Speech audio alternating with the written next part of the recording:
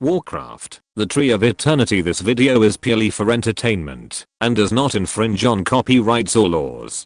The rights to the novel and image belong to the original author. We do not claim ownership.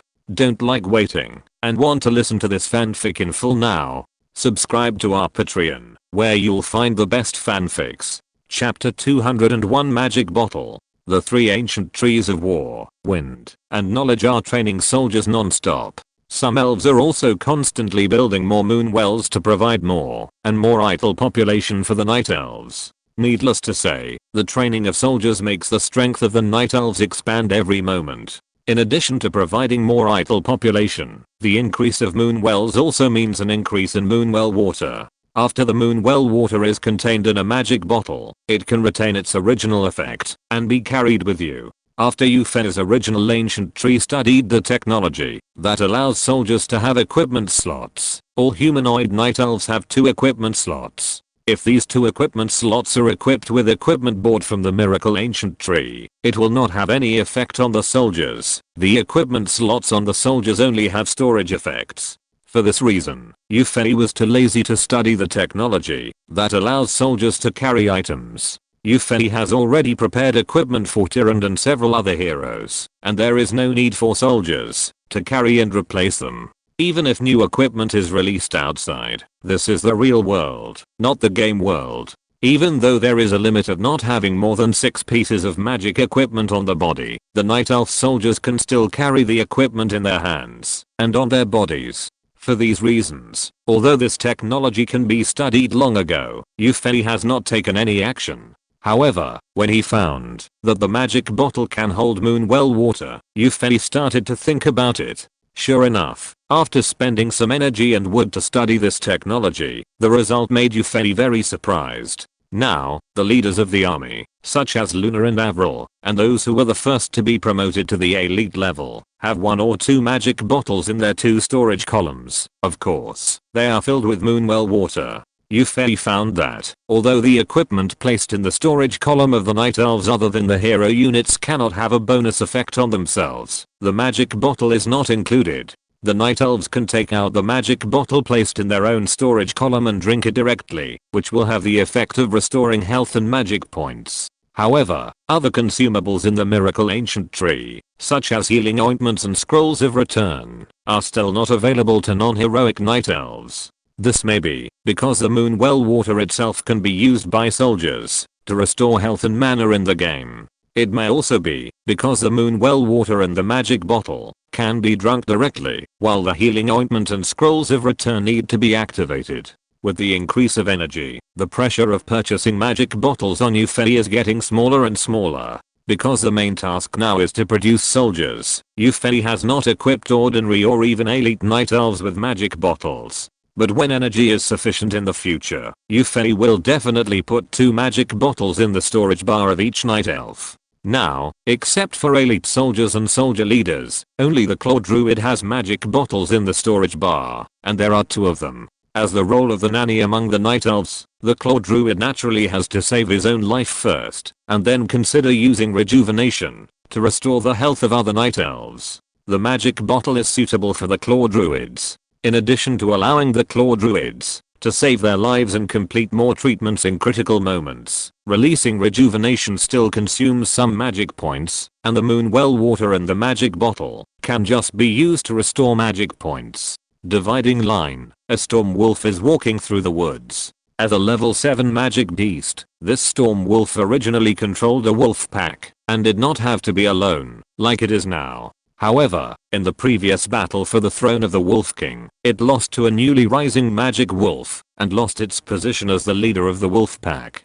Originally, as long as it surrendered to the new Wolf King, it could continue to live in the tribe, but the arrogance of being a Wolf King made it unbearable to the huge contrast between the past and the present, so it left the wolf pack and became a lone wolf. Although it ran away from the tribe and became a lone wolf, as a level 7 magic beast, this storm wolf is not easy to mess with, and of course it will not encounter any trouble.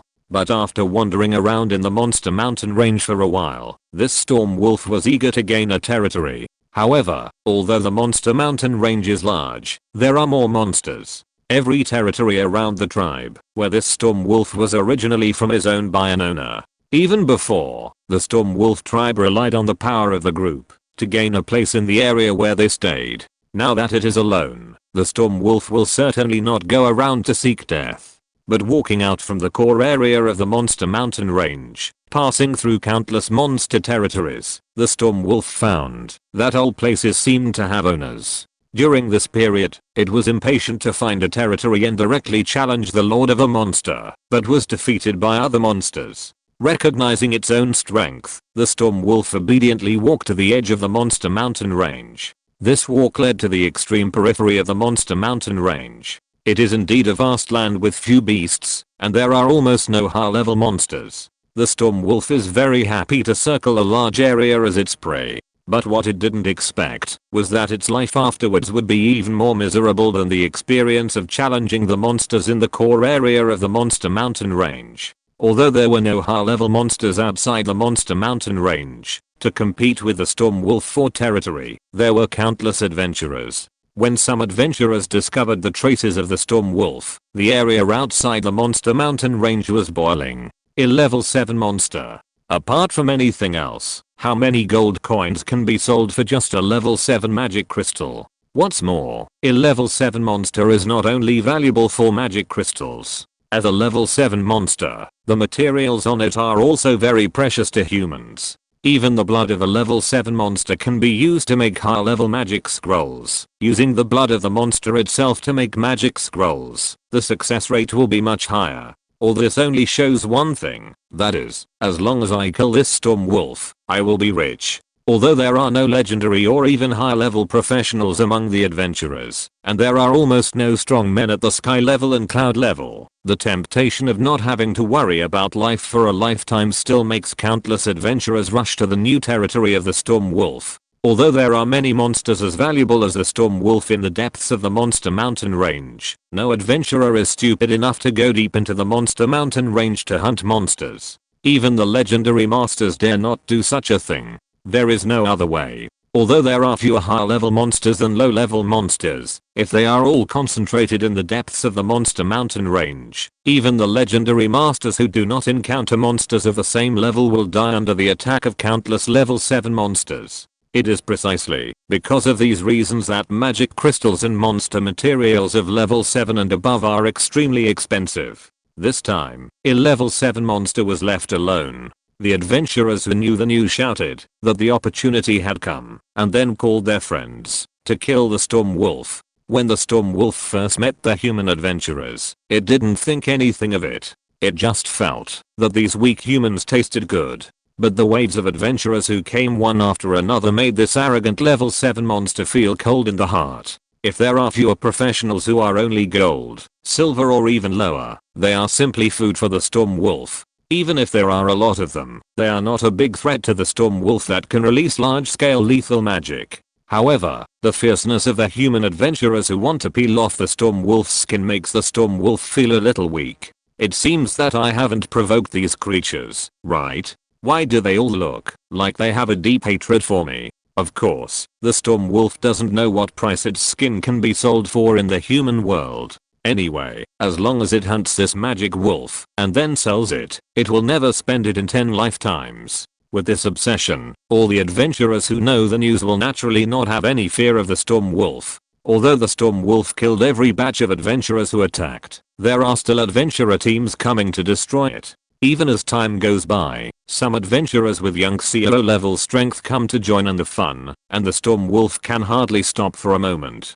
After another difficult kill of an incoming adventurer team, the storm wolf finally couldn't stand it anymore. It finally understood why most of the higher level monsters in the inner layer of the monster mountain range were unwilling to appear outside the monster mountain range. There was no way. These humans were too crazy. Relocation. I want to relocate. The storm wolf roared in his heart, and then took action, immediately evacuating to the inner layer of the monster mountain range. After destroying or repelling several rounds of chasing adventurers, the storm wolf finally got rid of the adventurers who were extremely enthusiastic about it or its corpse. But a new problem appeared again, or it was an old problem. This storm wolf had no territory again.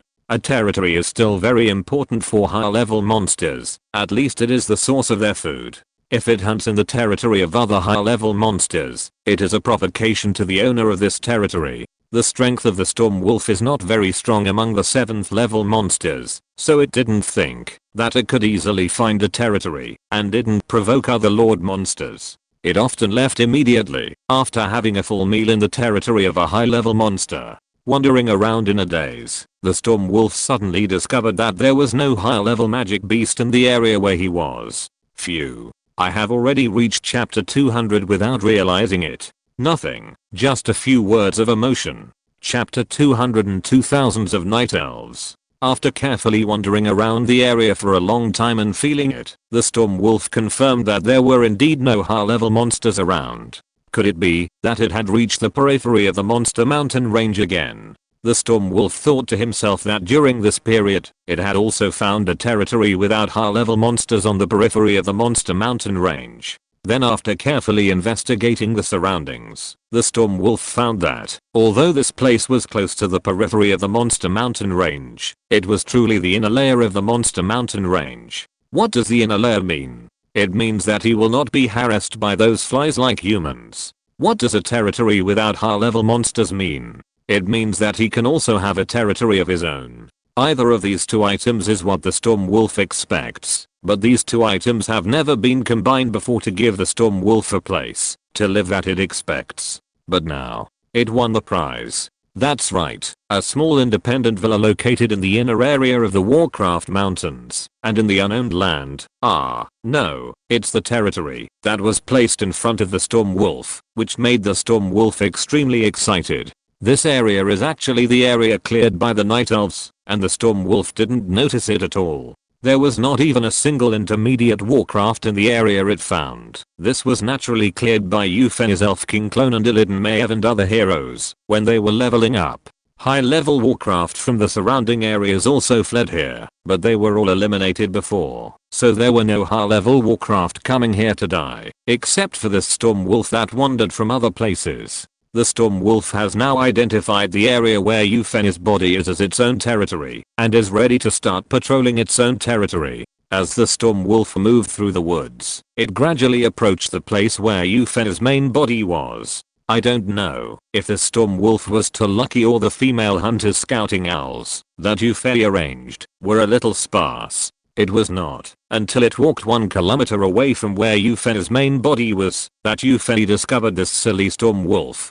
Because Euphene used magic to cover up a certain amount and the storm wolf had not raised its head, it had not seen Euphene's tree trunk that was more than 800 meters high. It seems that more scouting posts need to be arranged. Although Euphene can monitor almost all movements within a range of 10 kilometers from the main body, that refers to creatures that often move in this area. If there are any new creatures entering this area, it is really possible that they will bypass the scouting owls and hit the open space where their main body is located, just like this storm wolf. Euphene did not care about this wolf with only level 7 strength, so he did not stop it from moving forward until this storm wolf walked out of the woods and saw Euphene and the night elves around him. What kind of scene is this? A huge tree with a height of more than 800 meters and a canopy that covers an area of 1 square kilometer stands tall.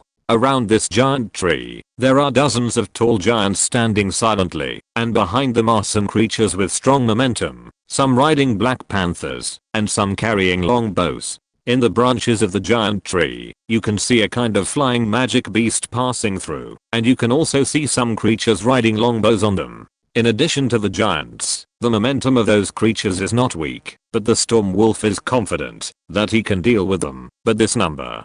And the storm wolf has also seen the cooperation of the humans who attacked him. The strength of these humanoid creatures will be multiplied several times. If the strength of those adventurers at that time was not generally low, the storm wolf felt that he should have been kneeling long ago. After a moment of stunned, the storm wolf turned around and ran. It vaguely understood why there were no high-level magic beasts in this area. With such a force, how could there be room for high-level magic beasts to survive? But the idea is beautiful, and the reality is cruel. Before the storm wolf turned around and ran a few steps, it heard a swishing sound behind it, and then felt countless sharp weapons piercing its body, and then fell into darkness. Yufei curled his lips in his heart and didn't take it seriously. Are there still people who don't know how to live or die? Before, some monsters in the surrounding areas wanted to expand their territory, but after an 8th level monster was cut off by the Night Elves, no higher level monsters dared to enter this area. In addition to bringing some magic crystals to Yufei, all higher level monsters had no other results. Among them, Yufei was surprised to find an earth bear. After sending troops to hunt, Yufei used the magic crystal of the earth bear as a sample to transform it into the 3rd level form of the claw druid's transformation. Some of the first batch of claw druids have reached the elite level, and the head of the claw druid, Cerebia, has gone far to the elite level. This magic crystal of the earth bear just solved a problem in Yufei's mind. After asking an archer to take out the magic crystal of the storm wolf, Yufei fell into deep thought. 8 days have passed, and the energy accumulated some time ago has been almost consumed. The energy used now is collected by the 2 trees of life and the kobold mining team and the new energy mine. Even the tree of life that first reached the 50,000 unit energy mine has changed its location twice and collected countless energy. And the wood has always been enough because it has maintained a collection of 90 elves, so Yufei's plan to increase the number of troops has been implemented smoothly. Now, in addition to the Night Elves in the Wind Whispering Forest, the open space where Yufei's body is located has gathered several times more troops than the Night Elves in the Wind Whispering Forest. The first is the necessary meat shield mountain giant. In previous battles, the performance of the mountain giant is really remarkable. So this time, Yufei made up his mind to train 40 mountain giants, plus the previous 10. To make up a total of 50. This was also Yufei's earliest plan. 50 mountain giants stood in a row, which was even stronger than the city walls on the Slays continent. They were made of rocks, and were more integrated than the city walls built with magic that turned mud into stone. In fact, Yufei wanted to train more mountain giants, but population and resource restrictions were a problem. In addition, meat shields did not need too many, as long as they could attract the enemy. The taunt of the mountain giants could accomplish this task very well. In addition to mountain giants, Yufei focused on training archers and huntresses this time. With a ruthless heart, Yufei trained 1,000 elite archers and 500 elite huntresses. In Yufei's plan to increase the number of troops this time, the energy and wood consumed by these 2 arms accounted for the majority. Archers are naturally needless to say. Their super long range and excellent attack power and skills at the elite level make them the main combat arms of the Night Elves. Although the archer's armor and health are relatively low, their super long range and the protection of the meat shield in front can make up for this. As for the female hunters, Yufei actually wanted to come up with more. Originally, because of the short range, the status of female hunters was not as good as that of archers, but when the heavy armored female hunters appeared, it was different. If it weren't for the fact that equipping the female hunters with light and heavy armors would consume a lot of energy, Yufei would definitely train more female hunters. Even so, Yufei had almost consumed all the magic crystals he had for exchanging light and heavy armors. And because of the daily exchange limit, Yufei also built 2 more hunter halls. This is also to prepare for the export of enchanted equipment and to equip all Night Elves with special equipment for the army. 500 female hunters whose armor types were converted to heavy armor, plus their wind-like movement speed and sharp moon blades in their hands. As long as they didn't encounter a large-scale mage group, these female hunters were almost invincible on the battlefield. They also had to ensure that they were not surrounded by large-scale troops. In addition to the archers and female hunters who were the main combat forces, Yufei also trained a lot of claw druids and horned eagles. Because of the Shapa shifting, the value of the claw druid has been greatly improved. In addition, the claw druid itself has a good auxiliary ability. Yufei trained 100 claw druids. These 100 claw druids can cast spells to add blood from a distance and can transform to fight at close range. The wolf transformation is very strong in melee combat, and the leopard transformation is also sharp in magic attack. The cost performance is simply too high. What Yufei is looking forward to now is the scene after the claw druid is upgraded to the elite level and transforms into an earth bear. Even if it can only retain 4 skills, it is extremely powerful at that time. The Claw Druid transformed into an Earth Bear may be able to surpass the ordinary or even elite mountain giant in defense, and the magic retained can greatly increase their value. As the main aerial combat unit of the Night Elves, the pitiful attack power of the Elven Dragon is better ignored. Yufei also trained 100 units, but only 10 of them were matched with archers, to form a Gryphon Knight. Regarding the positioning of this type of air unit, Yufei felt that it was better to keep their original combat form, which would better bring out their combat effectiveness. In addition to the above mentioned arms, there were a small number of trained Raptor Druids and Elven Dragons. Yufei only trained 20 more Raptor Druids, and only 10 Elven Dragons. The auxiliary ability of Raptor Druids was not strong enough before they were trained as masters, so Yufei did not train more. And there were 10 Elven Dragons, which were enough to deal with the mage troops that appeared in the enemy. There is one more chapter, and it will be very late. If you're listening to this novel on a channel other than Fanfic World, it means they downloaded and uploaded it without effort. We cordially invite you to visit our channel, Mundo Fanfic Novelos. There you'll find the original version of this story and you can explore many other novels of various genres. We're waiting for you to immerse yourself in a world of incredible novels. Chapter 203 Humans Approach. Adding the existing Night Elves, the number of the entire Night Elf tribe has reached about 2,000 at this moment. This is including the Horned Hippogriff. You know, these are not ordinary 2,000 people, these are 2,000 Night Elves with the lowest strength at bronze level. The bronze level here refers to the newly trained ordinary level soldiers such as Raptor Druids and Elven Dragons. For example, the main battle archers and huntresses are elite level, because they are trained. In addition, with the addition of various auras and the equipment of the soldiers, the strength of silver level is definitely good.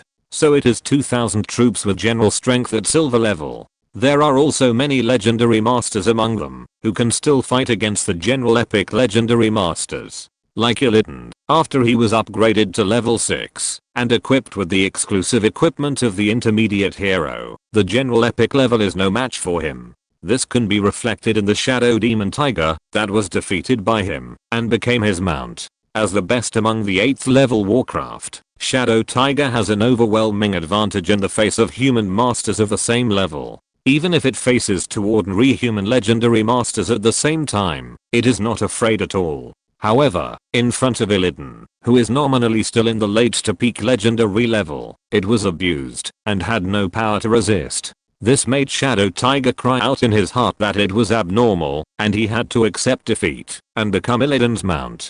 Illidan got his wish, and made Shadow Tiger his mount. Naturally, he was very happy. He even went alone to wipe out a tribe of wild monsters in the Whispering Wind Forest. In fact, he was even happier that he finally had something to do with Tyrande. Tyrande rode a white tiger and he rode a black tiger. Isn't this a pair? Unfortunately, Tyrande was not interested in Illidan's twists and turns. She still didn't say a word to him, and had no other intentions besides working relationship. This made Illidan frustrated and wanted to please Tyrande even more. In fact, Yufei said that it was easy to please Tyrande. It would be great if she could be promoted to level 6. Tyrande was the first hero summoned by Yufei. Even before Illidan and Maya were summoned, Tyrande had reached level 5 with full experience. But now Illidan, who was summoned later than her, has reached level 6, while she is still stuck at level 5. Although she didn't show anything on the surface, Yufei could feel that Tyrande was unhappy. Unfortunately, Illidan's breakthrough was inexplicable, and even Yufei couldn't figure it out. However, Yufei had already felt that his original Bodazuan Muzenju was about to break through. When the time came, he would be able to dig out the inherited memory and get the method to upgrade the hero to level 6. The Storm Wolf ran into Yufei when he was preparing to mobilize troops. It was worth it to be killed by the Night Elves' overwhelming rain of arrows. This was a scene in war. That's right, Yufei was preparing to mobilize troops. The expansion to the human world in the future will start from the Whispering Wind Forest. Of course, most of the strength of the Night Elves will be placed in the Whispering Wind Forest. In fact, Yufei also wants to move his main body to the Whispering Wind Forest. However, if he really moves his body to the Whispering Wind Forest, it will not be as simple as the 2 trees of life and other ancient guardians and giant wood warriors. Yufei is sure that, if he really moves his main body, the Kingdom of Seven will probably feel a slight vibration. A tree over 800 meters high is equivalent to a mountain. It will naturally shake the earth when it moves. Maybe in the future, when his Yuan Muzenchu is further improved, and the plant movement technique he uses is more powerful, it will be possible to move the main body. In fact, Yufei does not want to move too much. Although the center of gravity of the Night Elves will be the Whispering Wind Forest in the future, the center of gravity of the Night Elves does not necessarily have to have its own main body. On the contrary, it is better for the base of the Night Elves to be placed in the secret place of the Warcraft mountains. If there were no surrounding mountains to block it, Yufei's main body would be discovered hundreds of miles away. If such a tall tree stands in the Wind Whispering Forest, it will probably become the biggest target after the war with humans. There are conditions for using magic to refract light. It is obviously easier to hide one's body in the rugged and complex terrain of the Warcraft mountains, but it is not so easy to hide in the Wind Whispering Forest. In addition, although the Night Elves are not weak, they must also consider the situation that the human world will react fiercely and directly gather a coalition to force the situation. Although the possibility of this situation is extremely small, Yufei still has to consider it. If it really comes to that, the core of the Night Elves is still in the Warcraft mountains. The ancient trees and buildings that train soldiers, exchange equipment and even provide population are still there. The conditions for a comeback or a resurgence are still very mature. Thinking of this, Yufei gave up the idea of moving to the Wind Whispering Forest. After all, he is playing the role of the Father God. It may be better to stay away from the people and maintain a certain degree of mystery. However, the Night Elf troops must still be mobilized, and all of them, in the Warcraft mountains, unless you encounter a legendary mythical beast. With Yufei's current strength and solidity, even an epic beast will not pose a big threat, so Yufei's body does not need to be guarded, and it is better to concentrate the strength together. After counting the number of Night Elves under his feet again, Yufei ordered them to prepare to go to the Wind Whispering Forest. Of course, before that, Yufei asked all his newly trained female hunters to put eyes or owls around his body within a radius of 200 kilometers. The closer to Yufei's body, the more owls are deployed. Within 50 kilometers around Yufei's body, there are no dead angles. That is to say, even if a blade of grass is blown by the wind within a range of 50 kilometers, Yufei can see it. Don't think this range is too wide. Yufei's mental power can already feel the movement within a dozen kilometers around him. 50 kilometers is not an exaggeration. Besides, the higher you stand, the farther you can see. Yufei's eyes were hung at a height of 400 or 500 meters. If it weren't for the mountains blocking the way, I'm afraid that the distance that Yufei could see with his naked eyes and wooden eyes would be more than 50 kilometers. After inserting all the eyes, all the newly trained Night Elves began to set out for the Wind Whispering Forest. On the way to inserting eyes, these Night Elves also cleared out the surrounding monsters, gained a lot of experience, and brought back some magic crystals. But this time, Yufei asked the Night Elves to collect the corpses of monsters. In the future, after opening up a path in the human world, these can all be sold for money. The money from the sales can be used to buy magic crystals to expand strength. Under this virtuous cycle, the Night Elves can't help but dominate Eslays. When nearly 2,000 Night Elves set off, Yufei turned his attention to the newly inserted eyes. In the vision of these energy owls, Yufei found something interesting. "Captain, how long will we catch up with him?" The one who complained was a thin man in black clothes. Judging from the dagger in his hand, he should be a thief. A deep male voice sounded, "Don't be discouraged, the level 7 magic wolf should be in front. We will definitely catch it." The person who spoke was a middle-aged man. It might not be appropriate to call him middle-aged. His face looked more like middle-aged, because he was obviously weathered. Judging from the man's square face and resolute expression, he must have been a handsome guy in the past. And since he responded to the thief's complaint, he should be the so-called captain. From the energy owl, we can see that this is a team of 5 people, and judging from their strength, they are all Yunxio level. Seeing that there is even a Yunxio level mage in the team, Yufei is a little puzzled. This captain is obviously a warrior. How could a mage of the same level be willing to let him be the captain? PS. With the temper and status of a mage, it is impossible for a rude and barbaric warrior of the same level to be above him. From How to Become a Mage, then the words of the cloud level mage in the green magic robe expose the situation of this team. Mr. Gus Hadrit, I hired you because you have a lot of experience in adventures in the Magic Mountain range, and it is said that you are also very good at tracking magic beasts. But now 10 days have passed, and we have even ventured into the inner layer of the Magic Mountain range, and you still haven't found the level 7 Storm Wolf. This makes me have to consider that my hiring was a wrong decision. Mr. Chilled, since you hired me, you should believe in my ability. Based on my many years of experience in tracking magic beasts, the Storm Wolf is no more than 100 kilometers away from where we are. And the better news is that this Storm Wolf seems to be ready to settle in this area. After a pause, Gus Hadrit emphasized, this means that we will be able to catch this cunning magic beast soon. Hearing the captain's words, everyone breathed a sigh of relief.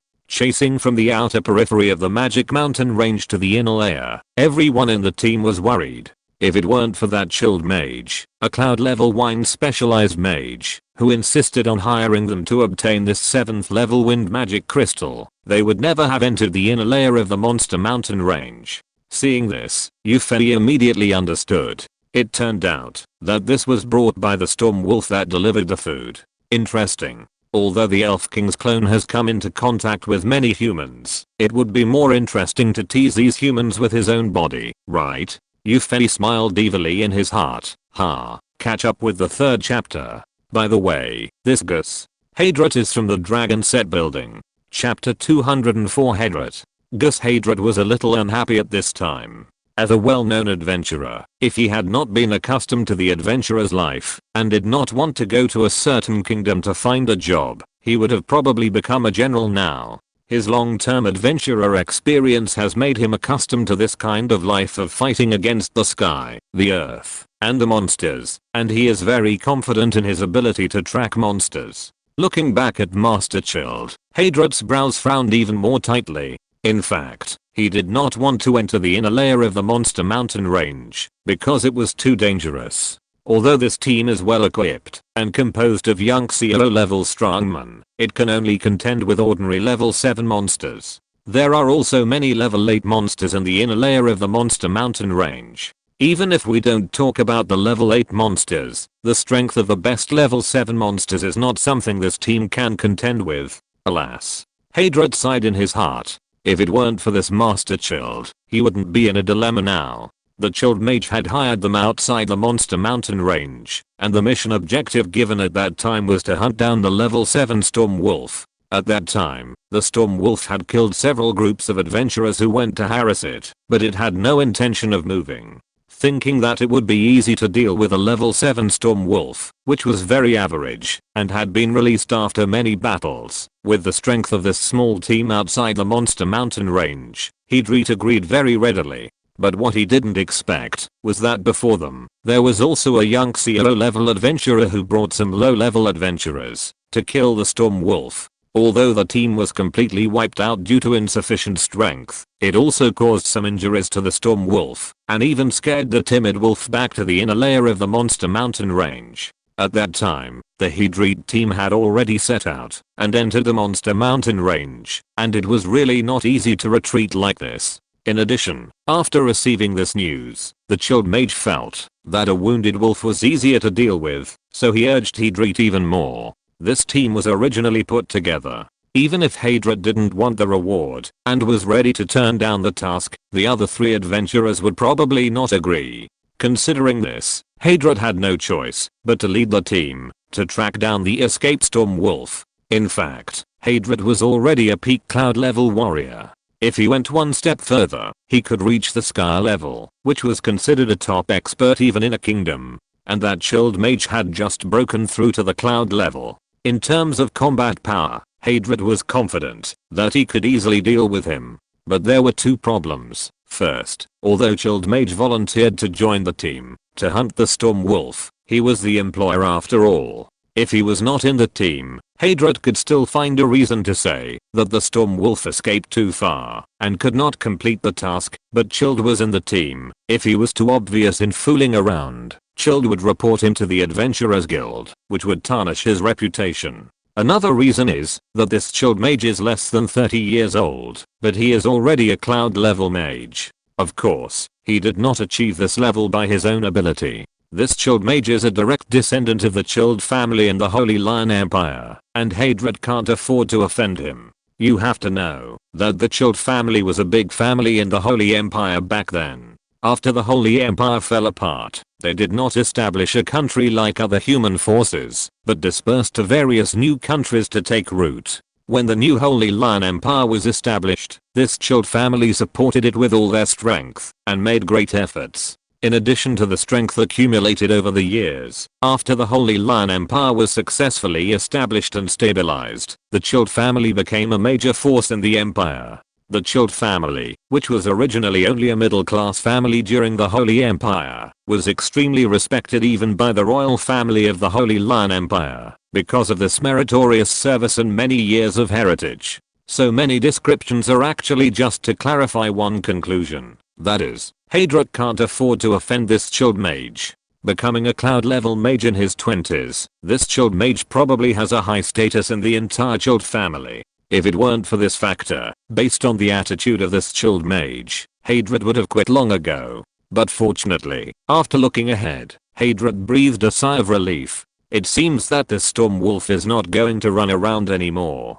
Based on his many years of experience in tracking monsters, this level 7 monster probably wants to make this area its territory, just like the outer periphery of the Monster Mountain range. But what puzzled Hadred was, is there no higher level monster in this area? This is strange. Every area in the inner layer of the Monster Mountain range is guarded by a high level monster. Maybe the Storm Wolf killed the original Lord Monster here? In this case, the task might be easier.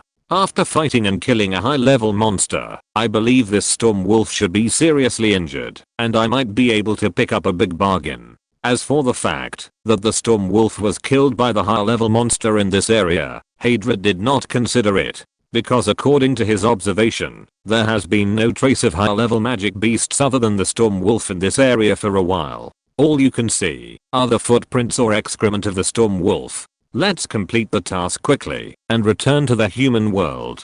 Hadred prayed in his heart. Although he was used to being active in the Magic Beast Mountains, it was still very stressful for him to stay in the inner layer of the Magic Beast Mountains for such a long time. With this in mind, Hadred led the team to run quickly towards the place where he judged the Storm Wolf was. Although there were weak mages in the team, Chilled was a magician specializing in wind. After adding magic that could increase his speed, he could actually keep up with the speed of other professionals in the team. All the actions of Hadred's team were naturally under Eupheni's monitoring.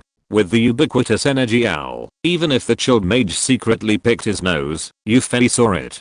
Haha, don't you want to find magic beasts? The Storm Wolf you are looking for will become the magic crystal in my hand. I will find some other magic beasts for you to practice with. Although there are no higher level magic beasts within a radius of 100 kilometers where Eupheni's body is, there are still some intermediate magic beasts, but most of them are also at the edge of this 100 kilometer range. Eupheni doesn't even need to use mental power to control these intermediate magic beasts. He only needs to expose the information of the Hadred team to these magic beasts, and the magic beasts will naturally go to trouble the human adventurers. In the following journey, the members of the Hadred team suffered. There are constantly 5 or 6 level magic beasts suddenly rushing out of the woods to attack them, which makes them startled. Although the 5 people in the team are all powerful, the continuous appearance of magic beasts also makes them extremely tired. This is because Eupheni prepared to play for a longer time, and did not let the magic beasts know the information of the Hadred team at the same time. If all the intermediate magic beasts within a radius of 100 kilometers rush forward, even the adventurer team composed of sky-level strongmen will all be in danger of falling, let alone them. However, Hadred and his team didn't know this. It was very common to encounter monsters in the Monster Mountain range. Although the frequency of the monsters this time was a little higher and their strength was a little stronger, no one suspected anything. Only the experienced Hadred noticed something was wrong. After working together to deal with a level 6 angry ape, Hadred waved his hand to stop the team. Looking at the other 4 people in the team, who were staring at him in confusion, Hadred said solemnly, "Everyone, Something is wrong. Chilled Mage looked puzzled. What's wrong? I have gained a lot of magic crystals. Even if I didn't get the level 7 wind magic crystal of the Storm Wolf this time, I can exchange it for one in the family. Ha ha ha ha. He laughed happily there, but the other people ignored him. The thief in the team also became serious when he heard Hadrat's words. Captain Hadrat, what's wrong? You are a veteran among the adventurers in the Monster Mountain range. In fact, if you were not the captain, I would not have the confidence to participate in this mission. The other two people also had a look of deep agreement on their faces. Okay, since everyone believes in me, then I will speak frankly. There have been intermediate monsters attacking us for a while, and the lowest is level 5. It is common to encounter monsters in the Monster Mountain range, but it is not common to always encounter level 5 or 6 monsters. Even if this is the inner layer of the Monster Mountain range, I'm afraid that the distribution of level 5 and 6 monsters is not so dense, right? Hearing Hadrat's words, the faces of the 3 experienced adventurers became serious. That's right, in the outer area of the Monster Mountain range, level 5 and 6 monsters are very rare, especially level 6 monsters, which are already top notch in the outer area of the Monster Mountain range. It is also for this reason that everyone was so excited to kill monsters and obtain materials just now and did not notice the problem at all. Hadrat continued, I suspect that the Storm Wolf has become the lord of this area and it has discovered us and is nearby. The 3 adventurers suddenly realized that this could explain why there were level 5 and 6 monsters attacking the team just now. Yufei couldn't help laughing when he heard this. The Storm Wolf had already been shot by the archers. If the lord of this area is to be himself, right? Chapter 205, Crisis Exposed. At this time, the Hadrat team was less than 50 kilometers away from the open space where Yufei's body was located. However, because they were in the Warcraft mountains, there were even 2 peaks between them, so Yufei's huge body had not been discovered by Hadrat's team after he cast the refraction spell. There were no intermediate Warcraft within 50 kilometers of Yufei's body, so Hadrat and his team finally breathed a sigh of relief. Of course, it was only a relief on the surface. In fact, after listening to Hadrat's analysis, everyone became alert, including the seemingly dandy Chilled Mage. Being able to reach the height of a cloud level mage, Chilled is naturally not as stupid as he seems. Although Yufei had other ways to embarrass these adventurers, after this adventure team approached, he felt some unusual aura from Chilled Mage. Yufei's Elf King clone was now a genuine legendary level, while his original body, the ancient tree, was difficult to locate, and it seemed difficult to divide it according to the strength level on the SYNOPSIS continent. The skills of the Elf King's clone are already strong enough, but the spells that Yufei casts with his original body are much more powerful than those cast by his clone. Moreover, the energy stored in the tree trunk over 800 meters high is not comparable to the elf clone modulated by an elder's altar. Until now, Yufei has only mastered a small part of the Yuan Lingwood key in his body. It is also for this reason that Yufei's original body is very difficult to move, not as elegant as the tree demons and flower demons in the cultivation novels. The ancient tree is more like the so-called prehistoric alien species in the novels that Yufei read on Earth.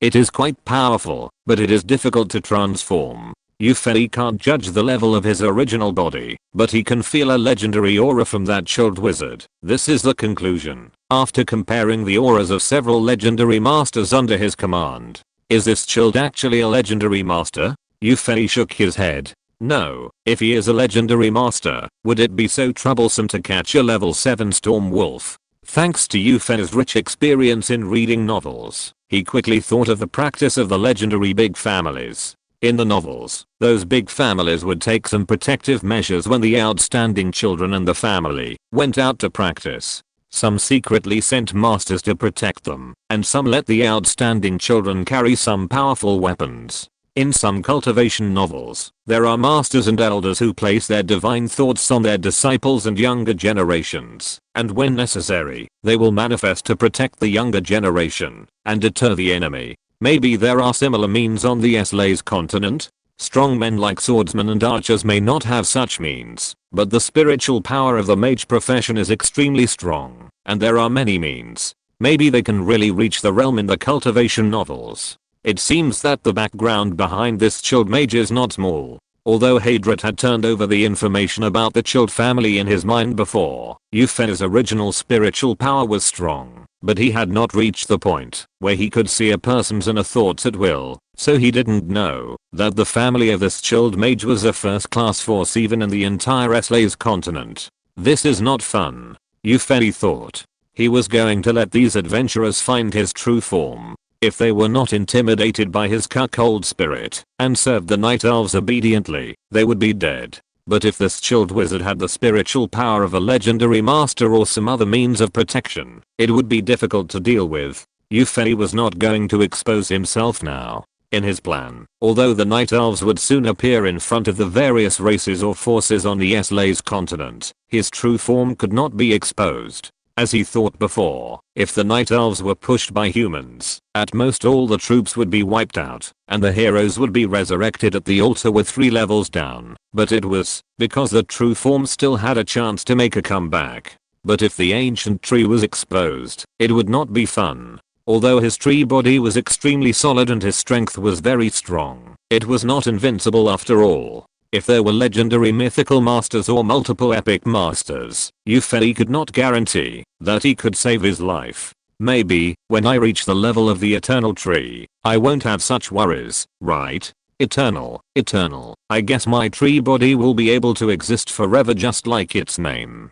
Puff, I was distracted again, Eupheni reacted. At this time, Hadrit and the others were less than 20 kilometers away from where Eupheni's body was. What Eupheni was worried about was that, if these people discovered his body, even if he destroyed them humanely, the legendary strongman would find Eupheni. Although Eupheni's body was extremely powerful, he didn't have the strength to destroy the other person's body directly through a part of his spirit. It seems that I can't afford to play with it. Eupheni decided to destroy these 5 people directly. As for the previous idea of letting these people submit to the Night Elves, find out information for him, and develop power in the human world, Eupheni himself extinguished it under the bottom line that the safety of the body must not be threatened.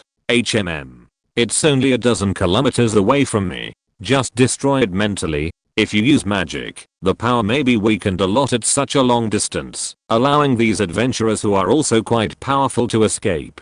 Besides, his magic is too similar to the wood magic of the other world. If the Elf King clone continues to be active in the human world, he will definitely make a big fuss about the identity of the wood magician. If the family of the chilled wizard guesses something, the situation of the Elf King clone will be inconvenient to develop. For this reason, Eupheni radiated his mental power and soon radiated a strong mental power at the place where Hadrit and the others were. Hadrit and the others only felt that the atmosphere around them suddenly became much more oppressive, and breathing became very difficult. Everyone felt a sense of crisis in their hearts, but they all looked at each other, not knowing what happened. Suddenly, a colorful light suddenly jumped out from a gorgeous magic necklace on Chilled's neck, and then the projection of an old man's head appeared in front of Chilled. Ah, second grandpa, you. Before Chilled could express his surprise, his words were interrupted by the projection of the old man's head. Ross, quick, activate the location transmission scroll your great grandfather gave you. Quick, listen to your second grandfather.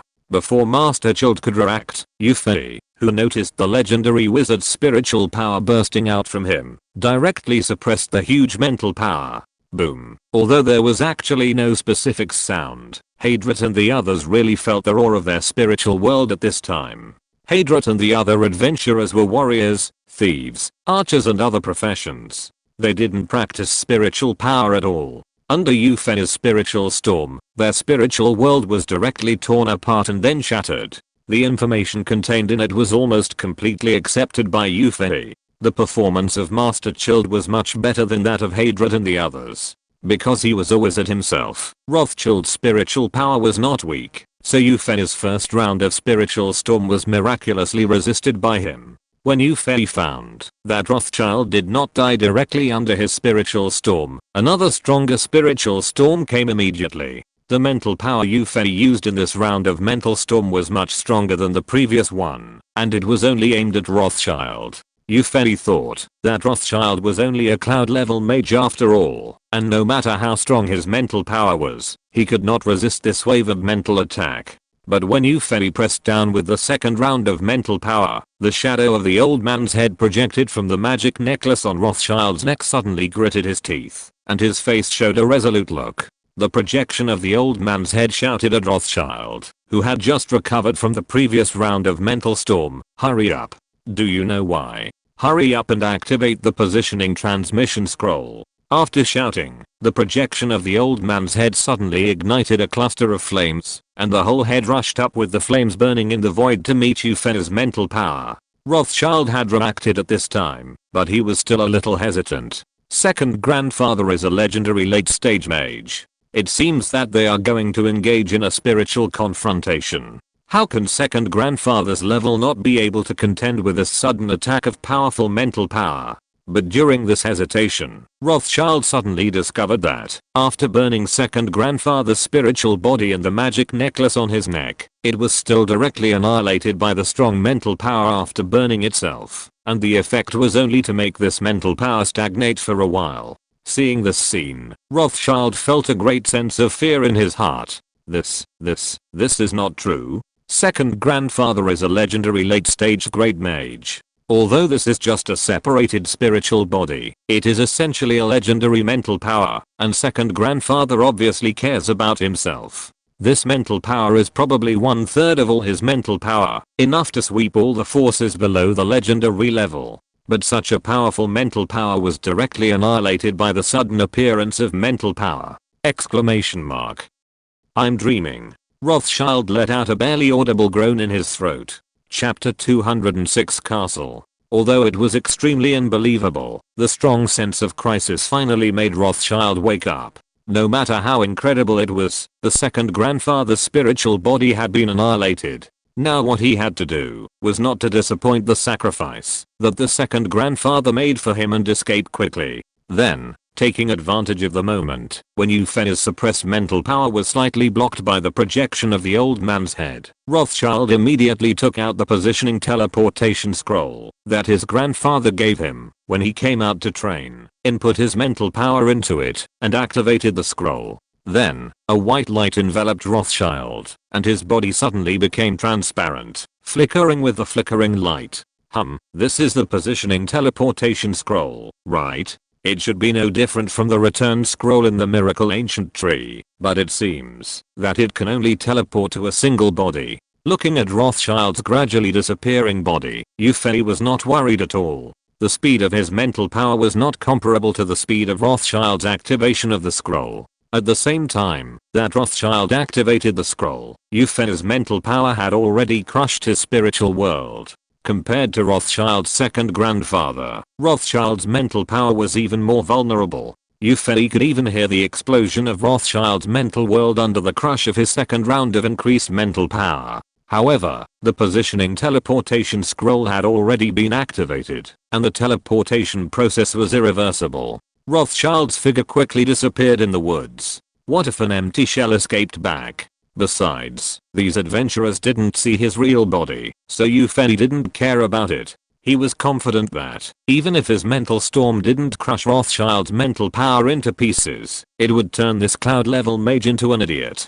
The other 4 adventurers had already fallen straight in the forest. At this time they were already brain dead in Yufei's first round of mental storm. And soon, their bodies disappeared under the food of the low-level monsters driven by Yufei. This team of adventurers, who were quite powerful and could even hunt ordinary level 7 monsters, disappeared silently in the inner layer of the monster mountain range. Later, after other adventurers discovered that the famous adventurers such as Hadred had disappeared, the adventurers who knew where they had gone revealed that the inner layer of the monster mountain range had become an insurmountable place in the hearts of ordinary adventurers. Yufei felt no pressure at all for the extermination of these adventurers for no reason. He did not identify with the humans from the other world at all. Even if the Elf King's clone had been hanging out in the human world for a while, he still felt the same way. Yufei felt that it was nonsense that the protagonists in those novels about other worlds quickly identified with the identities of humans from other worlds and even married and had children.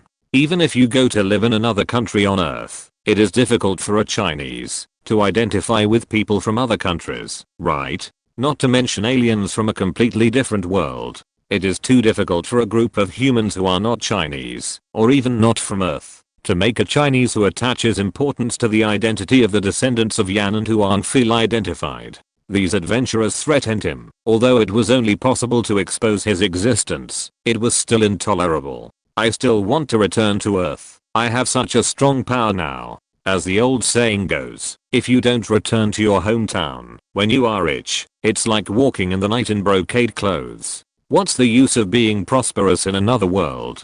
People here don't know you at first. Yuffie, who has a strong sense of hometown, thinks so. With these thoughts in mind, after destroying several adventurers and sending a vegetative person back to the family of Master Chilled, Yuffie cared about the plan of the Night Elves to unify the Wind Whispering Forest, as if nothing had happened. Switch the camera. Let's take a look at Rothschild, who was teleported back with the positioning transmission scroll. In a majestic castle, a painful scream suddenly came from a high tower. Then, a chaotic mental force swept around the tower. Except for those with gold level strength or above, all the servants and slaves around the tower fainted under the impact of this powerful, chaotic and scattered mental force. Feeling the fluctuation of this mental force, the whole castle was in turmoil. First, an old man with a long white beard wearing a dark brown magic robe flew to the top of the tower. The dark brown magic robe represents an earth magician, and if an earth magician wants to fly so fast, he can only use the 7th level universal magic flying technique. That is, only non-wind based sky level magicians can use this spell.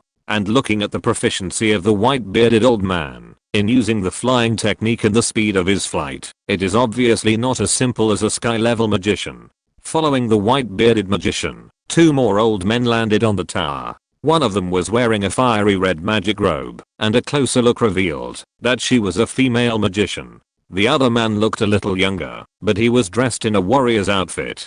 After the 2 landed, they saw the white-bearded magician who arrived 1 step ahead. The old magician grandmother wearing a fiery red magic robe asked anxiously, "Brother, what's wrong with the second brother?" Although the other old man in a warrior's outfit did not ask, he also looked at the white-bearded magician with a questioning look. The white-bearded magician looked back at the 2 of them and replied helplessly, "Third sister, fourth brother, I just arrived and don't know what happened." Sighing, the white-bearded magician continued, "But it seems that the second brother's mental power has suddenly become disordered, and I feel that, although his mental strength has not changed, the total amount of mental power has suddenly dropped a lot. This is not the performance of mental power training except for a problem." The old lady in the fiery red robe was impatient. After hearing that her eldest brother did not know the specific situation, she said anxiously, "What are you waiting for, eldest brother and fourth brother? Let's go in and see what happened to the second brother." As she spoke, she had already started to look at the gatehouse on the top of the tower and walked away. But at this time, the old man in warrior attire stopped her. "Third sister, you'd better wait a moment. The eldest brother is much stronger than you. He is not eager to enter the place where the second brother practices. You should see what the eldest brother says." The white-bearded magician was about to stop his third sister, but he stopped his action after seeing that the old man in warrior attire had stopped her. Hearing the words of the old man in warrior attire, the white-bearded magician nodded slightly. "Third sister, don't be impatient. Even if we are at the same legendary level as the second brother, it is not easy to interfere with the spiritual level. If we go in now, it may cause trouble. Believe in your second brother. After all, he is also a great magician in the late legendary level. He should be able to adjust his spiritual world quickly." Hearing the words of the white-bearded magician, the old lady in the fiery red robe stopped her steps unhappily, opened her mouth to say something, but closed her mouth dejectedly. At this time, several figures from the surroundings of the tower either used levitation or directly jumped up to the tower. After these people stabilized their bodies on the tower, they took a deep breath and greeted the 3 people on the tower together. Judging from the way they addressed each other, the later few people were the next generation of the 3 old men in the current ruling class of this family. After everyone greeted him, a middle-aged man with extraordinary bearing and gorgeous clothes stepped forward and respectfully asked the white-bearded magician, "Father, what happened to my second uncle?" I was dealing with family affairs, and suddenly I felt a chaotic spiritual power coming from the magic tower, where my second uncle was, so I hurriedly put down my work and rushed over. The white-bearded magician looked at the door on the top floor of the tower with a serious face, and did not turn back. I'm afraid your second uncle has some problems in his spiritual world. It seems that he has been crushed by a more powerful spiritual power. The white-bearded magician's tone was a little uncertain. But your second uncle has been practicing in the family. How could he suddenly be attacked by spiritual power? Could it be? At this point, the white-bearded magician seemed to suddenly think of something, and turned back to look at the middle-aged man in the lead. After hearing what the white-bearded magician said, the middle-aged man's face suddenly changed, and he became nervous. Then, before the middle-aged man could say what he was thinking, a voice suddenly came from under the tower. Master. Young Master Ross suddenly appeared in your study and is unconscious. Go check on him. The middle-aged man recognized the voice of his personal guard. He had just hurried to his second uncle's magic tower, but he had asked this personal guard to guard his study, where he was handling family affairs. He did not expect that something would happen. Everyone in the tower heard the guards shout. Naturally, they all had different expressions, but they were all shocked. After hearing the news from the guard, the white-bearded magician showed a look of as expected on his face, and then quickly cast the flying spell, and flew to the most magnificent building in the front half of the castle. Following closely, the other people in the tower also rushed to the building where the master lived and worked. The lowest among these people was at the late stage of young Xero, and their speed was naturally not slow. Soon everyone arrived in the building. The middle-aged man, who was a patriarch of the family, was the first to arrive at his study except for the three old men. Seeing his son who was supported by the guards, and sitting in a chair, and the solemn look on the face of the white-bearded magician, he suddenly had an ominous premonition. Chapter 207, Wind Whispering Forest Unification War. The middle-aged head of the family was also a warrior, and his strength was not weak. He had reached the level of the sky. He rushed to his desk in one step and helped his son up from the other side. Seeing Rothschild's pale face and closed eyes, the middle-aged man felt distressed. Because he was a warrior and didn't understand the problems of mages, he turned his eyes for help to his father, the white-bearded magician, who was Rothschild's grandfather. Father, what happened to Ross? The white-bearded magician shook his head. Roth's spiritual world has been almost crushed by an extremely strong spiritual force. If the teleportation scroll had not been activated in time, Ross would probably have died of a mental breakdown by now. Seeing that the middle-aged man seemed to be quite shocked and took a few steps back, the white-bearded magician couldn't bear to continue. After all, this is his grandson. It's too uncomfortable for a grandfather to inform his son of the bad news of his grandson. What an awkward sentence. But he had to tell the truth. Although it's not the worst, I'm afraid it's hard for Ross to wake up. Ross has just reached the cloud level, and the spiritual power that attacked him even exceeded mine. It has destroyed Ross's spiritual world very thoroughly, and it is very difficult to repair it. At least I can't do it. Every word of the white-bearded magician stabbed the middle-aged man's heart. He only has Ross, this son. Ross is a brilliant man. He became a cloud-level magician in his 20s. In the future, he will definitely become a legendary magician, and may even reach the epic level. He has always been the pride of the middle-aged man. There is no problem of someone in the family trying to murder Ross and seek the position of the head of the family. The ancestral precept of the Chilled family is that all mages must practice hard, and the head of the family can be a non-magic professional, and even a non-professional person can be the head of the family, as long as the ability is sufficient.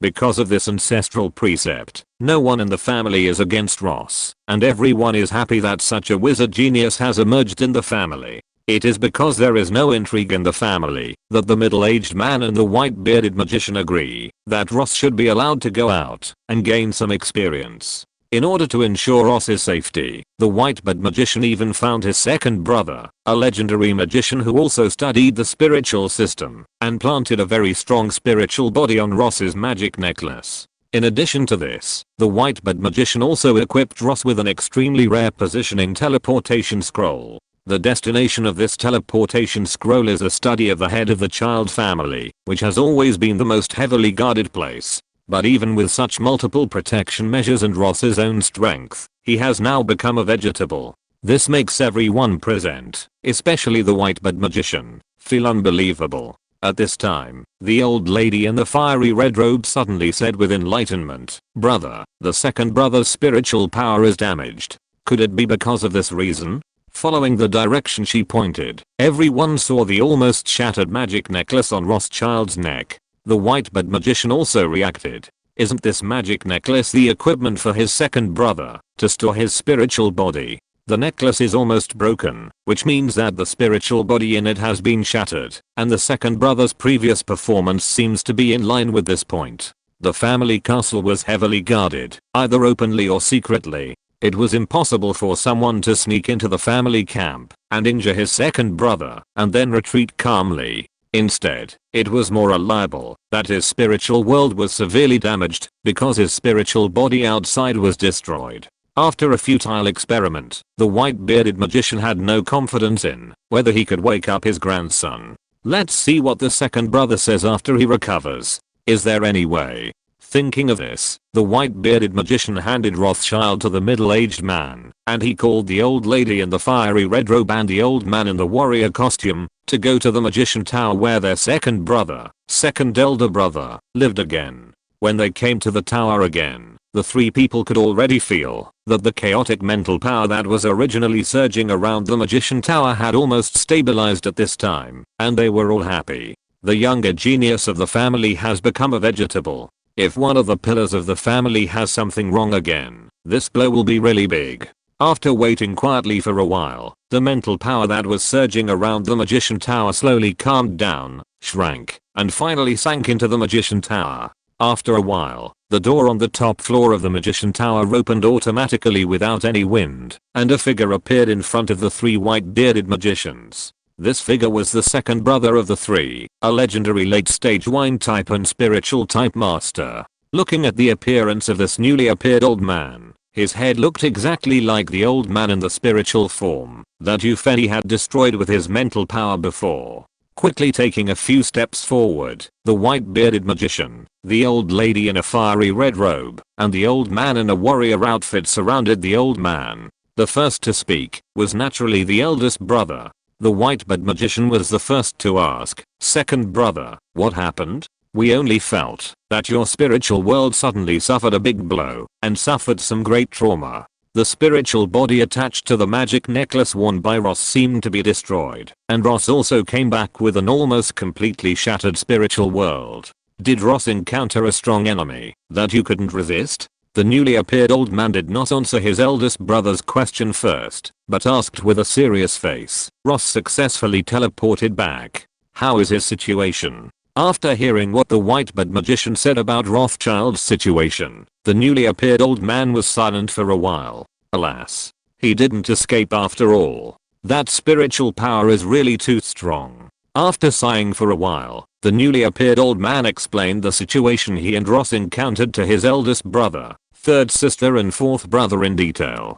Hearing that the spiritual body separated by the newly appeared old man was enough to sweep the legendary level and counter the general legendary level strongman, it could only play a slightly blocking role under that spiritual power. The faces of the three finally changed. After a terrible silence, the white-bearded magician spoke. "Second brother, according to your judgment, what is the strength of the owner of that spiritual power?" The newly appeared old man pondered for a while and said decisively, "If it is not a mythical magician, it must be an epic late or peak spiritual magician. I also practice spiritual power, and my spiritual world is not much different from that of ordinary epic masters. When that spiritual power destroyed my spiritual body, I even felt that my main spiritual world was greatly shaken." After a pause, the newly appeared old man continued, "It was because of this, plus the loss of 1/3 of my spiritual power, that I had a disordered spiritual power before." This explained everything, and the other three old men understood the ins and outs of the incident. The white-bearded magician said bitterly, "Whether it is a mythical magician or a spiritual late epic or peak magician, they are not something that our child family can easily provoke. Although there are also hidden epic combat forces in the family, and there are more than 4 legendary masters, it is really unwise to take the initiative to provoke such a strong man. Then are we going to let it go? The old lady in the fiery red robe said indignantly. A gleam flashed in the white bearded magician's eyes. Of course we won't let it go. We will always have a chance to take revenge. The most urgent thing now is that the second brother will recover his spirit as soon as possible and see if Ross can be saved. After the new old man said that they could go to see Ross's situation now, the four of them came to the small building where the patriarch lived again. Ross had been arranged to lie down in the bedroom at this time, and no one was allowed to disturb him, but of course the four old men were an exception. After the new old man checked the situation, the news he brought was a blow to the middle-aged patriarch, who had been hopeful. Alas. At least I have no way to make Ross recover. I'm afraid that only an epic spiritual mage or a mage with special means of spiritual repair can free Ross from the state of the living dead. Ross's second grandfather said he was powerless. The middle-aged head of the family looked pale. Is he really going to be extinct? No. No. He quickly ran out of the bedroom and issued an order. In the name of the head of the chilled family, he issued an adventurer mission with no limit on level, targeting all adventurers in S-Laser. The content of the mission is that no matter what method is used, as long as Ross is awakened, it will be fine. If Ross is successfully recovered, the middle-aged man is willing to agree to any condition of the person who completes the mission as the head of the chilled family. This mission naturally caused an uproar on the continent. But these have nothing to do with Yufei. Yufei at this time. A day has passed, and Yufei has put the adventurers who were killed a day ago behind his mind. Now he is concerned about the new war that the Night Elves are about to start. With only a few hundred Night Elves, Tyrant had already occupied half of the Whispering Wind Forest. At this time, with the completion of Yufei's second round of rapid military expansion plan, the strength of the Night Elves has been greatly improved again. In order to have a stable base in the future war of invading the human world, Yufei is preparing to let Tyrant launch the unification war of the Whispering Wind Forest. Although it is not clear what kind of wild monster groups there are in the other half of the Whispering Wind Forest, with the current strength of the Night Elves, they don't have to be afraid of almost any enemy, at least in the Whispering Wind Forest. After a little preparation, the battle for the Night Elves to unify the Whispering Wind Forest was completely launched. I'm so sleepy that I fell asleep while writing. The performance of this book has been really bad recently. Today, Sunday's weekly recommendation has not even exceeded 300, right? I won't say more. Thank you to the book friends who are still supporting Hangchen. Thank you for giving Hangchen the motivation to continue. Chapter 208, Swift Beast. In the dense woods, a velociraptor was slowly wandering in the woods. As an ordinary velociraptor, although it was not very powerful in the tribe, it had been living a comfortable life since it came to this forest inexplicably. When it first came here, all the beasts in the tribe didn't know what happened, and some strange beasts that existed in this forest had caused considerable casualties to the tribe. Some of these strange beasts could spit fireballs, and some could generate wind with their foreclaws and emit wind blades. The velociraptor tribe was caught off guard and many low-level velociraptors were killed at once. However, when the velociraptors reacted, these strange beasts were killed one by one. Those fireballs and wind blades might cause some damage to ordinary velociraptors like themselves, but the furious velociraptors of a higher level and the wild velociraptors of a higher level were not afraid at all. Moreover, as long as they got close, even ordinary velociraptors could tear those strange beasts apart with their powerful physical strength. The stable group of velociraptors quickly wiped out all the strange beasts around, but the ordinary beasts did not move. Haha, it was fortunate that I didn't kill these ordinary beasts at that time. Looking at a wild boar digging the ground dozens of meters away, the velociraptor thought. Taking a big step, the velociraptor rumbled towards the wild boar. The wild boar, who was concentrating on digging for food, was suddenly startled and looked up to see the velociraptor rushing towards him. This wild boar was quite large, and its body was covered with stones covered with pine oil. Although it was not as powerful as the violent tusk pig, a magical beast that Yufei had encountered many times, it was not an ordinary low-level magical beast when it was throwing a tantrum. The strong status among ordinary beasts made this wild boar not care about the seemingly strong velociraptor. It dug the ground heavily with its front hooves again, and the wild boar actually rushed towards the charge of the velociraptor.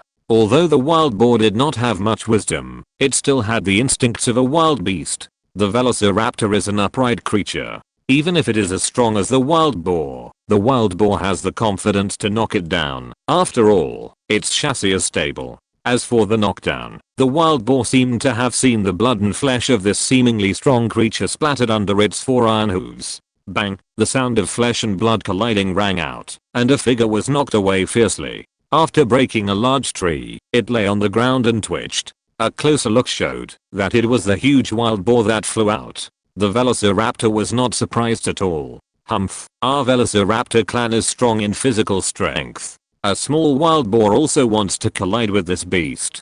Slowly walk to the wild boar, slap the twitching wild boar to death with one claw, and the velociraptor lifted the wild boar's body with one arm and carried it on his shoulder.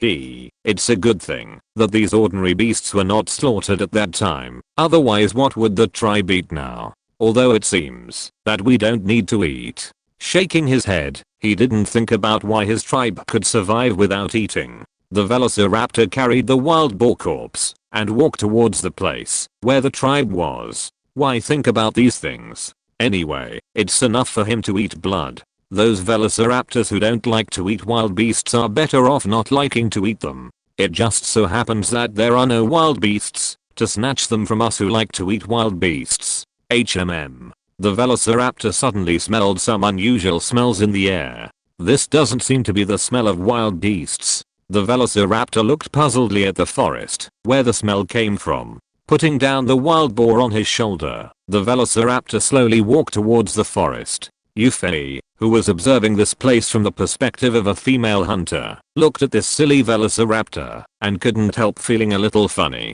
Without using the power of detecting attributes, Yufei easily recognized this wild creature. The body of a bear, the beak of a bird, the horns of a deer, you can tell it's a velociraptor at a glance. I didn't think it was anything special when I saw it in the game, but I found out that this creature that looked like a Frankenstein's monster was really funny. As far as Yufei knew, the velociraptors were good at ground melee, and all their attacks were close range attacks. This was no threat to the Night Elves, and they could be killed by archers flying kites. When the velociraptor approached the Night Elves hiding in the woods to a distance of 50 meters, an elite female hunter took action. Sure, a moonblade flew out of the woods and hit the bird head of the velociraptor hard. A slight roar sounded, and the moonblade exploded, causing explosive damage to the velociraptor. The velociraptor, which was severely injured by the moonblade, roared. It was obviously a bird-shaped head, but the sound made by the velociraptor was like a bear. Could it be that its body was bear-shaped and its vocal cords were also structured like a bear? After the roar, the velociraptor did not rush over as Yufei expected, but stomped heavily and turned to run away. Sweat. Aren't all velociraptors easily angered? Otherwise, the middle and higher level velociraptors would not be named as furious velociraptors and wild velociraptors. Why did this ordinary velociraptor run away so wisely after being injured? Yufei didn't know that. Although this velociraptor was only level 4, the lowest level among the velociraptors, it had lived for more than 20 years after its advent, and of course it had become very cunning. However, this did not hinder the female hunter's pursuit. Urging the black panther under her crotch to jump out of the woods, the female hunter quickly included the fleeing velociraptor in her attack range. After throwing out another moonblade, the stray velociraptor was killed by the elite female hunter. It is a big project for the Night Elves to unify the Wind Whispering Forest. Although the Night Elves seemed to have easily occupied the southern part of the Whispering Wind Forest, it could be said that they had taken advantage of sets. The only wild monster groups in the southern part of the Whispering Wind Forest that the Night Elves really cleared out were the Ogre tribe, the Tree Demon tribe, the Wolf Dog tribe, and the last Dark Troll tribe, well, maybe the Kobold tribe, many of whose members were mining for themselves, could also be counted. TSK, TSK, TSK, so these other 5 tribes, right? The centaurs and the shrike beasts were not considered a wild monster tribes of the Whispering Wind Forest. There were more than 5 wild monster tribes in the southern part of the Whispering Wind Forest. Not to mention 50, there were probably 20 or 30. Most of these tribes were probably slaughtered by sets for sacrifice, and a few may have escaped to the northern part of the Whispering Wind Forest. From this, it can be inferred that there must be many wild monster groups in the northern part of the Whispering Wind Forest. If the Night Elves concentrate their forces to conquer them, it may be easy to wipe out each tribe, but the speed is too slow, and it is possible that the wild monster tribes will unite. It will not be so easy to wipe them out at that time.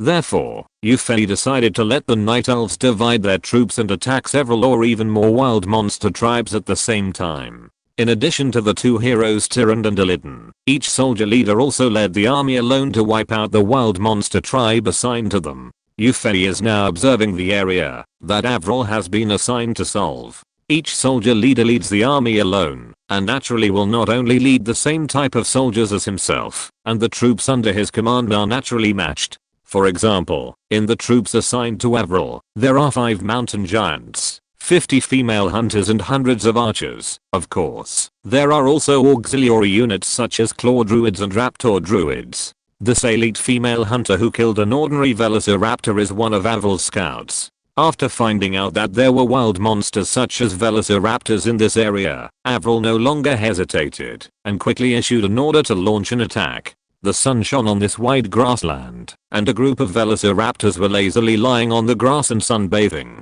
There was no patriarch in the velociraptor tribe, so the structure of the tribe seemed relatively loose. Without the constraints of people with identities such as patriarchs, the differences in the velociraptor tribe also divided them into 2 parts. Some velociraptors were used to not eating, and they just lay lazily all day to rest, while the other part of the velociraptors liked to devour the beasts in the wind-whispering forest. Just because of such a small matter, the velociraptors who had nothing to do all day were divided into 2 camps, and they would fight in groups whenever they had something to do. In fact, this was also a helpless move. If they didn't find some reasons to fight in groups, these velociraptors would be bored to death. Some velociraptors have begun to miss the strange beasts that can spit fire and release wind blades when they first came to this forest. Even if there are those beasts that fight with the velociraptors will not deliberately start a civil war. However, despite the internal differences, the velociraptors are still a harmonious family at ordinary times.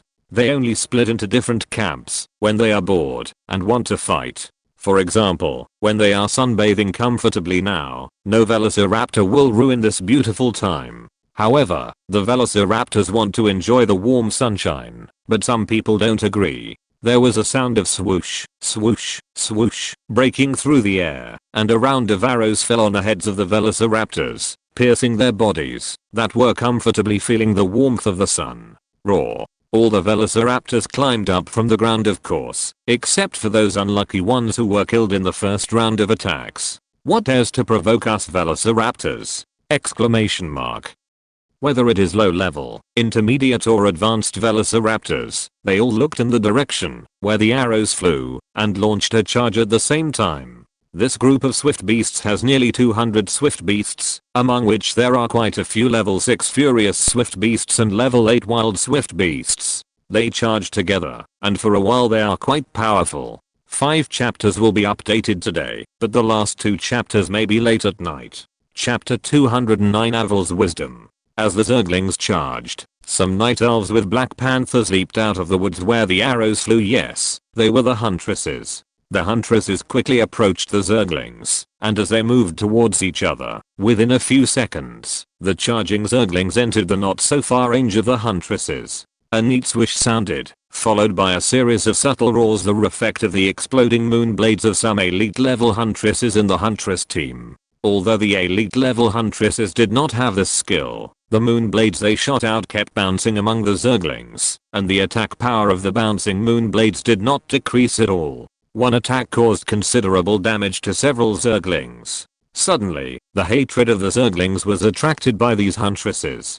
After throwing out a round of moon blades, the female hunters did not rush against the momentum of the velociraptors. Instead, when they were about to rush against the velociraptors, they suddenly split to both sides, just like a river encountering a reef, and ran to both sides of the velociraptor camp. The velociraptors whose attack targets were changed to the female hunters all break suddenly, then turned around and chased the female hunters who were running in the opposite direction. The female hunters relied on the Black Panther's much faster movement speed than the velociraptors, while running in the opposite direction of the woods, throwing out moon blades from time to time to cause more damage to the velociraptors. The female hunters' moon blades were very painful when cutting the velociraptors, and because the moon blades could be ejected, almost every velociraptor would be hurt by a round of attacks from the female hunters. This made all the velociraptors bite the female hunter troops tightly, although it seemed that they could not catch up with the female hunter riding the Black Panther,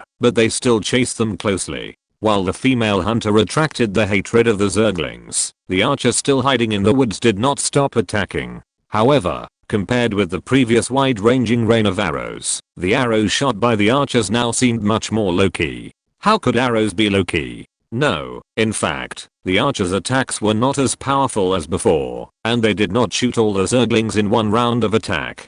Instead, they concentrated their firepower and started to shoot in small batches. Every 5 archers formed a team, aiming at a zergling to attack. 5 arrows shot at a zergling at the same time. Even if it was not the super strong shooting of the wind archer, it could easily kill an ordinary zergling, or even an angry zergling.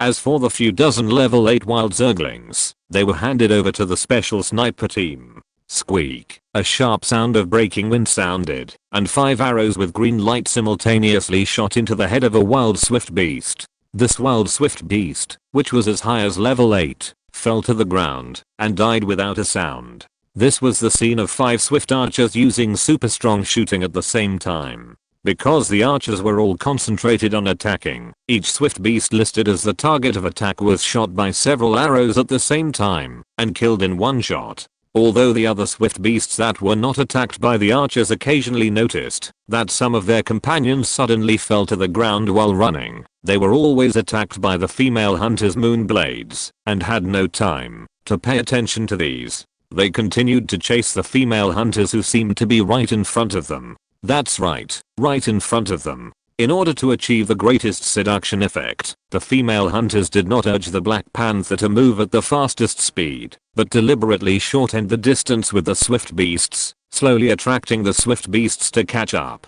This method is obviously very effective, seeing that the enemy who had been attacking them seemed to be able to catch up with them with a little more effort. All the velociraptors were unwilling to give up. Besides, they usually organized group fights because they were bored and had nowhere to vent their energy. Now they finally had something to do. Although they were a little depressed because they had not caught up, they finally felt less bored and naturally would not stop chasing. While they were chasing the female hunter who seemed to be about to catch up but could not reach her, the arrows of the archers kept flying out of the woods, harvesting the lives of the velociraptors. Although only a dozen or 20 velociraptors were killed by a wave of arrows due to concentrated firepower, the number of the entire velociraptor group was constantly decreasing. Seeing the effectiveness of this method, Yufei could not help but marvel. This fighting method was not something Yufei asked Avril to do, but was a method Avril came up with herself. According to Yufei's experience in previous battles, it would be better to use conventional methods to fight against this group of melee velociraptors. As for the so-called conventional method, it is naturally that the mountain giant uses taunts in the front to control the enemy from rushing to the back. The female hunter wanders around the mountain giant and throws the moon blade to cause damage, while blocking the enemies who occasionally get rid of the taunt and attack the fragile archers. The mountain giants who resist monsters are the core of the whole battle, and some claw druids must be constantly replenishing their health. This tactic can work in almost all battles. The taunts of the mountain giants are mandatory, which can create opportunities for long-range troops such as archers to keep output. For this war to unify the wind-whispering forest, Yufei is not going to interfere too much. Just like the previous training of Tyran's ability to command the army, Yufei is going to hone all the heroes and soldiers who lead the army this time, and naturally he will not dictate to their battles. Yufei thought that Avril would imitate the general tactics of the Night Elves that he had guided before, but he didn't expect Avril to have her own ideas. Avril considered that the physical strength of these zerglings was very strong, especially those furious zerglings and wild zerglings that were different from ordinary zerglings. Although the mountain giants had strong defense, they could only withstand the attacks of ordinary zerglings at level 4 without leaving any scars. If a furious zergling at level 6 attacked with all its strength, some marks would be left on the mountain giants. After all, the zerglings had been focusing on physical strength for 20th years, and their strength in close combat was unquestionable. And if the attack of a wild zergling at level 8 was the same, it would be extremely painful for the mountain giants. Even if there were 1 or 2 wild zerglings among multiple zerglings, the speed at which the claw druid replenished the mountain giant's health would definitely not be as fast as the speed at which the mountain giant's health decreased. If these zerglings were killed, and all the mountain giants led by Avril were annihilated, it would be a bit of a loss.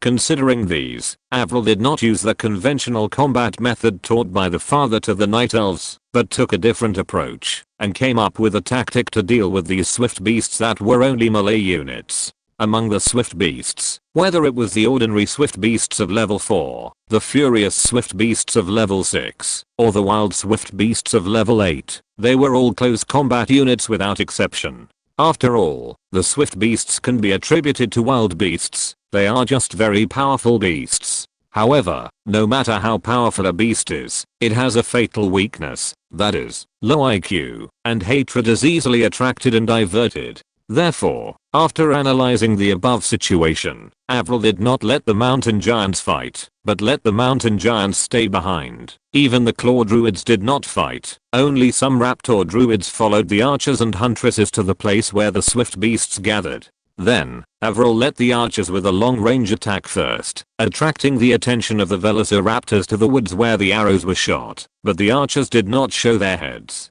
Then, when the velociraptors ran towards the woods angrily, Avril let the female hunters rush out of the woods at the right time and use the moonblade attack to attract the hatred of the velociraptors. The velociraptors did not consider whether the previous attack was launched by the female hunters. Anyway, this group of creatures riding black panthers came out of the woods where the attack was launched, and also attacked themselves. While the female hunters would tease the velociraptors, the archers temporarily stopped attacking under Avril's order. In this way, all the attention of the velociraptors was attracted by the female hunters. With the female hunters' rounds of moonblade attacks, the velociraptors' hatred for the female hunters continued to increase. At this time, the archers cautiously launched a new offensive, but there was not much movement. Previously, the arrow rain was so loud to attract the attention of the velociraptors. Now, the archers' attacks became more covert, in order to avoid attracting the attention of the velociraptors. After all, the velociraptors were not very intelligent, and they would chase whoever attacked them, so the velociraptors were still led by the female hunters. Although the velociraptors that were attacked by the archers noticed the forest where the arrows were first shot, they were killed directly by the archers' concentrated firepower, so they naturally had no ability to attack the archers in the forest or alert their fellow velociraptors. In this way, although the velociraptors around them were constantly decreasing in small batches, the velociraptors that were not attacked by the archers kept chasing the female hunters who were still attacking them. Although the attacks of the female hunters were not very high when calculated individually, they were still not small when accumulated. Many ordinary velociraptors were gradually killed by the moonblades shot by the female hunters, and these happened directly. Of course, they were seen by all the velociraptors. This also makes the zerglings hate the huntresses even more. Although they can't catch up, they still chase after them. The archers' attacks are aimed at the zerglings at the back of the zerglings. Even if they fall, not many zerglings will notice. Chapter 2 is here. There are 3 more chapters today. Don't be stingy with your votes, just give them as much as you can. If you're listening to this novel on a channel other than Fanfic World, it means they downloaded and uploaded it without effort. We cordially invite you to visit our channel, Mundo Fanfic Novelos. There you'll find the original version of this story and you can explore many other novels of various genres. We're waiting for you to immerse yourself in a world of incredible novels. Chapter 210, Tragic Swift Beast. Euphony was somewhat amazed by Avril's wisdom. Although he had decided to be a bystander, he really couldn't think of such a way for a while. Avril was able to combine her own long-range advantage with the characteristics of the velociraptors, that they could only fight in close combat, and had low intelligence. After contacting a velociraptor, she quickly developed such an effective tactic, which made Yufei feel that she was indeed worthy of the setting of the high-level wisdom of the soldier. Now the situation at the gathering place of the velociraptors is like this. On the wide grassland, the female hunters' troops have been circling the velociraptors, and the velociraptors are following the female hunters' troops 30 to 40 meters behind them. Because of the female hunters' attack, it is precisely because of this distance that the velociraptors have not stopped pursuing the female hunter. And because they have never left the grassland, where the velociraptors live, all the velociraptors have a false sense of security in their hearts, so they chase the female hunter even harder, and don't care about other places. While the two were chasing and fleeing, arrows kept coming out of the woods in the south of the velociraptor gathering place, harvesting the lives of the velociraptors running behind the velociraptors. Because they were circling, the archers kept adjusting their directions to ensure that the arrows they shot were aimed at the backs of the velociraptors, so that they would not be discovered by the velociraptors. However, although it was troublesome to keep moving, this method was indeed quite effective. The number of velociraptors soon dropped to Avril's psychological level. The velociraptors who were still chasing the female hunters suddenly found that the creature riding a black panther that had been hanging on their side for a long time suddenly sped up and left them behind. All the velociraptors were confused. How could the speed of these creatures suddenly become so fast? What were they doing before? Were they teasing us? Seeing that the female hunters were running farther and farther, and they could not catch up at all, the velociraptors who were still running stopped unhappily. After stopping, they had time to observe the surroundings. At this time, the surviving velociraptors were horrified to find that the group of velociraptors, which originally had about 200 heads, was now reduced to only more than 80 heads. This drop was very scary. Looking at the corpses of their own kind stretching along the previous running route, all the velociraptors were stunned. What is going on? In fact, there was a reason why Avril stopped the previous tactics at this time. First, the number of velociraptors had been reduced to a very small point, and even conventional methods could easily solve it. Second, because the number of velociraptors had been greatly reduced, if this tactic was used again, the velociraptors would definitely find out soon, because their number had been reduced too much. At that time, they would rush towards the archer troops regardless of anything, and catch the Night Elves off guard. It would be better for them to stop on their own. After discovering more than 100 corpses of their own kind stretching behind them, the remaining more than 80 velociraptors reacted with anger at first, and fear at second. Unknowingly, the strength of their own group was only less than half! This made all the surviving zerglings feel unbelievable. After the disbelief and anger, the zerglings were all in fear, and stood there in a daze. However, Avril did not give them more time to react. As early as when the zerglings were excitedly chasing the female hunter, 5 mountain giants had been transferred here by Avril, and the claw druids also came with them. The mountain giants made a lot of noise when they walked, which was difficult to cover up. However, before, the zerglings could hardly notice the arrows shot from behind, let alone the footsteps of the mountain giants. So when 5 mountain giants more than 20 meters tall rumbled out of the woods, all the zerglings were dumbfounded. The size of the zerglings is not small. An ordinary zergling is like a brown bear standing upright, with a height of 4 meters. The level 6 furious zergling is taller, with a height of 6 meters. The wild zombie are the tallest among the zombie tribe, and each one is over 8 meters tall. The height of these zombie is just the same as their level. 4 meters, 6 meters, 8 meters. These can also be considered giants, but they are nothing compared to mountain giants. Even the tallest wild zombie is not as tall as the mountain giant's legs. The difference brought by this height advantage is not something that ordinary people can understand. However, although they were suppressed by the mountain giants in terms of momentum, seeing that there were only 5 mountain giants, the remaining more than 80 zombies still mustered up the courage to attack the mountain giants. Among the remaining more than 80 zombie, there are 10 level 8 wild zombie, more than 20 level 6 furious zombie, and 50 level 4 ordinary zombie.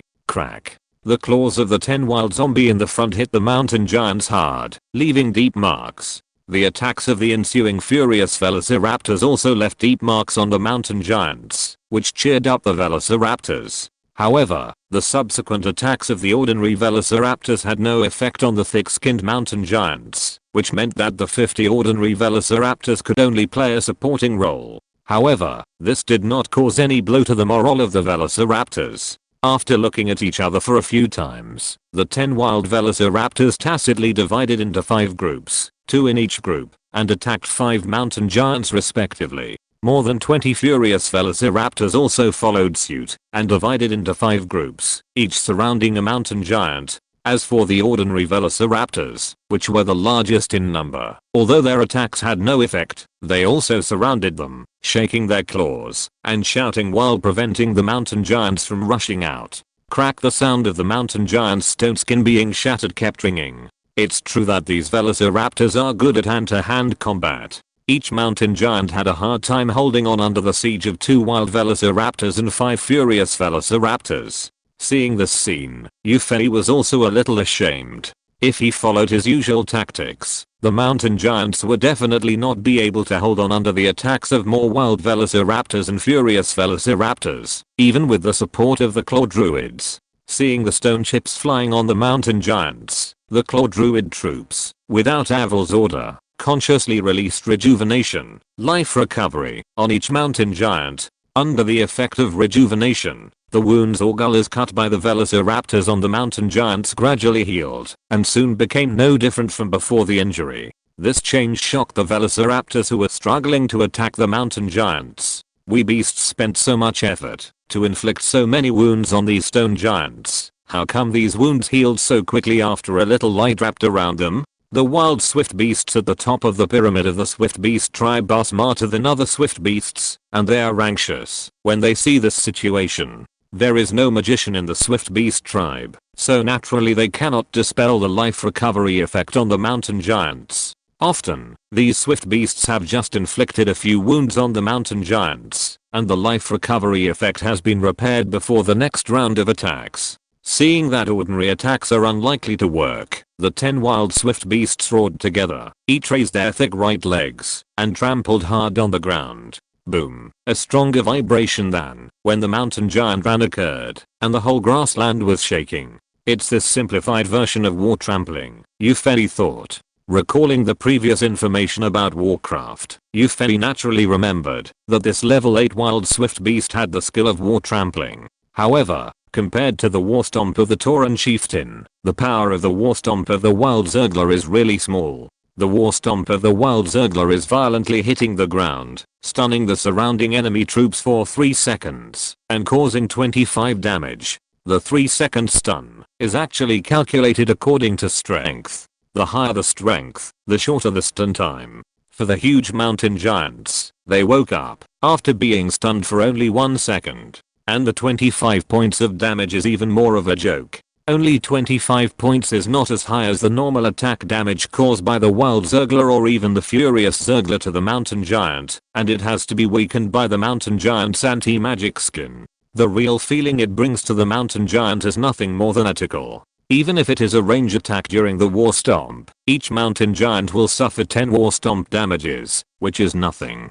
Just do the math carefully. After the weakening of the mountain giant's magic resistant skin, 1 war stomp, which is counted as magic damage, can only cause 12 to 13 points of damage to the mountain giant, and 10 war stomp can only cause 120 to 130 points of damage. And 1 rejuvenation can restore 400 health points, although it is within 12 seconds. Calculated in this way, the damage of war stomp is really nothing to the mountain giants. Yufei remembered again, doesn't this wild swift beast have a passive skill of heavy attack, which has a certain chance to knock the enemy into a dizzy state and cause some additional damage? Why hasn't it appeared? After thinking about it, and looking at the size comparison between the mountain giant and the wild swift beast, Yufei also reacted. It's not that the wild swift beast doesn't want to trigger the stun effect, but that it can't even hit the chest, so how can it stun? And how can you stun a piece of stone? Not to mention that this stone has magic resistant skin. Attacking the mountain giants who were constantly nourished by the life restoring effect in vain. enduring the baptism of arrow rain and moon blades from afar, as well as the fairy fire that reduced armor added from time to time by the raptor druids. The fate of these swift beasts was destined to be tragic. Chapter 3. Please vote and reward. Chapter 211. Battles. There is nothing much to say about the following battle. Avril was firmly in control of the situation. The wisdom she showed in the battle with the swift beasts made you feel a little amazed. Only 3 minutes after the mountain giants were dispatched, with the fall of the last wild swift beast that was holding on, the swift beast tribe was completely destroyed. This solved a tribe. Yufei smacked his lips. The swift beast tribe occupied an area of 70 to 80 kilometers in radius, that is, an area of 6,000 square kilometers, which accounted for more than 1/20th of the northern area of the Whispering Wind Forest. In other words, as long as there are more than a dozen such battles, the Whispering Wind Forest will be completely in the hands of the Night Elves. At that time, it can also begin to expand into the human world. While Avril was exterminating the Swift Beast tribe, the other Night Elves were not idle. Tyrant led the strongest army, and naturally faced one of the strongest wild monster forces in the northern part of the Whispering Wind Forest that was discovered, the Sasquatch tribe. Compared with the Zergling tribe, the Sasquatch tribe is several times stronger. This is not just a difference in numbers, but more of a difference in organizational structure. Unlike the single melee unit of the Zergling tribe, the Sasquatch tribe has several skills in addition to the pure melee ordinary Sasquatch. Even the lowest level ordinary Sasquatch in the Sasquatch tribe has the strength of level 5. In addition to the ordinary Sasquatch, which is much stronger than the ordinary Zergling, the Sasquatch tribe also has 3 kinds of wild monsters, the old Sasquatch, the Sasquatch god and the ancient Sasquatch. Among them, although the old Sasquatch's normal attack method is also melee, its melee ability is a little stronger than that of the furious Zergling. Moreover, the level 6 old Sasquatch also has 2 active and passive skills, Force of Nature and Heavy Attack. Force of Nature, use a small piece of forest to transform into 3 tree people, which lasts for 60 seconds. Heavy Attack brings a 15% chance to cause an additional 25 damage to the target and stuns the target for 2 seconds. This is a passive skill. The Force of Nature can summon 3 tree people, which greatly increases the combat power of the Sasquatch tribe. Although it can only last for 60 seconds, and the combat power is only about level 3 or 4, there are quite a few old Sasquatch summoned at once. There are hundreds of level 3 or 4 tree people. The level 7 Sasquatch god is an auxiliary unit. In addition to its own extremely strong combat power, the Sasquatch god also has 2 powerful auxiliary skills. These 2 skills are not only familiar to Yufei, but also to all Night Elves. They are Rejuvenation and Raw. Rejuvenation. Consume a small amount of magic points to restore 400 health points of a friendly unit within 12 seconds. Raw. Consume a small amount of magic points to emit a huge roar, increasing the attack power of surrounding friendly units by 25% within 45 seconds, with a range of 30 meters. One of the 2 skills is to restore life, and the other is to increase combat power, both of which are very practical. Especially the rejuvenation. It is very cool to use it, watching the enemy attack desperately, while the health of the meat shield is still rising. That feeling is indescribable. But this skill is not good when it appears on the enemy. Watching your side attack desperately, and the enemy's health is rising. That feeling is still indescribable. Now Tyrant and the others are facing this situation. Although the archers and huntresses have been attacking non-stop, the rejuvenation of the Sasquatch god has been released non-stop, and the ancient Sasquatch is also a big trouble. There is only one ancient Sasquatch in the entire Sasquatch tribe, and he is considered the leader of the Sasquatch tribe. This is a level 9 wild monster with the same level as the Setshell Messenger. Of course, the ancient Sasquatch is not as strong as the Setshell Messenger, otherwise only the current hospital leaders can defeat it. In addition to its own level 9 combat power, the ancient Sasquatch also has 3 skills: Thunder Stomping, Natural Force and Rebirth. Thunder Stomp stomps the ground with a heavy body, causing vibrations to deal 70 damage to surrounding units and stun them for 4 seconds, 2 seconds for heroes. Force of Nature uses a small piece of forest to transform into 6 treemen, which lasts for 60 seconds. Rebirth. When the ancient savage dies, he will be resurrected and restore all his health and magic. The interval between 2 uses is 240 minutes. Thunderstomp is much stronger than the simplified version of Warstomp of the Wild Swift Beast, and it is also effective against heroes. It is a powerful melee control skill.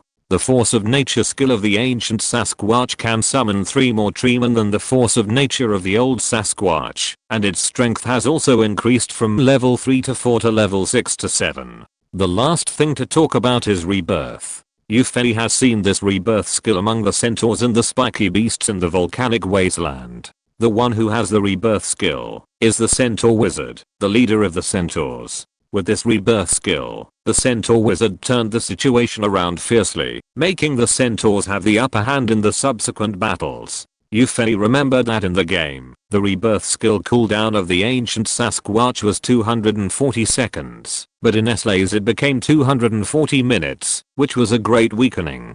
But this is understandable. It is simply a fantasy. To want to solve an epic strongman twice in 4 minutes, 4 hours is more reasonable. But even so, Rebirth is still an extremely disgusting skill. Look, under Tyrann's crazy attack and the concentrated attack of her Night Elves, the ancient Sasquatch fell unwillingly, but soon stood up again in a burst of red light. With the momentum of one ancient Sasquatch fell, and thousands of ancient Sasquatch stood up. But if you can kill it once, you can naturally kill it a second time. Tyrann sighed in her heart, and pulled the elven bow in her hand again. At the same time, the tree demons standing behind the Night Elves began to use their magic points to disperse their skills, removing the life recovery effects on the Bigfoots one by one. But even so, the battle was still difficult. The Bigfoot tribe was the strongest wild monster force that the Night Elves had detected. My side might be the least successful in the battle, right? Tyrann thought unwillingly. I'm afraid that Illidan's battle was much smoother than hers. Tyrann was right, Illidan's battle was indeed very smooth. In fact, in the allocation of troops, the least troops were allocated to Illidan. In addition to a few raptor druids and huntresses used for reconnaissance, there were only 2 claw druids. These could hardly be counted as combat power. That is to say, Illidan's battle depended on him alone. Yufei would naturally not let Illidan seek death. He had his considerations for letting Illidan alone to wipe out a wild monster force. Not to mention the increased strength of Illidan. After he reached level 6, the additional demon transformation skill alone turned Illidan from a regular combat force into a nuclear weapon, a reusable nuclear weapon. Another thing is that in addition to the luxurious equipment in the equipment column, after reaching level 6, Illidan changed into the exclusive set of intermediate heroes that Yufei exchanged for him from the Hunter Hall, the Demon Slayer set, that can only be equipped when the hero reaches level 6. This also makes Illidan's skills rise to a higher level again. If the current Illidan were to fight the ancient Sasquatch, he would probably be able to easily deal with it twice, even with the Rebirth skill. Considering Illidan's current super combat power, Yufei gave him the task of dealing with the Erida. The number of people in the Erida tribe is not large, but if you really talk about strength, they are not far behind the Sasquatch tribe. Even if Illidan has super strength, he will flee in front of the entire Sasquatch tribe. This should be the case when the Erida is second only to the Sasquatch tribe. But the key is that the Erida are part of the devil. This makes Illidan feel like a fish in water in the battle. Listen to the introduction of the Erida. The Erida can be called a demon from hell. They are a group of people who worship chaos and despise order, and they follow the fallen titan Sargeras wholeheartedly. There are roughly 3 types of Erida professions, namely Erida wizards, Erida believers and Erida warlords. Among them, the Erida warlord is a 9th level power equivalent to the Hell Messenger of Cetus. The Erida wizard has the skill of abolishing magic, that is, dispersing, and the skill of sleeping. Illidan is immune to this, which is a small effect attached to his new suit. The strength of the Erida believer is much stronger, with 2 skills, Parasite and Fireball. The Parasite skill is a weakened version of the Satanic Hellbringer's evil Parasite skill, while Fireball is a strong offensive skill.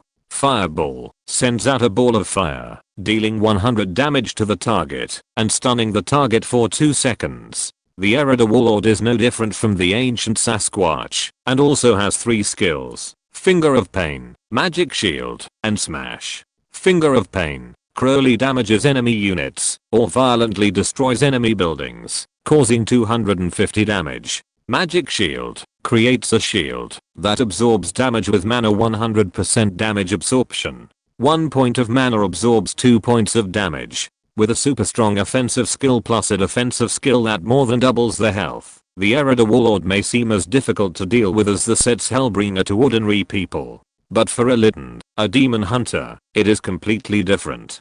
Chapter 4. It's very late. Please forgive me. Chapter 212. The Darenal People.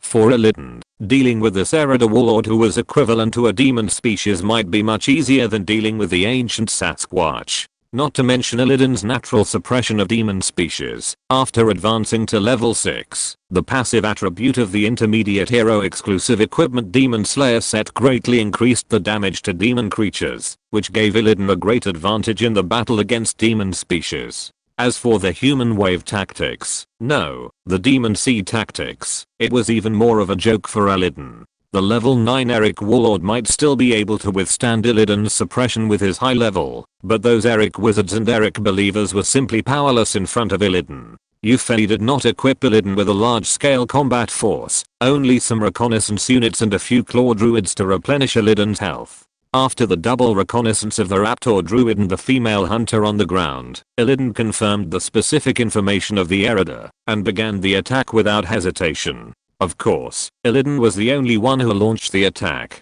If the few female hunters, claw druids, and raptor druids had gone to the battlefield, I'm afraid all the Erida believers would have died in one round of fireballs. Even Illidan didn't dare to take it lightly when facing nearly 150 Erida in a camp. When he walked to the entrance of the Erida camp, Illidan activated his demon transformation in advance, and directly used the black gas field. The black gas field doesn't sound good, so I'll just call it the demon field from now on. As Illidan rushed forward, the Erida in the camp were also included in the demon field. Illidan did this very quickly, and the Erida in the camp, including the Erida warlords, found themselves in a dark cover before they could react. The Erida who found themselves trapped were of course unwilling to surrender, and they attacked the black gas cover one by one.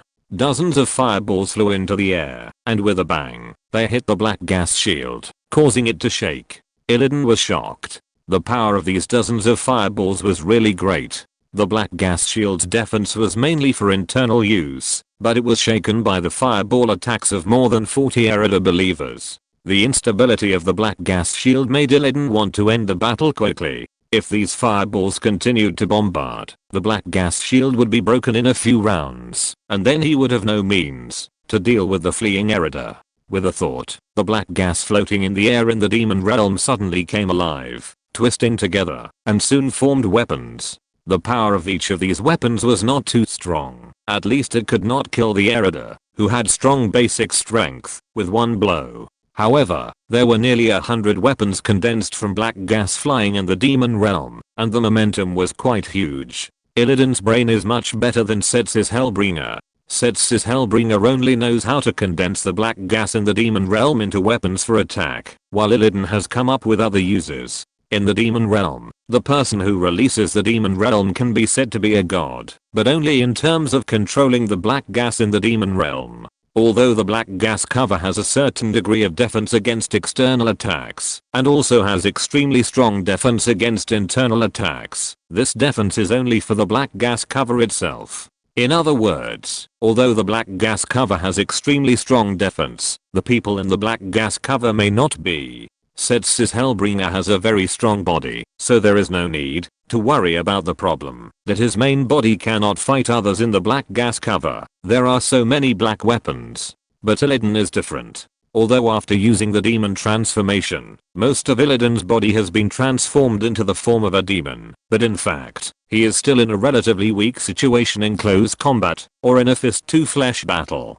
At least in terms of physical defense. In order to solve the problem of insufficient physical defense, Illidan suddenly had an idea, and condensed the black gas sea in the demon realm into helmets, armor, boots and other things. Because these black equipment were condensed from the black gas, they directly turned into what Illidan wanted on his body. After completing this idea, Illidan seemed to have become a black god of war. He allowed the Eridir in the demon realm to attack at will, but he put all his thoughts into controlling the black weapons to kill the Eridir.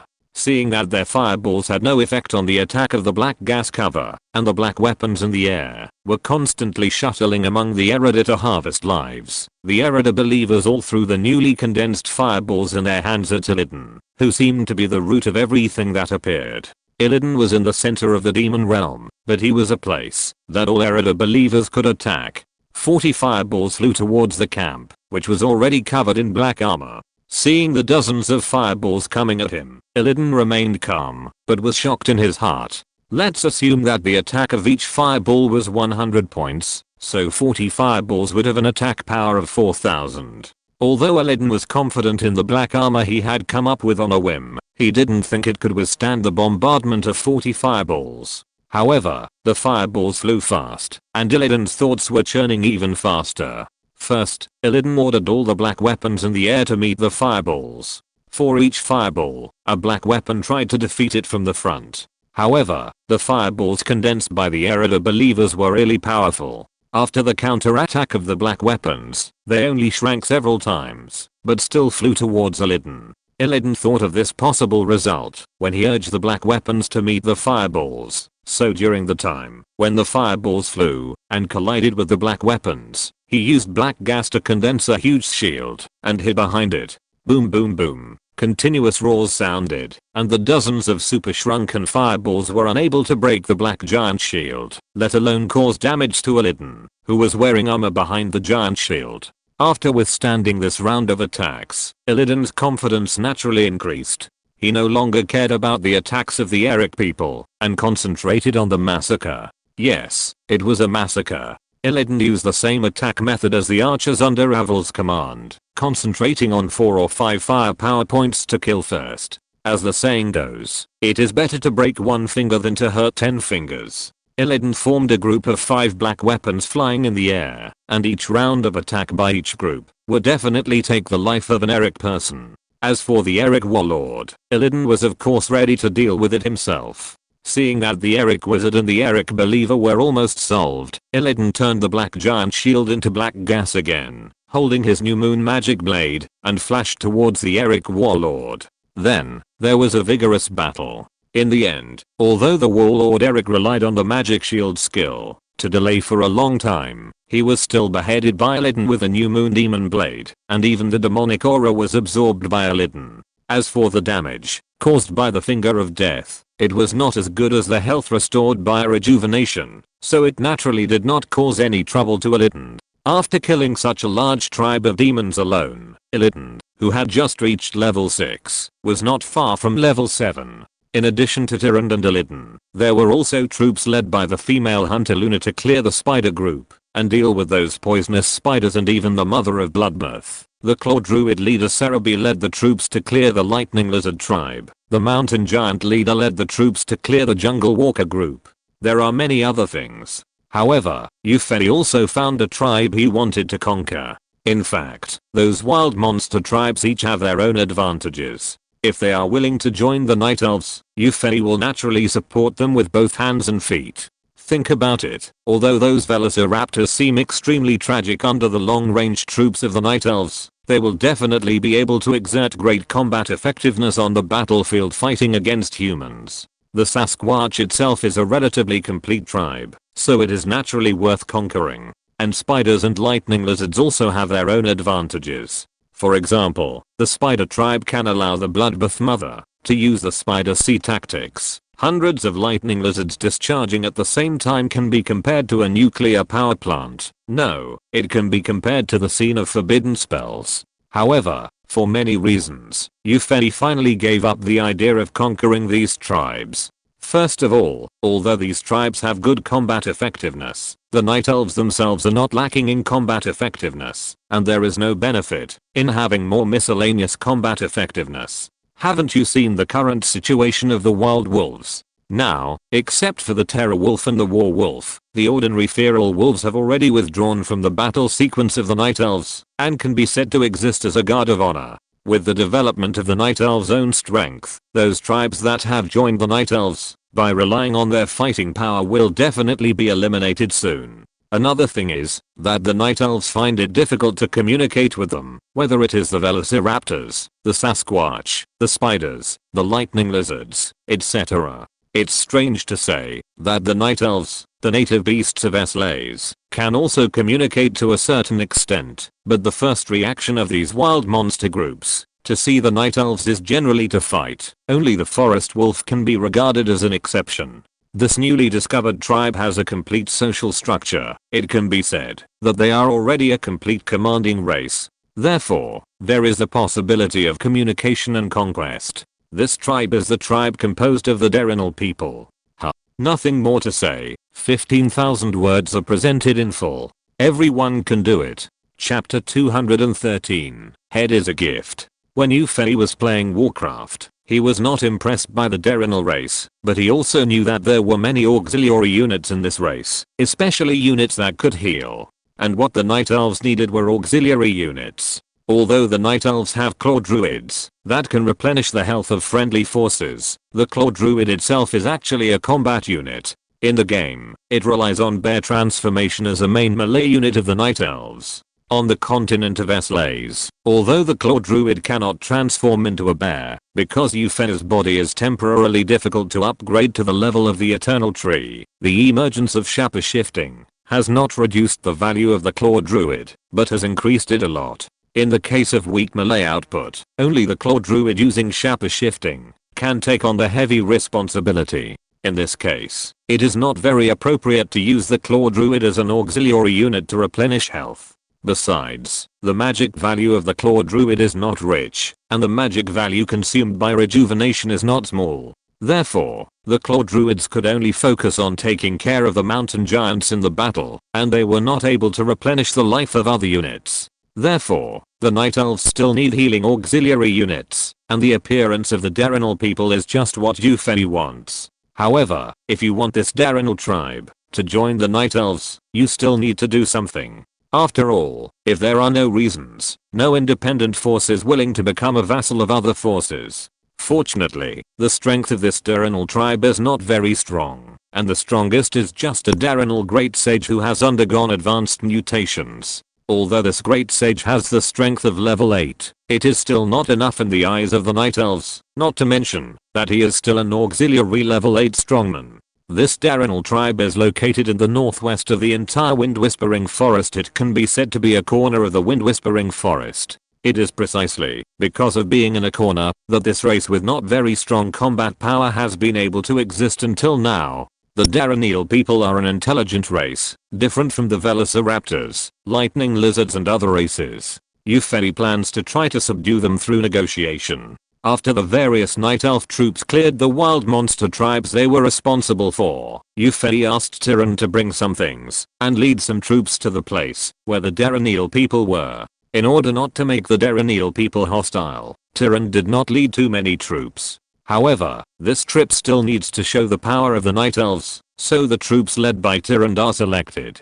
First of all, she brought several soldier leaders. Although the strength of Avril, Luna and other soldier leaders is not as strong as heroes, they are almost invincible at the 7th level and can fight against ordinary legendary strongmen. The second is a team of 20 elite female hunters, plus 50 elite archers mixed with lightning archers. Although there were only about 80 people, Ufei was confident that, if the Darenal tribe wanted to do something, these troops alone could wipe out the tribe of almost 400 people. Tyrann came as a negotiator, so she naturally would not hide her tracks. So when they were more than 10 kilometers away from the Darenal tribe, they were discovered by the Darenal sentinels who were responsible for keeping watch and notifying the enemy. The Darenal sentinels were level 3 combat units and could easily deal with even an archer. But after all, they came with good intentions, so Tyrann pretended not to notice these Darenal sentinels hiding in the woods and bushes, but led the team to continue to move towards the predetermined destination.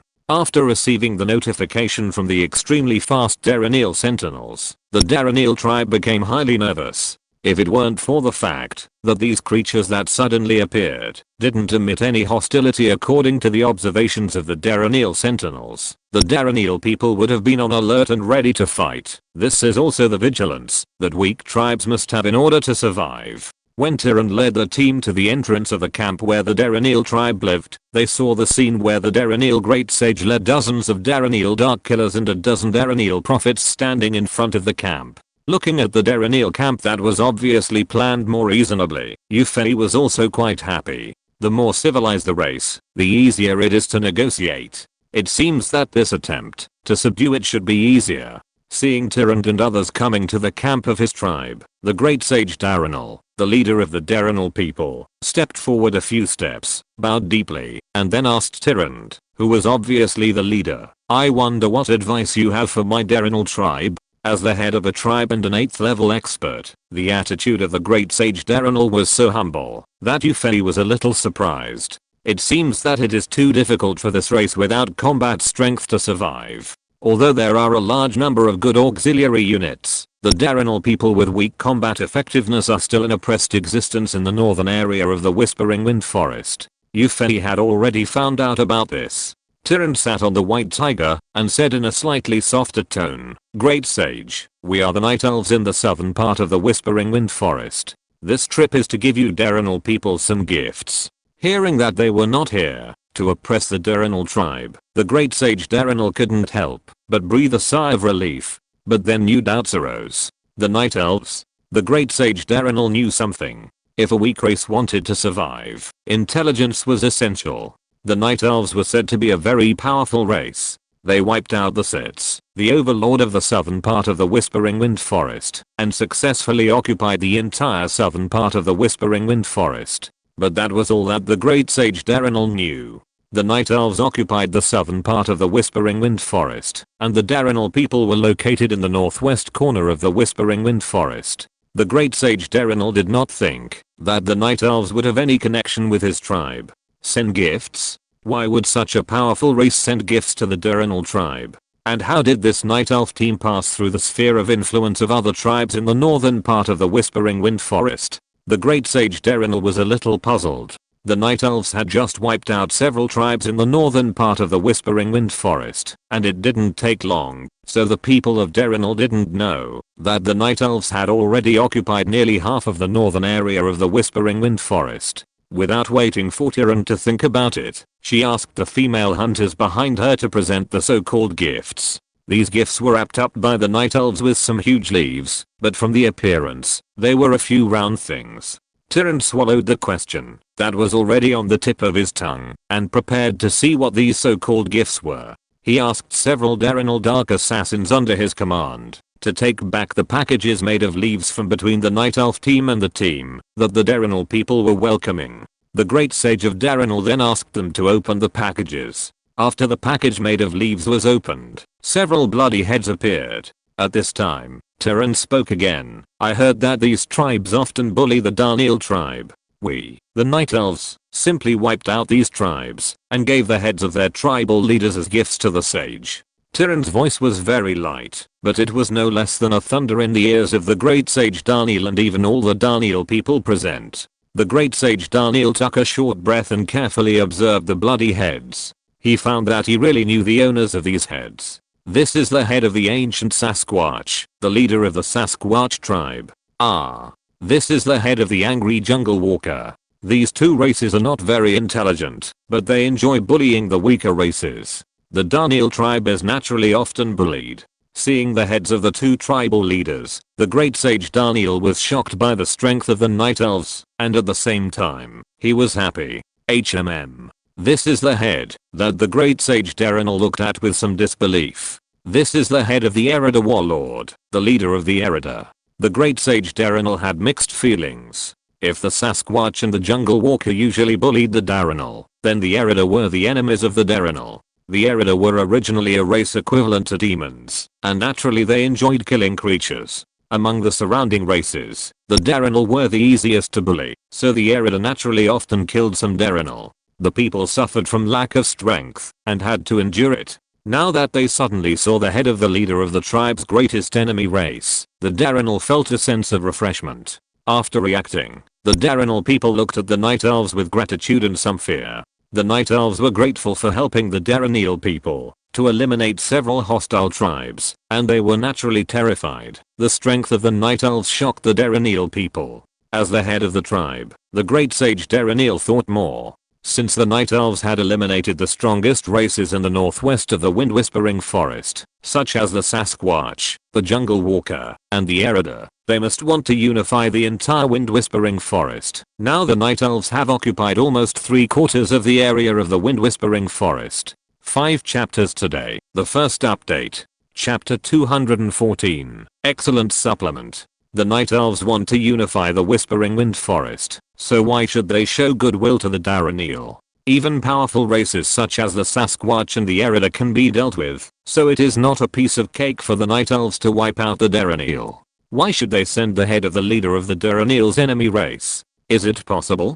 The title of the Great Sage Darrenal is the Great Sage, so he is naturally not a fool. He quickly guessed what the Night Elves meant. The Great Sage, who understood that the Night Elves wanted to recruit the Darrenal, put down his nervous mind. Since they wanted to recruit them, they would not directly wipe out the Darrenal like other races. However, the Great Sage Darrenal was still a little puzzled. Among these wild monster races, they believe that the one with a hard fist is the boss. The Night Elves are so powerful, why do they want to recruit the Darrenal tribe with weak combat effectiveness? In fact, the strength of the Darrenal is not very weak, but it seems much weaker than the powerful wild monster groups around them. If it were placed in the human world, it would be no problem to fight against a principality, not to mention anything else, although there are not many, but the single combat power is strong. The large number of auxiliary units and healing units have greatly improved the combat endurance of the Darrenal people, and they are not afraid of siege.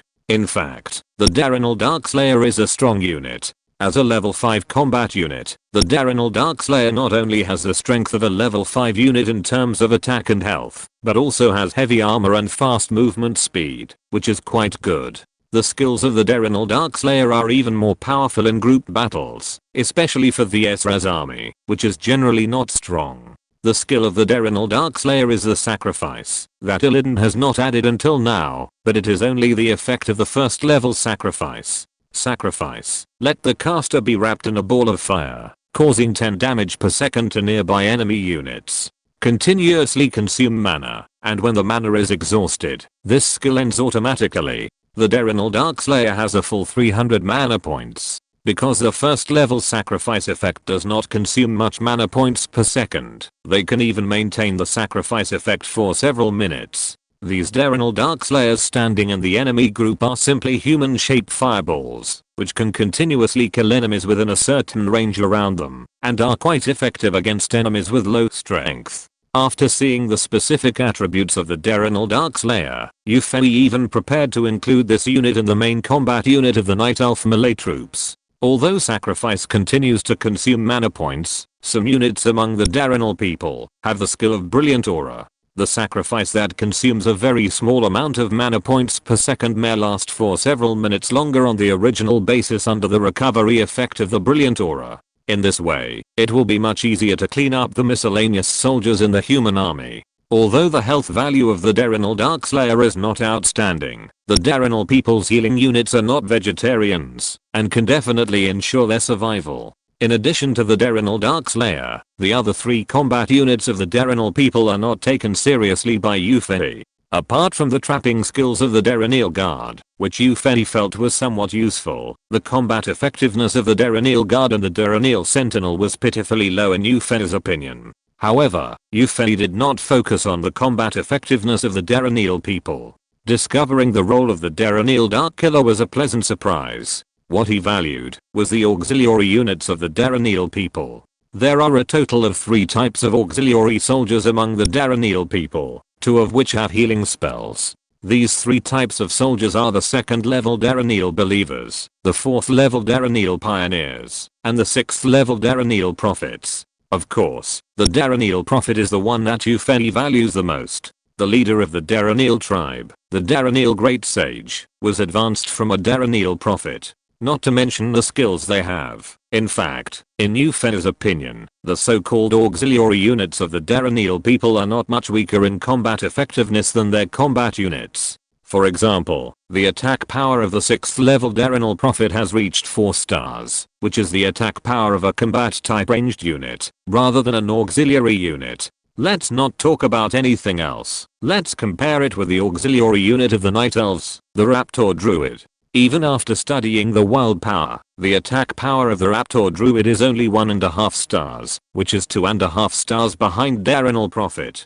Dardanelle Prophet can already be used as a ranged output unit, but Euphenia is reluctant to do so. Dardanelle Prophet's skills are more and more enviable. Slow down. Consume a small amount of mana to slow down an enemy unit's attack frequency by 25% and movement speed by 60%.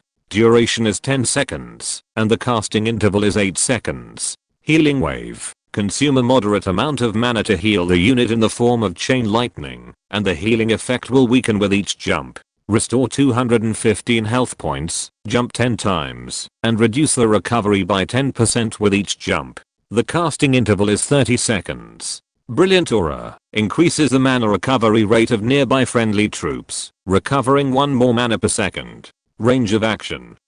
300 meters.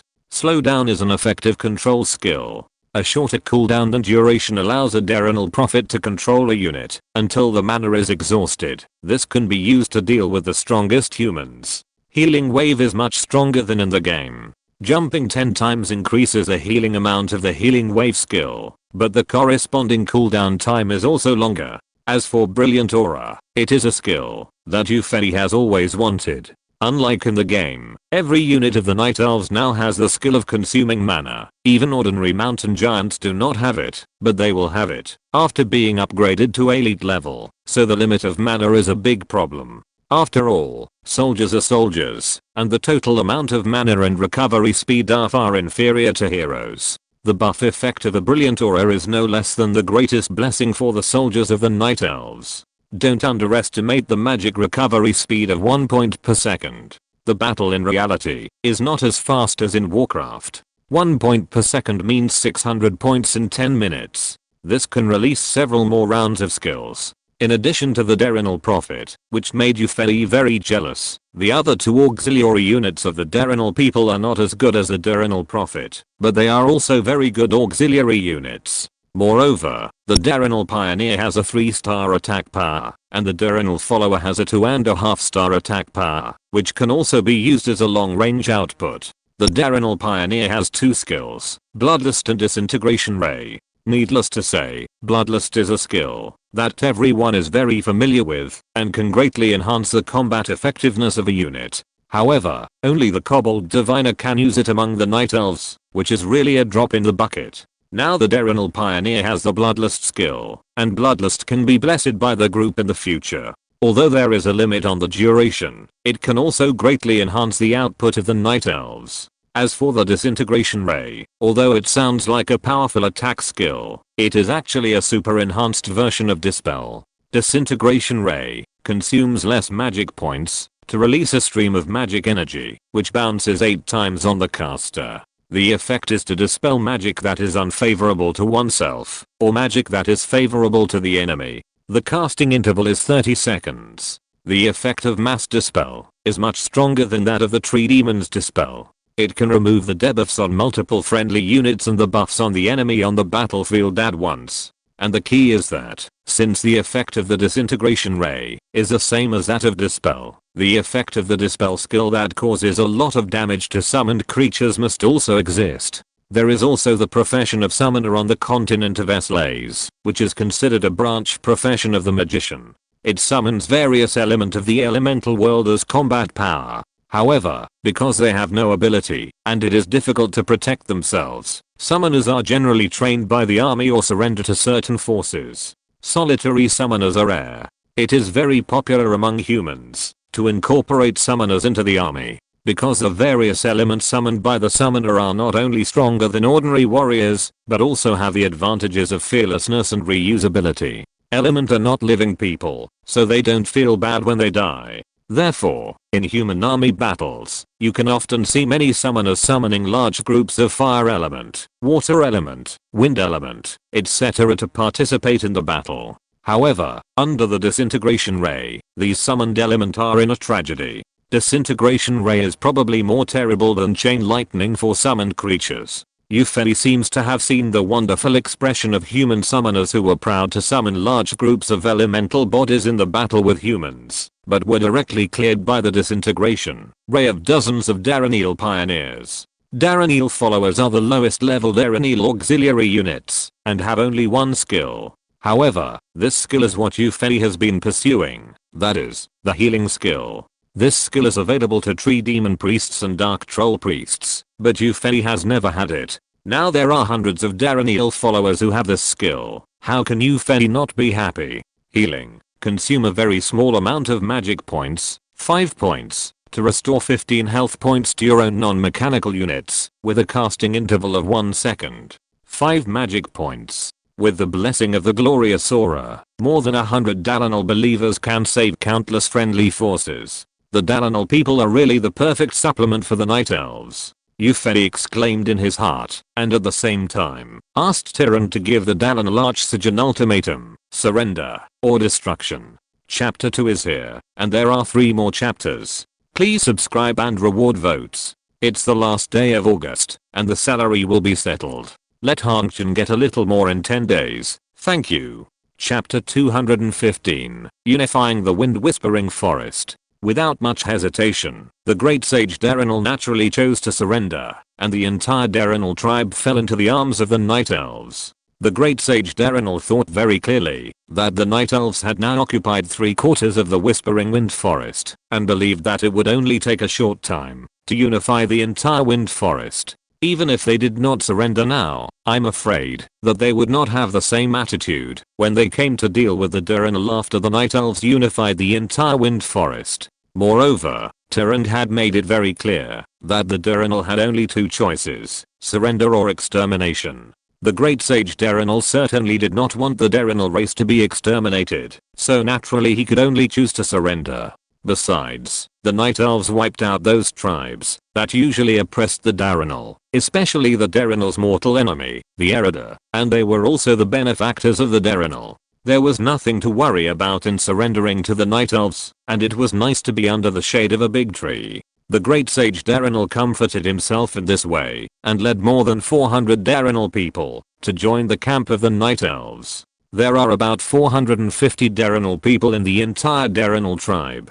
Among them, more than 250 are Darreneel guards, Darreneel escorts and Darreneel sentinels that Yufei despises. Yufei is not going to send these Darreneel people to the battlefield, but to use them as logistics personnel. It is said that the Night Elves have been all combat units until now, except for the kobolds who minor, and there is no normal resident. Yufei is going to treat these Darreneel people with low combat effectiveness as normal residents of the Night Elves, and they can also do tasks such as transporting or in building camps. Among the remaining 200 Darreneel people, Darreneel believers account for as many as 100. Of course, Yufei would not feel that it was too much for them. Although more than 100 Darreneel followers with healing skills were not enough for the Night Elves, who now had reached 2,000, they could greatly improve the combat endurance of the Night Elf army. Among the 100 Darreneel people, there were more than 40 Darreneel pioneers, there were almost 40 Darreneel dark killers, and the remaining 12 Darreneel prophets. Of course, the Darreneel great sages had to be counted. The Darreneel great sage was the advanced Darreneel prophet, and his abilities were naturally stronger.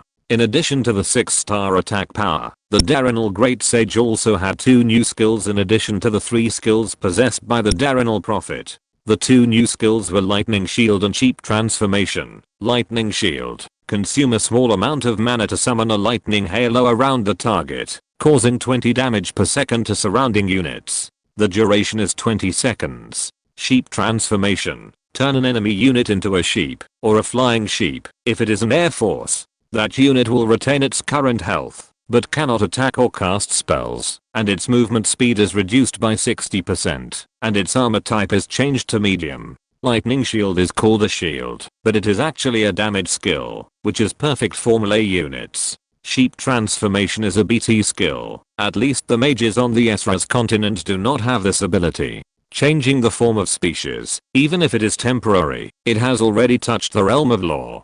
I haven't analyzed it yet. This is a powerful control skill, much stronger than the hurricane skill of the raptor druid. Units in the sheep state cannot attack, but can be attacked, and their movement speed becomes extremely slow, which is simply an excellent meat target. Even if the strongest among humans are hit by the sheep transformation, I'm afraid they will die in hatred under the concentrated firepower of the Night Elves. In addition to these two skills, the three skills that the Great Sage of Darenal has, which are the same as those of the Prophet of Darenal, have also been strengthened to varying degrees, such as the healing amount of the healing wave and the recovery speed of the brilliant aura, which have all been strengthened to make you feel very happy. After getting the support of the Darenal people, the shortcomings of the Night Elves in auxiliary, healing, units have also been made up. Although there are still few Darenal people now, they will gradually increase in the future. According to the Great Sage of Darenal, the population of Darenal people has not been able to increase due to the suppression of the Erida and several other tribes.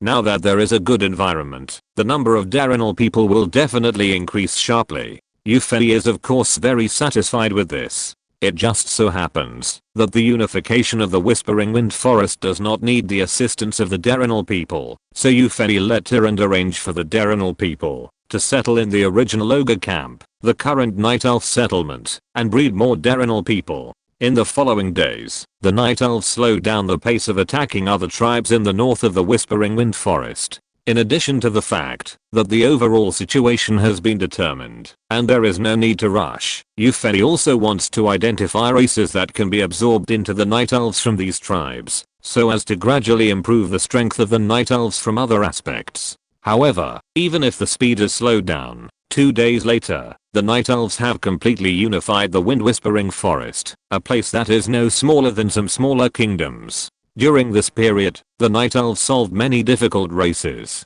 For example, the Spider Monster tribe is very similar to the Crypt Demons of the Undead. Their leader, the Spider Monster Queen, has 3 skills: summoning skeletons, stinking bees, and evil aura. It is simply a weakened version of the Hell Messenger of Sets. The key is that there is more than one Spider Monster Queen, which really took the Night Elves a lot of effort to solve. There are also races like Fallen Tree People, the entanglement skills, and disease cloud skills of the poisonous tree people and the disaster tree people. Among them are really disgusting. Fortunately, Euphony assigned many tree demons to the Night Elf troops who exterminated the fallen tree people. Relying on the tree demons' magic expulsion skills, it was relatively smooth to solve the fallen tree people. Other races like mud monsters and harpies were also easily dealt with by the Night Elves.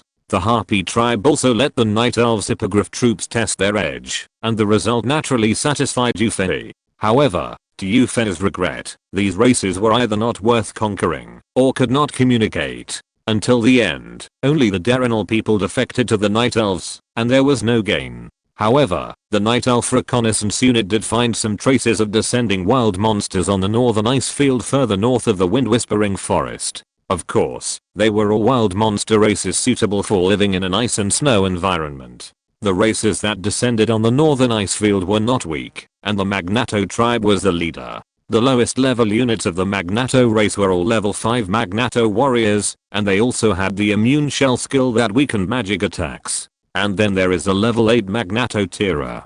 In addition to being immune to the shell, Magnato Tira also has an ice bomb skill similar to Eric Zinmo's fireball skill. Ice bombs can cause a certain amount of damage and put the hit unit into a dizzy state for a period of time. As for the high level, it is the top level in the game, that is, the 10th level of the horror monster unit Magnato Destroyer. This is a monster at the same level as a dragon. However, according to the information Euphony has found, the strength of this Magnato Destroyer is only level 9 for some reason, and it has not reached the terrifying level of mythical level. Although Euphony has some vague guesses until now, he still doesn't know that the level 9 and 10 units in the Warcraft game will descend to SLAs in the form of sealed strength. It was not until Euphony descended some time ago that they began to gradually unseal and restore their strength. However, even at level 9, the strength of Magnato Destroyer still cannot be ignored by Euphony. In addition to the 2 skills of Magnato Tira, Magnato Destroyer also has the Thunderstrike skill in the game. As for what skills were added to the Slays continent, Yufei did not find out. In addition to Magnato, the descending races living in the northern icefield include Tusker, Snow Bear Monster, Ice Troll, etc. Even beasts like mammoths descended in the northern icefield in the form of groups. Yufei believed that these descending races might make the original owners of the northern icefield, the Amazon tribe, miserable. Haha, wasn't he just about to make friends with the Hill Dwarves and the Amazon tribe to establish a stable rear for the Night Elves? The Hill Dwarves have a demon-killing tribe to cushion them, which is considered stable, but the Amazon tribe itself has not yet contacted. Yufei is very interested in touching the descending wild monsters in the northern icefield. If for nothing else, just to upgrade the Night Elf troops. In the war to unify the wind-whispering forest, countless newly trained Night Elves advanced one after another, and elite female teachers, wind shooters, lightning shooters, etc. can already exist as a regular organization. However, because the number of newly trained Night Elves is too large, there are still many Night Elves who have not been able to advance. It may be a good choice to advance the troops, to eliminate the northern icefield monster forces close to the wind-whispering forest. What's more, this can also make friends with the Amazons, killing 2 birds with 1 stone. Well, but we can't just wipe out the wild monsters in the northern icefield. Otherwise, what if the Night Elves' kindness is not understood by the Amazons? Then the Night Elf army will be dispatched at a loss. Yufei hopes that when the Night Elves attack the human world, the Amazons will also be dispatched at the same time, to divert some of their attention. However, it is not an easy task to achieve this kind of relationship, and it must be managed well. Yufei pondered, and a plan gradually formed in his mind. Chapter 3 Don't be stingy with rewards and tickets. Chapter 216 Magnato's attack. On the cold northern icefield, the biting north wind kept howling. When the wind was strong, the cold wind rolled up the snow on the ground, forming a snowstorm that swept a small area or the entire northern icefield. At this time, a small snowstorm was happening in the northern part of the northern icefield. Although it can still be considered summer now, the intersection of summer and autumn, the coldness of the northern icefield does not seem to be affected by the weather, and the same is true for the snowstorm. And in this snowstorm, that countless people are afraid to avoid, there is actually a small team struggling to trek. The camera zoomed in, and there were about a dozen people in this small team, and they were even dragging 2 huge corpses behind them. A closer look showed that the 2 corpses were actually mammoths. These 2 dead mammoths, one large and one small, if Yufei were here, he would definitely be able to recognize that one was a level 3 juvenile mammoth and the other was a level 5 ice fang mammoth. Although the apparent levels are level 3 and level 5, the huge size makes the mammoth not only stronger in combat power than the bronze and gold levels of the general country, but also has a much stronger vitality. But even so, they were still solved by this team, and even the corpses were dragged forward in the snowstorm, which shows the strength of this team that hunted 2 mammoths. At the front of the team is a graceful woman, but her height is about 2 meters. Like the others in the team behind, this woman is not wearing warm clothes on the cold icefield, and even a large part of her thighs and arms are exposed. The exposed thighs and arms can show the woman's strong muscles, and the oil paint on her face also proves that she is a great warrior of the Amazon tribe. This female Amazon holds a wooden spear in her hand. This is her weapon. Although it is made of wood, the weapons made of ice wood unique to the snowfield are not inferior to steel weapons. The female Amazon is obviously the leader of this team, and this team is the hunting team of the Amazon tribe. Not much food can be grown on the northern ice sheet, and only a few places have the conditions for growing barley, which is certainly not enough for the entire Amazon tribe. Therefore, there are many hunting teams in the Amazon tribe. The Amazon tribe, like the Hill Dwarves, is an elder system, and there is no clear king. The hunting team goes out every day to capture various animals living on the ice sheet, and finally the elders distribute them to each Amazon. Among all the prey, mammoths can be said to be the most popular one. Although the meat is relatively rough and not particularly delicious, a mammoth can fill the stomachs of many Amazons. So as long as the strength is sufficient, as long as the Amazon hunting team encounters a mammoth on the ice sheet, it will hunt it. Of course, hunting mammoths is not without danger. If you encounter the terrifying mammoth among mammoths, this powerful mammoth with legendary strength will trample the entire Amazon hunting team into meat sauce. Fortunately, the terrifying mammoths generally exist in mammoth communities, and the Amazon hunting team generally only hunts lone mammoths, and very few hunting teams are unfortunate enough to encounter the terrifying mammoth. I heard from the elders that the mammoth did not exist more than 20 years ago. It was one day more than 20 years ago that it appeared on the northern icefield with those hateful races. Looking back at the two mammoth corpses, the female Amazon thought so. Thinking of those hateful races, the female Amazon's face could not help but turn cold. Originally, the entire northern icefield was the world of Amazon, but since those hateful races appeared, the territory of Amazon has been compressed a lot, and it has been attacked by those races from time to time. I really don't know when we can get rid of those hateful races. They have made our Amazon tribe unable to attack human countries and get food. If we can't hunt ice creatures such as mammoths, I'm afraid the Amazon tribe will starve to death. Even with the supplement of wild beast meat, the Amazon tribe often starves to death due to lack of food. The female Amazon thought about this angrily and did not notice some figures approaching in the wind and snow until the other Amazons behind her exclaimed. In the howling wind and snow, some figures that are much larger than Amazons passed through the wind and snow and approached the Amazon hunting team. When these figures were less than 100 meters away from the hunting team, the female Amazon, who was awakened by the team members' exclamation, shrank her pupils and recognized these creatures. These figures looked a bit like a smaller version of the mammoth, but the upper body had a human-like head and two strong arms. In their strong arms, they also held a huge stone spear. And on the human-like head, there were two sharp fangs.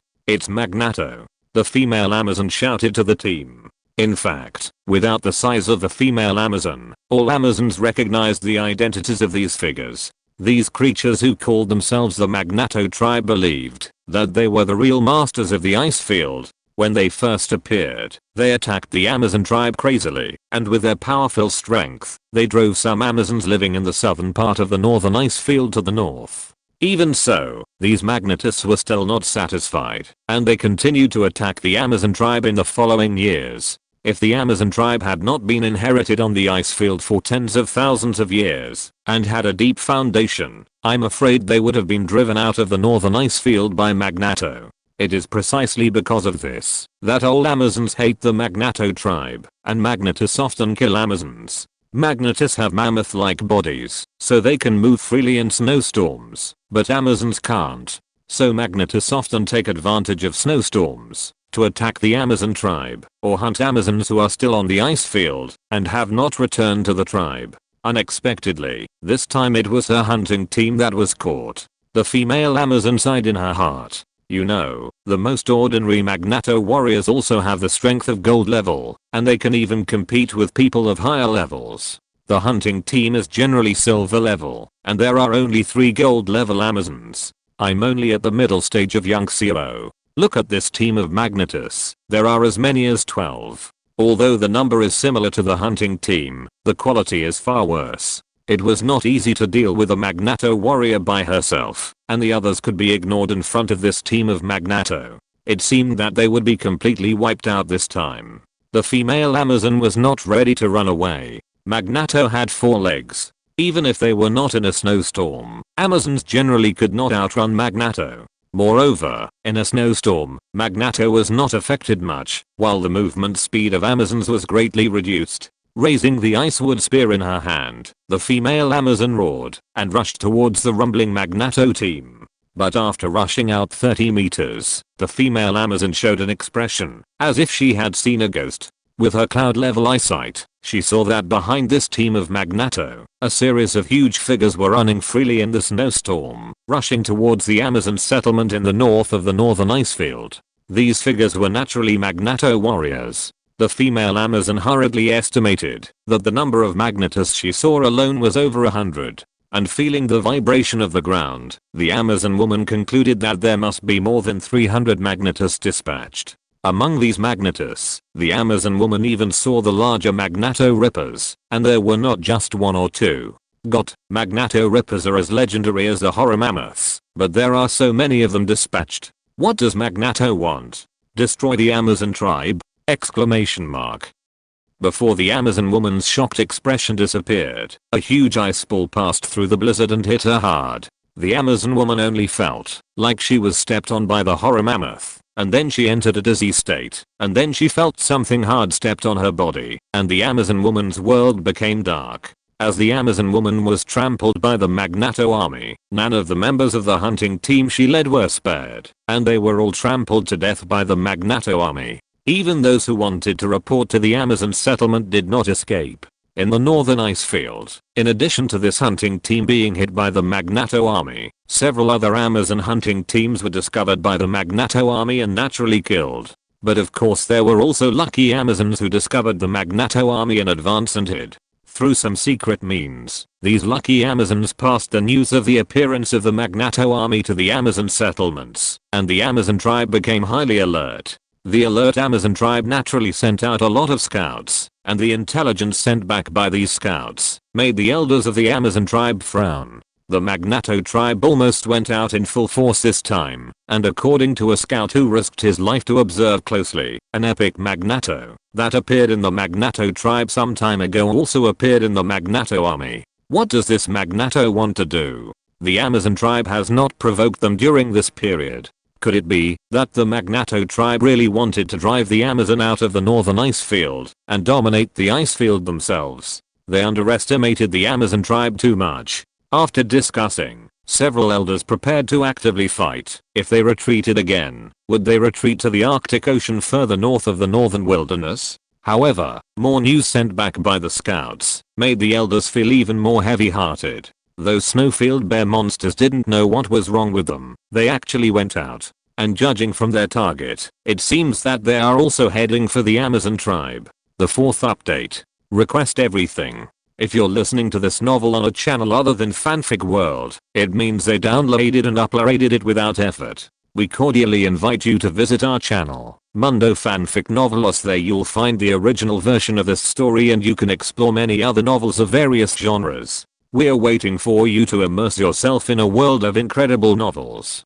Chapter 217 Euphena's Strategy. Time, Northern Wasteland. Location, Magnato Attack. Event, 3 hours later. No, I got it wrong. Eupheny cursed himself in his heart. At this time, the snowstorm had gradually stopped. If someone from the Amazon and Magnato tribes who were confronting each other on the ground looked up, they might have seen several black spots hovering in the air. These black spots were the storm crows transformed by the raptor druid.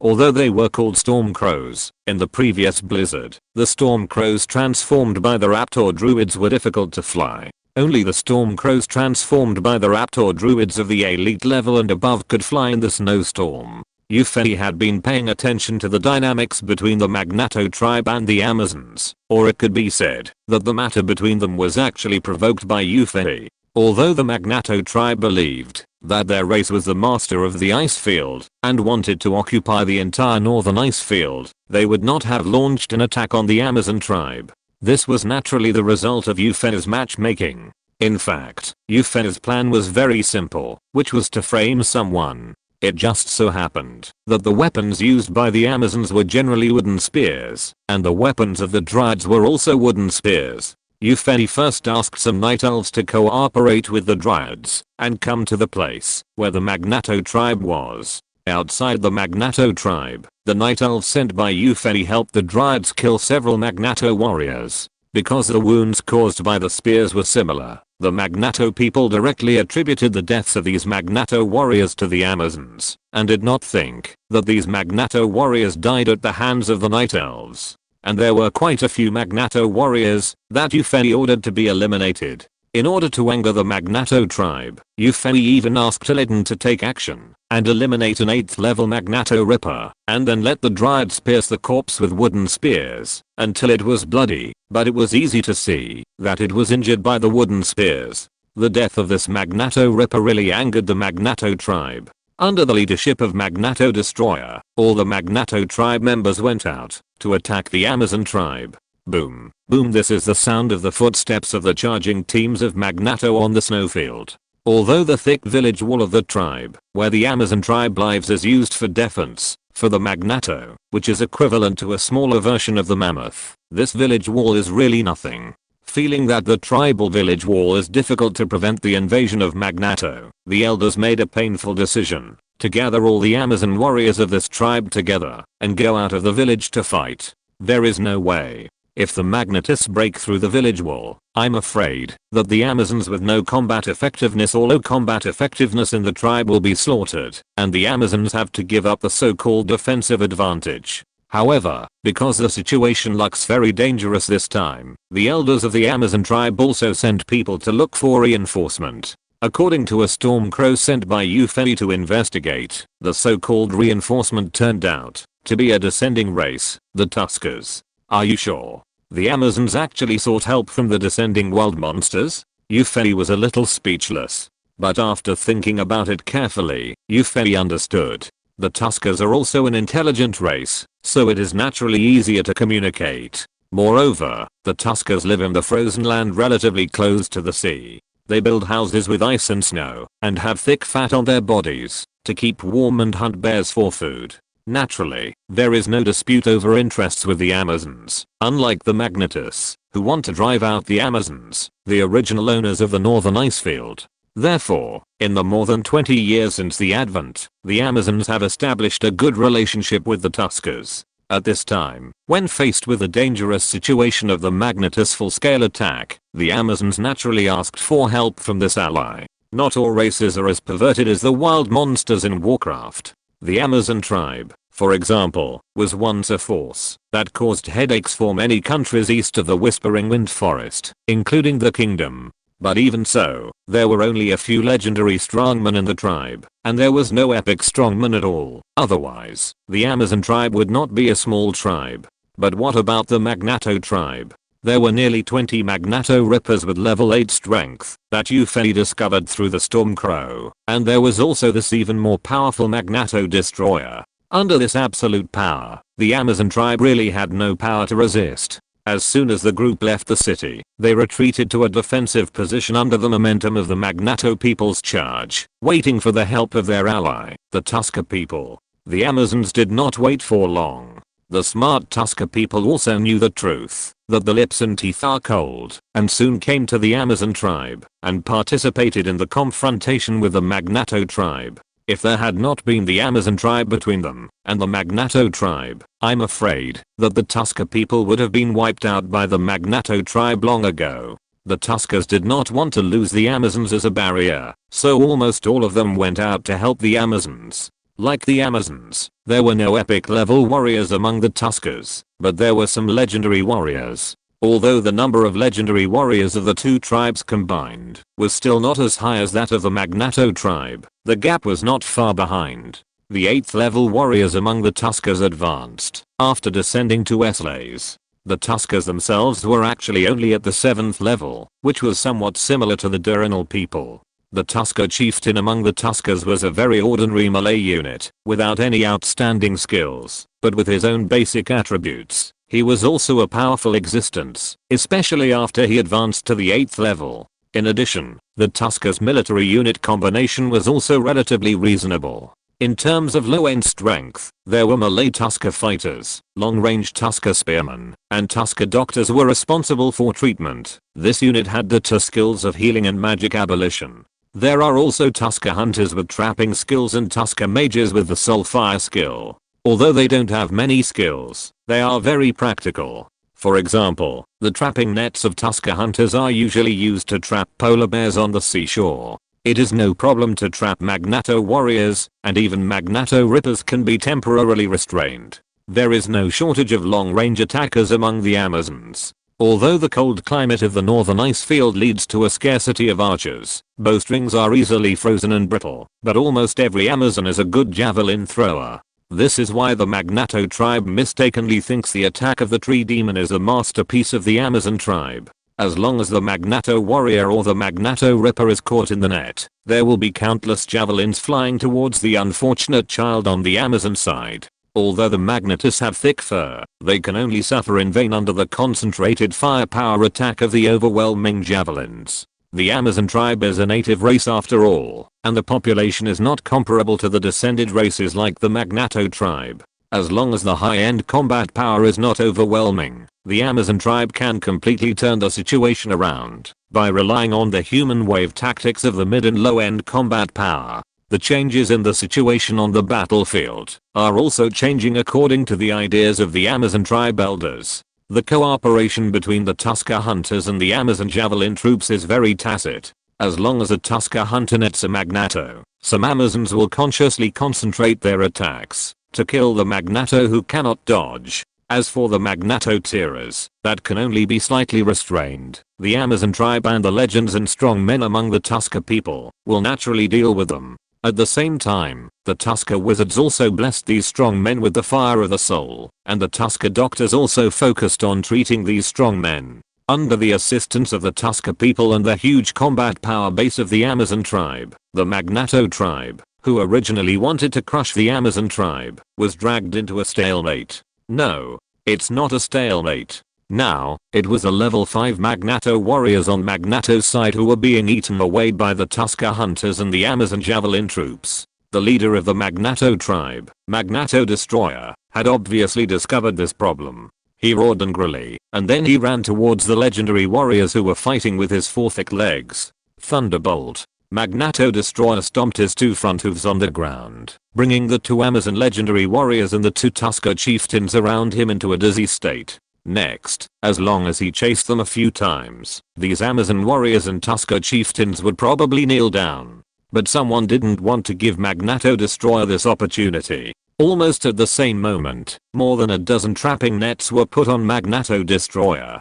To be honest, a trapping net is nothing to Magnato Destroyer, and he can break free with a slight struggle. But more than a dozen nets are different. Although it still couldn't trap Magnato Destroyer, it still took him a few seconds to break free. The next moment, more than a dozen nets covered the strongest man on the field, preventing him from achieving any combat results. Yufei, who was observing all this through the storm crow, was shocked to see this. He still underestimated some soldiers who seemed to have weak combat effectiveness. By the way, the Darinal hunter also has trapping skills, so he must make good use of it. At this time, the Magnato Destroyer and a dozen Magnato Rippers were pinned down, and the Magnato warriors were gradually devoured. It seemed that the Magnato tribe that attacked the Amazon tribe was about to be killed. But at this time, something unexpected happened. Chapter 5 is presented. I'm so sleepy in the mortal world. I'm going to sleep.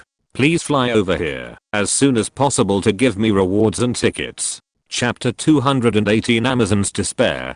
Although the Amazon tribe had a huge advantage with the help of the Tusker people, the faces of several elders in the Amazon group did not relax. The leader of the Tusker people, an 8th level strongman who had advanced from a Tusker mage, was a little confused when he saw this. However, just as he was about to ask several elders why they suppressed Magnato, but still did not relax, some figures on the distant ice field came from far and near, also rushing towards the Amazon tribe. Seeing these figures, the faces of several Amazon elders suddenly turned pale, and the leader of the Tusker people also looked bad. After seeing these figures clearly, is it that God wants to kill our Amazon tribe? An Amazon elder murmured.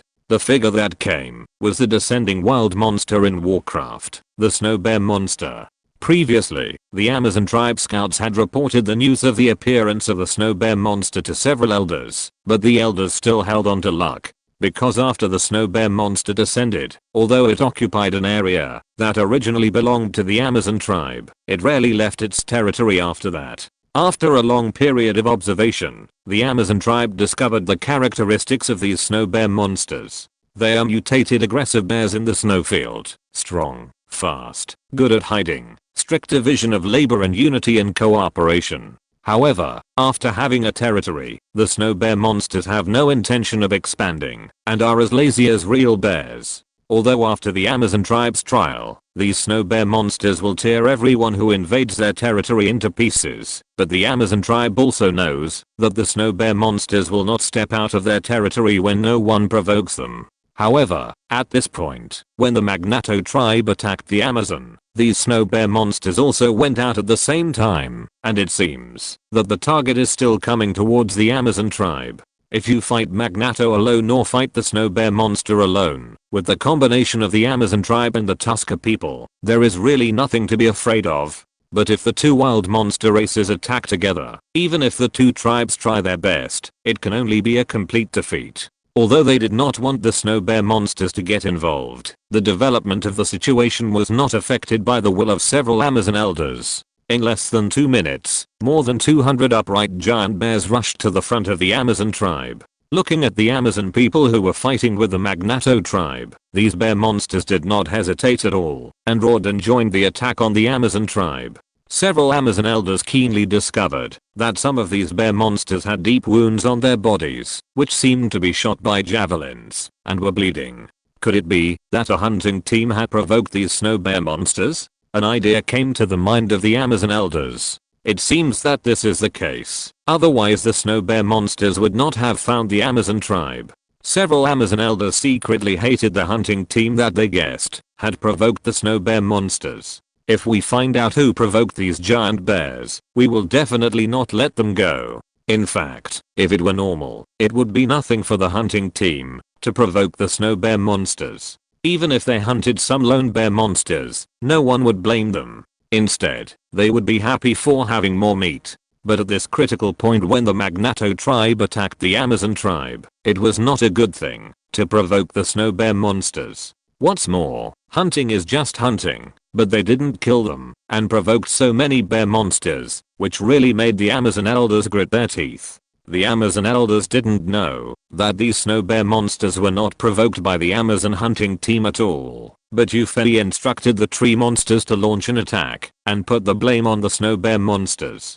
Although these snow bear monsters are mutated giant bears, they don't have much improvement in treating colds. Naturally, they easily fell into Ufei's trap and obediently came to add fuel to the battlefield on the Amazon side. After the snow bear monsters joined the battle, the Amazon River Tusker people quickly fell into a disadvantage. If the Tuskers had not restrained themselves against the snow bears, the two united forces would have collapsed at the first blow under the attack of the two powerful wild monster races. The Tuskers hunt bears for a living. Although these snow bears are mutants, they still have many of the same habits as the white bears on the ice field, so the Tuskers can deal with them easily. However, when the Tuskers deal with the snow bears, the Amazons cannot fight against the Magnatus on their own. Moreover, the strength of the snow bears is not ordinary. Moreover, the snow bears are also a wild monster race that combines combat and auxiliary arms. In terms of warriors, the snow bears have a large number of ordinary snow bears at level 4, many snow bears warriors at level 7, and snow bears trackers with deceleration skills. The strongest ones are several snow bears Ursa warriors with command auras and war trample skills. War trample, violently hit the ground, stun the surrounding enemy troops for 3 seconds, and cause a very small amount of damage. In addition to warriors, the snow bear monster also has 2 auxiliary arms. They are the snow bear monster shaman and the elder snow bear monster shaman. In addition to its strong attack power, the snow bear monster shaman also has 2 skills, abolition of magic and frost armor. Frost armor consumes a small amount of magic points to surround the target with a layer of protective frost armor. This layer of armor not only increases 3 points of defense, but also slows down the attack speed of enemies who attack him at close range within 5 seconds. Lasts for 45 seconds. The casting interval is 1 minute. In addition to its stronger attack power than the snow bear monster shaman, the elder snow bear monster shaman also has 2 skills, Frost Nova and Healing Wave. Needless to say, Healing Wave is a powerful recovery skill. Ufei has always been very jealous. He only has a dozen or so Narada prophets under his command. As for Frost Nova, it is a dual skill of attack and restriction. Frost Nova, low cost, creates a frost explosion at the target location, dealing a small amount of damage to all nearby enemies, and slowing their movement speed and attack rate. The slowing effect lasts for 10 seconds. Casting interval is 30 seconds. With the cooperation of the Snowfur Shaman and the Snowfur Warrior, the Tusker people were just struggling to hold on, while the Amazons had already collapsed. Without the restrictions of the Tusker Hunter's trapnet, Magnato Destroyer was able to escape. Bound by more than a dozen trap nets, it was extremely difficult for Magnato Destroyer to move forward even 2 steps, let alone launch an attack. On the contrary, the Amazons took advantage of Magneto Destroyer's restraints to send him a lot of javelins. Although Magneto Destroyer did not suffer much damage due to his super defense, he was filled with great anger. But this Amazon tribe not only dared to secretly kill our Magneto, but also dared to disrespect the great Magneto tribe leader. It is really unbearable. In fact, Magneto Destroyer, like Zed's Hell Envoy, was awakened some time ago. The awakened Magneto Destroyer quickly established his leadership position in the Magneto tribe. After learning about the distribution of forces on this ice field, Magneto Destroyer did have the intention to unify the ice field. However, the Magneto tribe is not the only one in the entire ice field. There are also many forces that are not far behind, or even have similar strength to the Magneto tribe.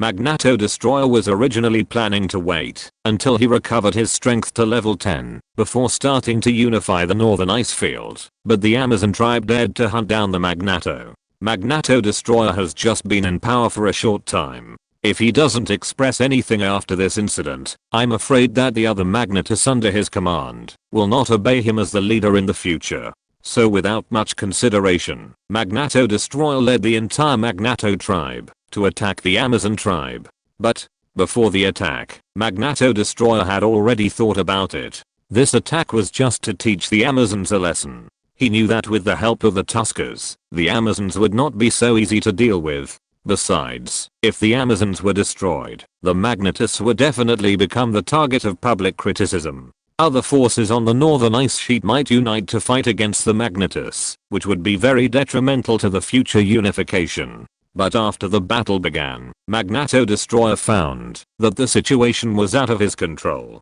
First, the combined fighting power of the Amazons and the Tuskers actually put the Magnetus at a disadvantage, and even he, a 9th level warrior, was restrained. Then many Magneto warriors were killed and injured, which made Magneto Destroyer very angry. However, because he was at a disadvantage, Magneto Destroyer was ready to retreat. But at this moment, the snowfield bear monster, whose strength was comparable to that of the Magnetus, also got involved, and it seemed that his purpose was the same as that of the Magnetus. This made Magneto the Destroyer give up the idea of retreating.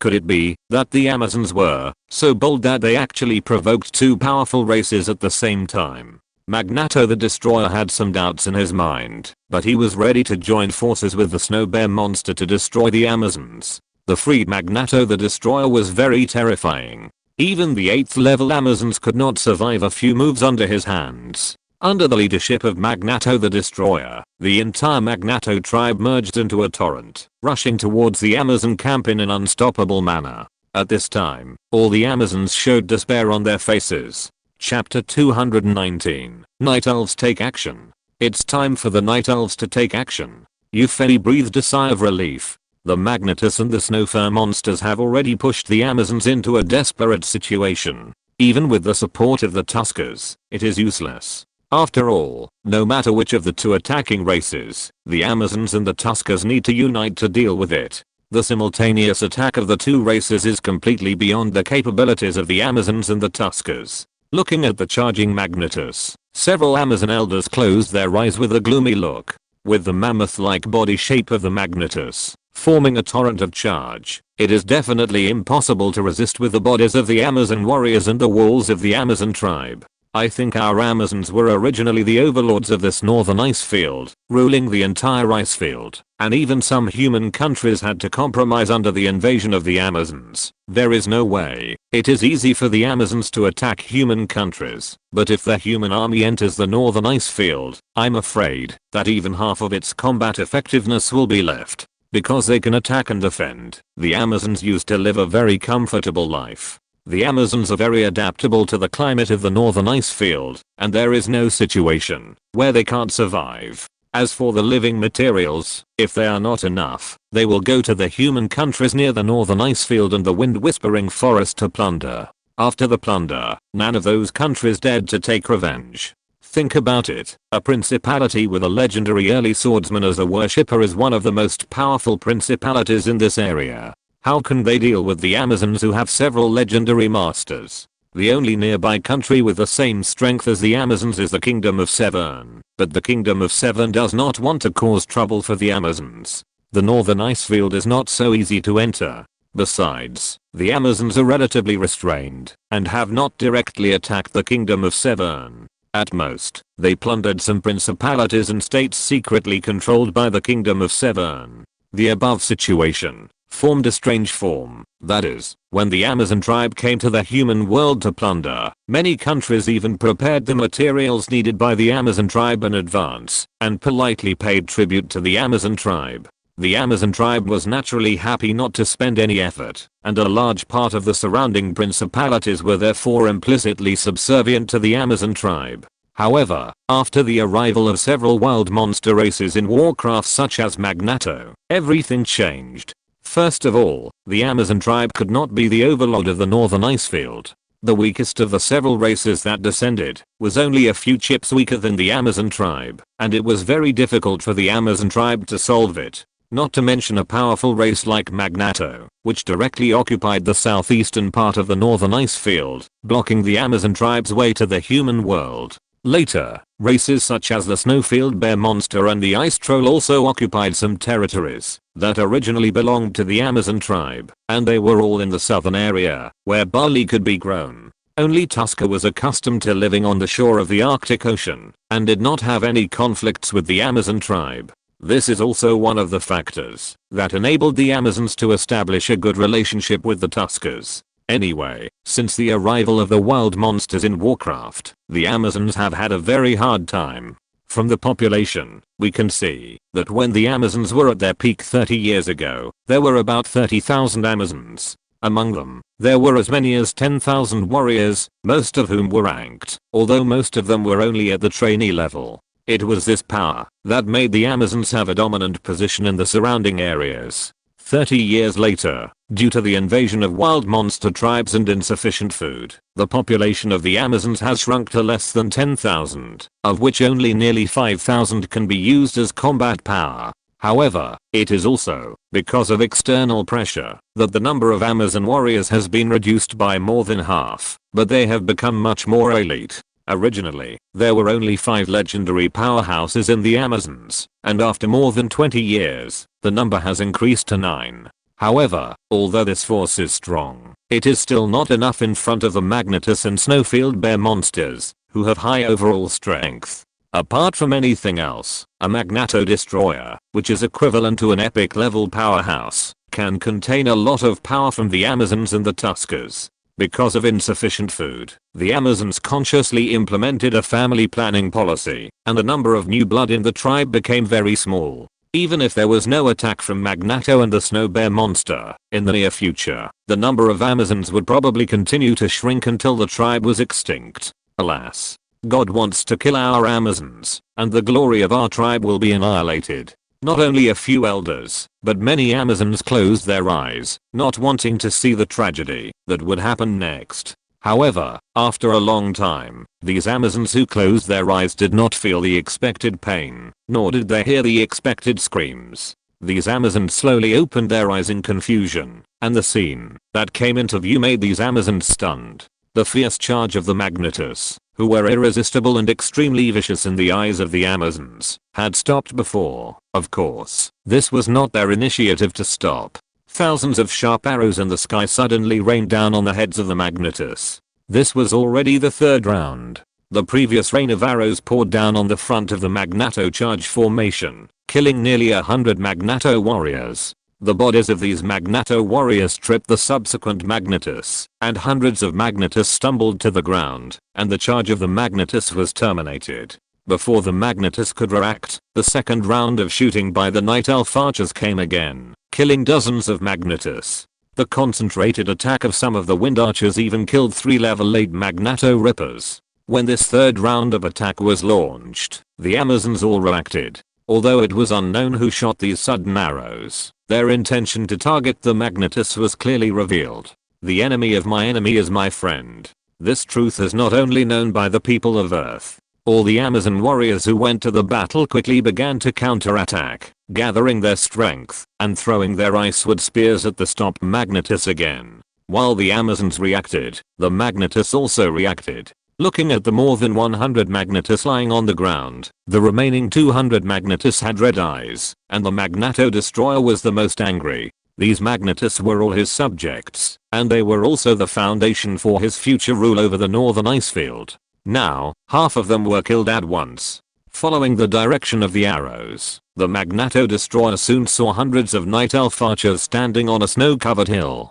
Hundreds of archers shot thousands of arrows, which could only be done by the Night Elf archers who generally possessed various skills. Although he didn't know what these creatures were, seeing the archers pulling their longbows to attack again, Magneto Destroyer naturally understood who was the culprit that caused the heavy casualties among his men. With a light wave of the extremely heavy icicle in his hand, Magneto Destroyer led the Magnetus with fire in their eyes to rush to the hill where the archers were. Taking advantage of this opportunity, the Amazon warriors who turned their backs to the Magnetus quickly launched their weapons. However, as before, the attacks launched by these Amazon warriors, whose strength was generally not as high as that of the Magnetus, could not cause any damage under the thick fur of the Magnetus. Only some Amazons with super strength could injure some Magnetus. But at this time, the Magnetus obviously had no time to care about these insignificant attacks of the Amazons. All their attention was attracted by the archers who caused them great casualties. However, Magneto's charge was extremely terrifying for the Amazons, but it was nothing to the Night Elves. The hill where the archers were located was about 600 meters away from where the Magnetus were before. Although the Magnetus charged quickly, it took more than 10 seconds to reach the hill. In these 10 seconds, the follow-up attacks of the archers completely stunned the Magnetus. 10 seconds were enough for the archers to launch several rounds of attacks. The effect of these rounds of attacks was that the Magnetus who rushed to the bottom of the hill were only the Magneto Destroyers and several Magneto Rippers. All the other Magnetus fell on the way to charge. On the way to charge, the Magneto Destroyer regretted it. Looking at the Magnetus who kept wailing and falling to the ground in the rain of arrows, the Destroyer felt like a knife was cutting his heart. How could it be that it was not just the Magneto Destroyer? Everyone who saw this scene was shocked beyond words. In addition to the Amazons, the Tuskers and the Snowfield Bear monsters who discovered the situation here also stopped fighting in shock, separated and observed the situation. Although he regretted it on the way to the charge, the Magneto Destroyer could no longer stop the charge. If he retreated halfway, the Magnetus would still be attacked by the archer's ratchet. Not only did he suffer heavy casualties, but this charge also had no effect. After completing the charge, although only the Magneto Destroyer and a few Magneto Rippers survived, the Destroyer was confident that he could rely on these Magnetus to deal with those archers who looked very weak. With a roar, the Magneto Destroyer led the remaining few Magneto Rippers to attack the archers.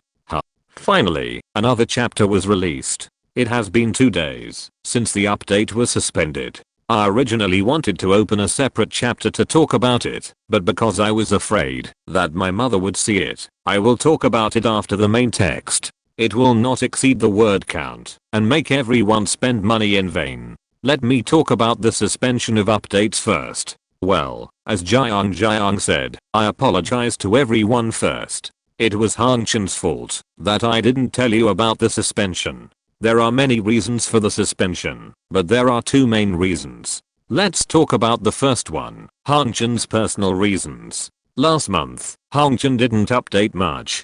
Although there were a few days with 15,000 updates, the average was only more than 6,000 per day. Even with these few updates, Hangchen was exhausted. A rough calculation shows that on October 31st, Hangchen booked at least 20 night flights. This is also why I didn't dare to let my mother see it.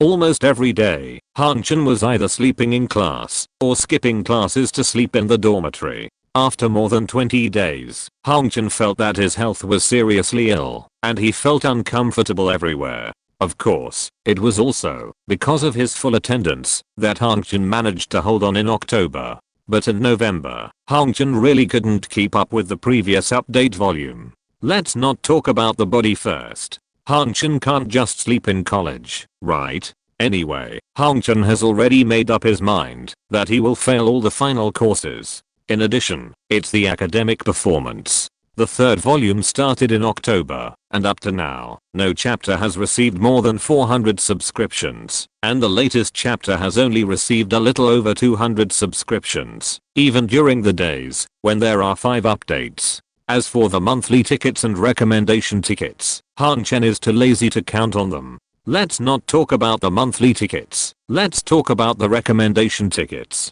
Even if we look at the recent subscriptions, there are still more than 200 book friends who have been reading this book, right? But there are only 30 recommendation tickets every day. Han Chen is no longer able to say this comparison. You know, everyone has more than one recommendation ticket, but not even one is left for Han Chen's book. In order to write the book, Han Chen agreed with his mother that he would be responsible for his living expenses, but this result is Han Chen originally expected this book to be about 1.6 million to 2 million words. But when he continued writing, he found that the nearly 600,000 words so far are only the beginning. If all the plots arranged by Han Chen are written, it may take 3 to 4 million words to finish. But the performance of the book makes Han Chen feel a little unsustainable. Although it will not be unique, it is possible to speed up the plot and end it quickly. Maybe it will end with more than 1 million words?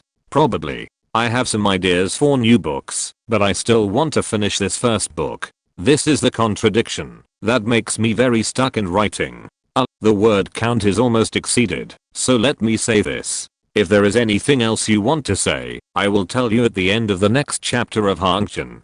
Chapter 220 Vulnerable. If the archers really had to endure the attacks of the Magneto Destroyer and several Magneto Rippers, they would definitely be defeated. Although the archers brought great damage to the Magnetus, if the Magnetus got close to them, the archers' pitiful bodies would definitely not be able to withstand the brute force of the Magnetus. Looking at the archers who were close at hand, the Magneto Destroyer and the few remaining Magneto Rippers showed a cruel smile.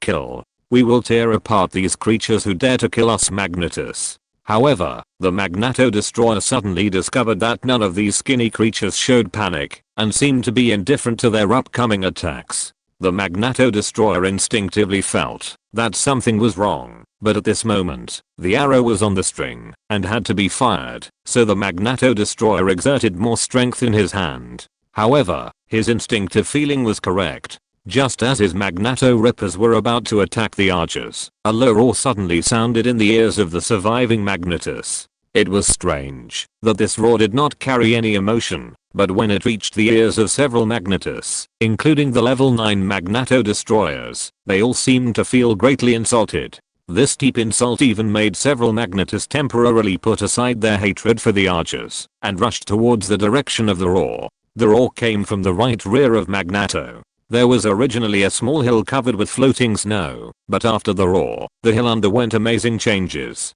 The hill suddenly trembled, and then the whole hill stood up! Exclamation mark. The Amazons and Tuskers who saw this scene opened their mouths wide enough to put down an ostrich egg. This hill stood up to about 30 meters high, and the roar just now was made by him. The Amazons and the Tuskers were very surprised, but the archers certainly did not show any surprise, because this small hill was the leader of the mountain giants among the Night Elves, Tenno. After a series of battles in the Wind Whispering Forest, Tenno has been upgraded to the elite level. In addition to becoming larger, his various skills have also been strengthened. For example, the skill of taunting originally only worked for a moment or a few blinks of an eye against powerful enemies of level 8 or 9.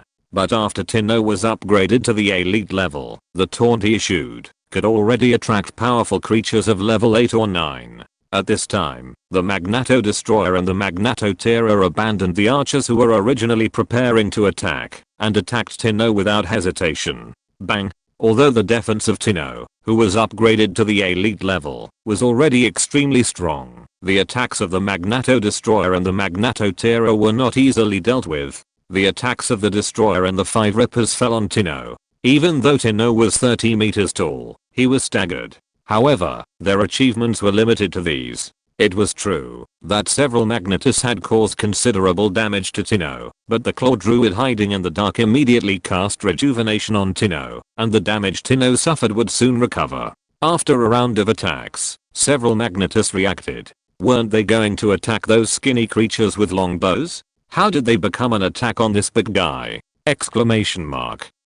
Before they could figure it out, Tino launched a counterattack. It seemed that Tino did nothing, but countless rocks suddenly appeared above the heads of several Magnetus, smashing down on the Magnetus below. Several Magnetus were caught off guard and were hit by the rocks. In addition to some impact damage, several Magnetus, including the destroyer, fell into a dizzy state. The archers would not miss this great opportunity. A dozen or so swift archers in the team shot arrows at each Magneto with their superb shooting skills, tearing through the whistling wind on the snowfield. Originally, with the strength of these Magnetus, although it was difficult to dodge, because the archers' attacks were locked, they could block the arrows with their excellent physical strength and reaction ability. These Magnetus had survived several rounds of arrow rain from the archers in this way before. But now it was different. Under Tino's skills, the Magnetus who were hit into a dizzy state were huge live targets. The arrows shot by the archers hit the target without exception, and even landed in the same place.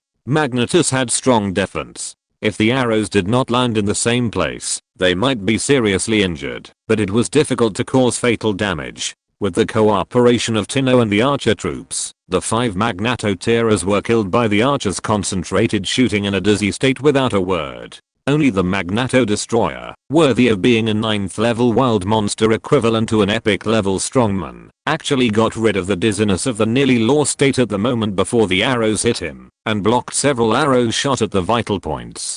Although the other arrows shot at the Magneto Destroyer, it was difficult to cause any damage to him with his thick skin and flesh. The Magneto Destroyer, who recovered from the dizzy state, did not attack Tino, who was an obvious target, but continued to rush towards his previous target, the archer. He knew very well that it would be difficult for him to cause great damage to this suddenly appearing stone giant for a while, but under the restraint of this stone giant, those thin creatures could bring fatal threats to themselves. Magneto Destroyer was the head of a clan, so he was naturally not stupid. Of course, he could think of solving the archers who could threaten him first. But Yufei would not let him have his way. In other words, the fate of the Magneto Destroyer is already doomed. Apart from other things, the cooldown of the mountain giant's taunt skill is very short, and Tino can actually release the taunt now. If Tino can taunt the Magneto Destroyer again, and more than 100 Hurricane archers in the archer team attack at the same time, I believe that the Magneto Destroyer with the 9th level strength will not be able to survive.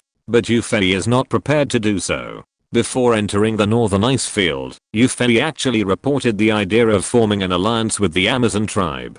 But after seeing the current situation of the Amazon tribe and their powerlessness under the attacks of Magneto and the Snowfield Bear monsters, Yufei changed his mind. A mere Magneto tribe can suppress the Amazon tribe, but now the Night Elves can easily destroy the Magneto tribe. Is there any point in talking about an alliance? Alliances occur between two forces with similar strengths. Now the strength of the Night Elves and the Amazon tribe is so different. What alliance is there to talk about? Moreover, the current living conditions of the Amazons can be said to be extremely miserable. The Night Elves have too many advantages over the Amazons, and the idea of an alliance is meaningless. Yufei quickly changed his mind and prepared to turn the expected alliance into a vassal relationship. That's right, since the strength is too far apart, the Amazons should be taken as a vassal race just like the demon-killing tribe that is now thriving between the wind-whispering forest and the dwarf hills. Yufei thought very clearly.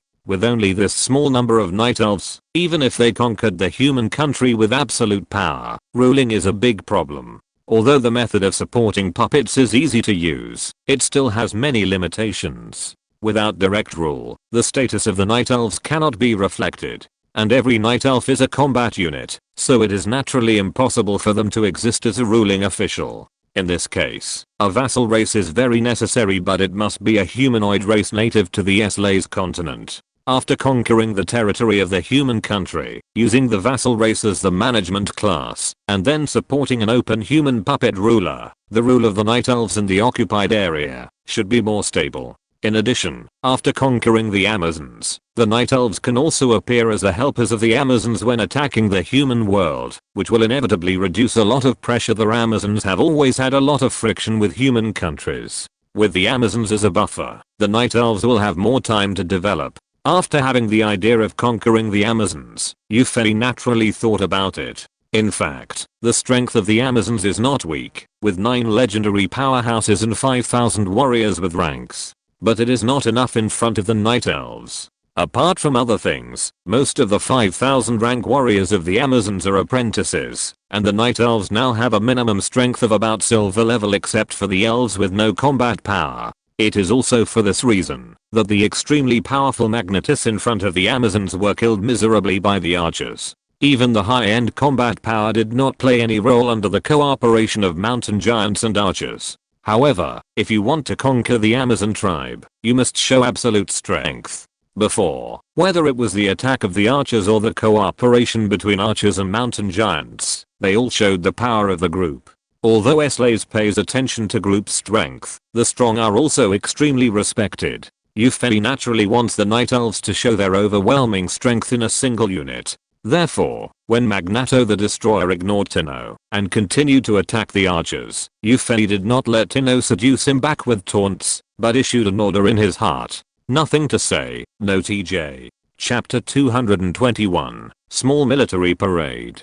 At this time, the Amazons and the Tuskers were also deeply shocked by the scene that happened in just a few minutes. Several Amazon elders who had closed their eyes tightly and didn't want to see Magneto trample the Amazons opened their eyes and never blinked again after realizing that something was wrong, staring motionlessly at the battle between the Night Elves and Magneto. Seeing that the Night Elves defeated the undefeatable Magneto in the eyes of the Amazons with a crushing momentum, leaving only the Magneto Destroyer out of the original 400 Magnetus. After being shocked, the Amazons and the Tuskers were deeply worried. The overwhelming rain of arrows and Tino's huge size and super defense could bring devastating damage to the Magneto tribe, so wouldn't it be even more terrifying for the Amazons and the Tuskers, whose strength was not as good as the Magneto tribe? No one knows where this force came from, but it is so powerful.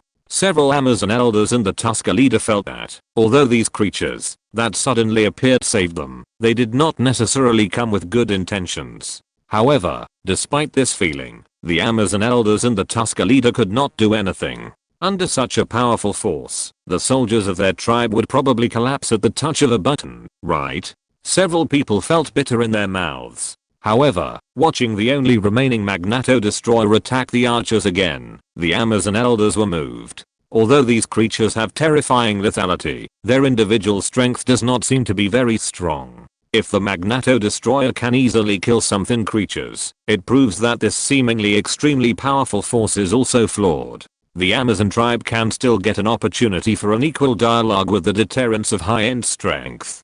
But what happened next made the Amazon elders who still had a fluke in their hearts completely extinguish their thoughts. Just as Magneto Destroyer launched another attack on the archers, he felt a flash before his eyes, and a thin figure appeared in front of him. The one who appeared in front of Magneto Destroyer was the strongest single combat power of the Night Elves at present, Demon Hunter Illidan. After slaughtering the Eric clan alone, Illidan was close to level 7. After continuing to wipe out the 2 tribes of wild monsters in the Whispering Wind Forest, Illidan has successfully reached level 7. Illidan at level 7 is equivalent to the strength of the early to mid-epic level on the Slays continent, that is, the strength of the 9-level wild monster. With the blessing of the hero's exclusive equipment and the magic items in the equipment column, Illidan may be able to compete with the peak of the epic level. As for skills, Illidan's skills are much stronger than Magneto Destroyer. With the advantage of equipment, Yuffie is confident that Illidan can easily get rid of Magneto Destroyer.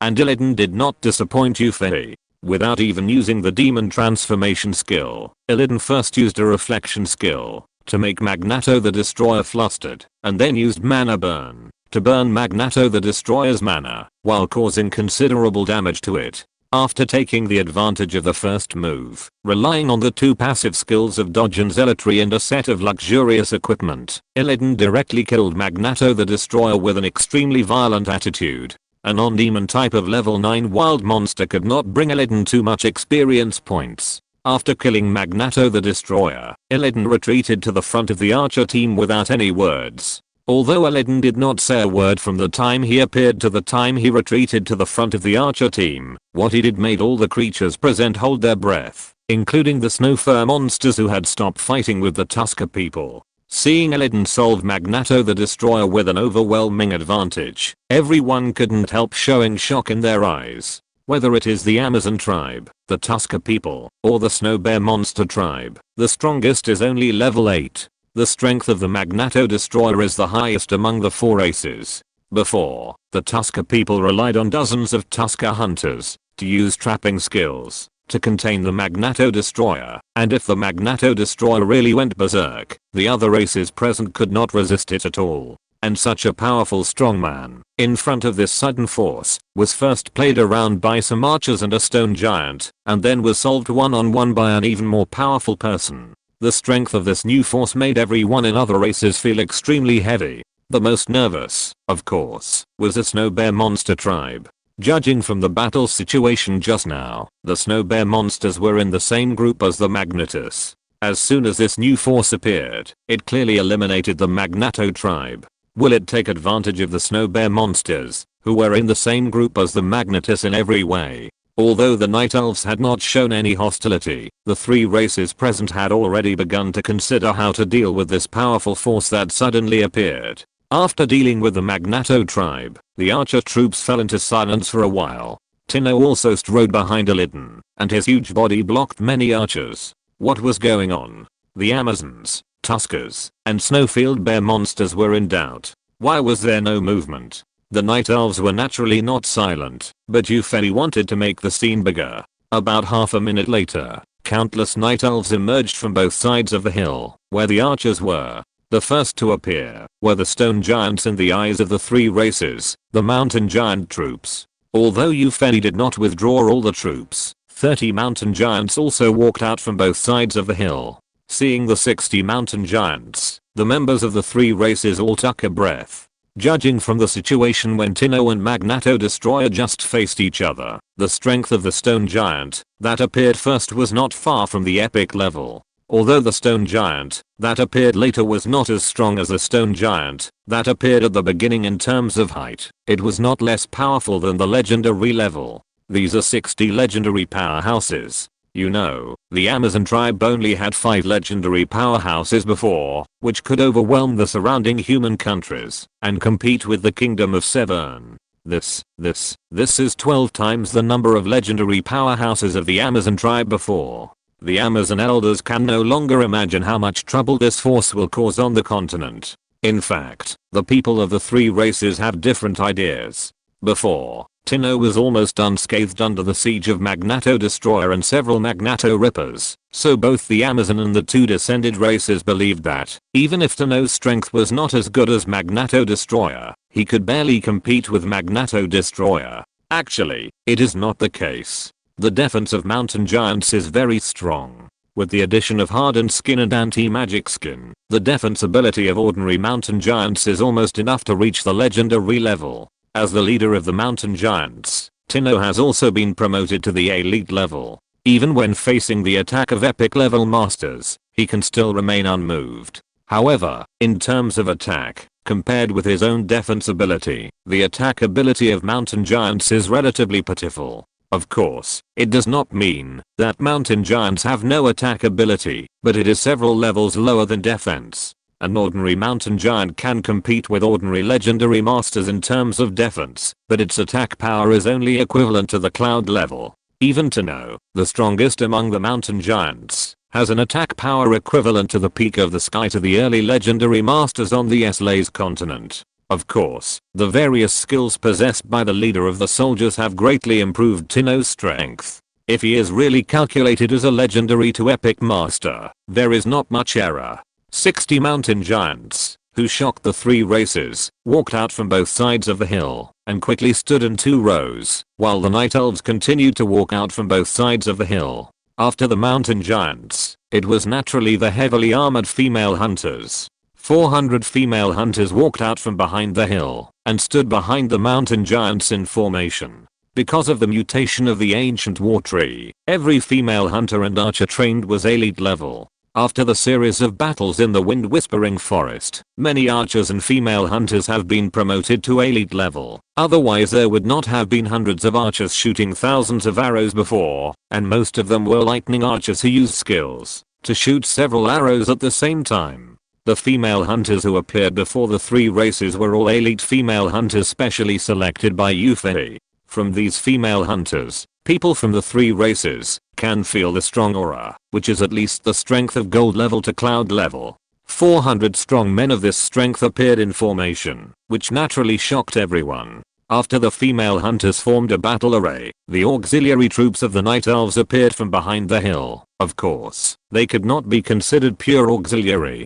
Dozens of sturdy figures were on the march, and they either transformed into a leopard with lightning flashing between its claws, or into a huge brown bear. The unification war in the Whispering Wind Forest did bring a lot of experience to the Night Elves. Even the ordinary level claw druids were upgraded to elite level, and of course the first to upgrade was the chief soldier Cerebi. Elite level claw druids can transform into the 6th level magic beast Thunder Panther, and elite level ones can transform into the 8th level magic beast Earth Bear. Of course, the magic they possess is incomplete. Chapter 222, Small Military Parade.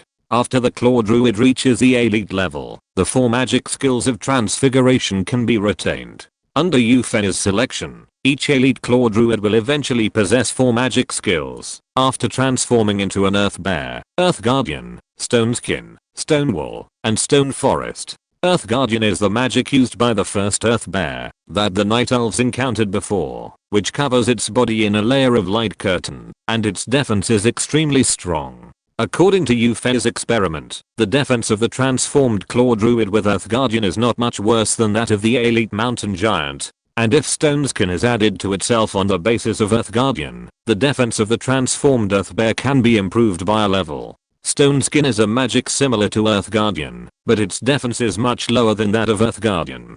Correspondingly, the mana consumed is also much less. But what Yuffie values is that the skill of Stone Skin can be used on other units, instead of being used only by itself like Earth Guardian. With Stone Skin, fragile characters like archers can have a layer of protection. If used against other meat shields, it can also make them more meaty. Stone Wall, as the name suggests, is to form a stone wall. Yuffie chose this skill of the Earth Bear to prepare for positional warfare. What's more, the function of Stone Wall is not only to build fortifications, it is a very practical skill.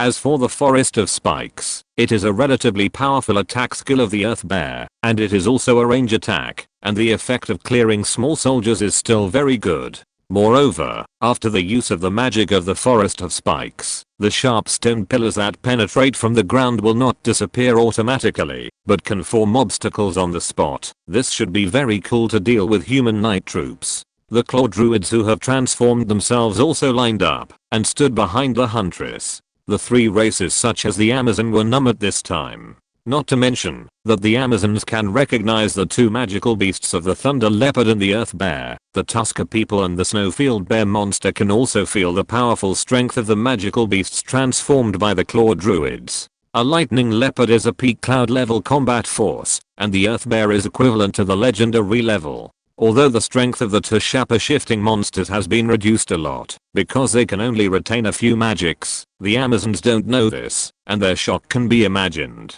Unlike the Tusker people and the Snow Bear monsters who were simply shocked by the strength of these newly emerged creatures, the Amazons also had some doubts while feeling the powerful strength of the Night Elves. An old Amazon elder asked another Amazon elder, "This shapper-shifting monster seems to have some elf characteristics. Is this the legendary shapper-shifting druid?" The Amazon elder who was asked was stunned for a moment, then nodded slightly. "Yes, it seems to be a shapper-shifting druid. But isn't the shapper-shifting druid only in ancient times?" This elder was also very confused. There are also some druids among the elves now, but those druids are different from the druids in the Night Elves. They do not have the various abilities of the 2 druids in the Night Elves. The elven druids on the continent of Esres can only communicate with plants and drive some plants. Some druids have a deeper study of herbal medicine. If Yuffie knew the definition of druids on the continent of Esres, he would probably laugh his teeth off. Communicate with plants? Drive plants to a limited extent? This seems to be something that every night elf can do. At least no matter which type of soldiers, as long as they are night elves, they can communicate with plants. That is to say, every night elf is a druid. The appearance of the claw druid triggered a discussion among several Amazon elders. After a lot of discussion, the Amazon elders came to the same conclusion as the hill dwarf Gargant. This suddenly appeared force is probably a tribe inherited from the ancient elves. Compared with Gargant, these Amazon elders are naturally much more knowledgeable and know more about elves. Now most of the elves on the continent of Esraz are not pure-blooded elves. In thousands of years and several wars that affected the entire Esraz, the ancient elves have become a legend. It is said that in ancient times, the elves were the rulers of the continent of Esraz, and other races were vassals of the ancient elves. The ancient elves were extremely powerful both in terms of individual strength and military strength. In the end, if there had not been problems within the elf empire, coupled with the massive invasion of the demon realm, the elves would probably have always been the rulers of Esraz. The Shapeshifter Druid was a profession that the elves had in ancient times. The Shapeshifter Druid can select one or more magical beasts in a mysterious way, and then transform into this magical beast during battle, and possess their various abilities. When the archers appeared before, the Amazon elders had some doubts. Now it seems that this mysterious force that destroyed the Magnato tribe and saved the Amazons and the Tuskers is probably really the elves and the ancient elves. Thinking of the wind-whispering forest south of the northern ice sheet and the magical mountains further south, the Amazons automatically made up an origin for the Night Elves.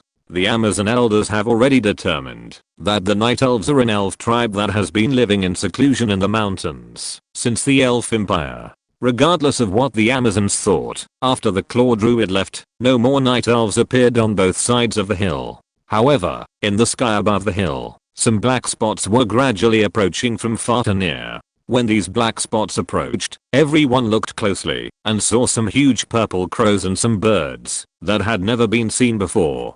After flying over the formation of the Night Elves, the purple crows swooped down to the ground and then transformed into thin Night Elves. These were naturally raptor druids, but the Amazon elders identified them as shape-shifting druids from ancient times and were more certain of their guess of the identity of the Night Elves. And those birds that they had never seen before were the main air units of the Night Elves now, the horned hippogriff. The horned hippogriff in the lead was particularly large compared to the other horned hippogriffs, and it was riding a graceful figure. This larger hippogriff is the leader of the hippogriff army, and its strength is much stronger than that of ordinary hippogriffs. The figure riding on it is the leader of the archers, Avril. That's right, Avril, the leader of the archers, combined with the leader of the hippogriff to become the first hippogriff knight. After reaching the elite level, Avril's strength has been difficult to improve. Although her strength is not weaker than that of the 3rd and 4th level heroes, she is not outstanding among the Night Elves, whose overall strength has leapt forward.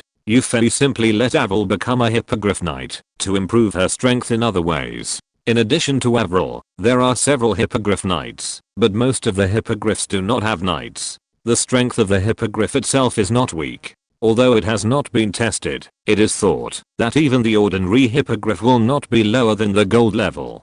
Dozens of hippogriffs bring a lot of pressure to the three races. After the hippogriff appeared, Euphena's troops were completely exposed to the Amazons, Tuskers, and Snow Bears. Although the number was not large, the strength of these Night Elves really shocked everyone. Bears, in the three races. In fact, Eupheny had not planned to do this, but after feeling that the strength of the Amazons was not enough for the Night Elves to take it too seriously, he suddenly had the idea of organizing such a small military parade. Yes, it was indeed a small military parade. The strength of the Night Elves was not reflected at all in this small military parade. If all the strength of the Night Elves was placed in front of the three races, I'm afraid they would be scared to death. In the military parade, the Dryads and Elven Dragons did not appear. The Dryads did not appear because the Dryads themselves were the culprits who provoked the four races to fight. It would be bad if they appeared in front of them. Although Magnato had been eliminated, the one-handed snow bear monster was still there.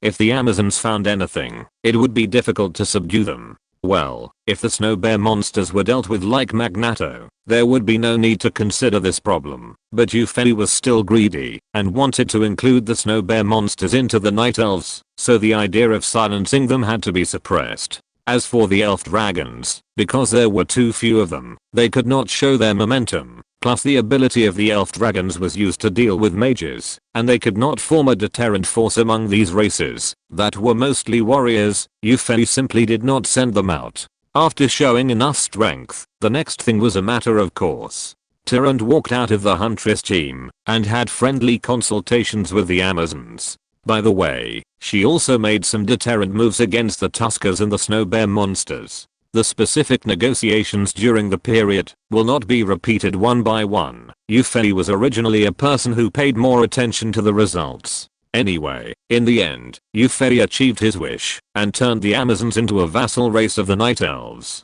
In addition, the Tuskers and the Snow Bear monsters also succumbed to the powerful strength of the Night Elves and became part of the Night Elves. In less than 10 days, after unifying the Whispering Wind Forest, the Northern Icefield also became the sphere of influence of the Night Elves. I'm sorry everyone. This chapter was originally set to be released on time, but I didn't expect the web page to be stuck at the time. I thought I had set it and turned it off directly. In the end, I didn't set it properly.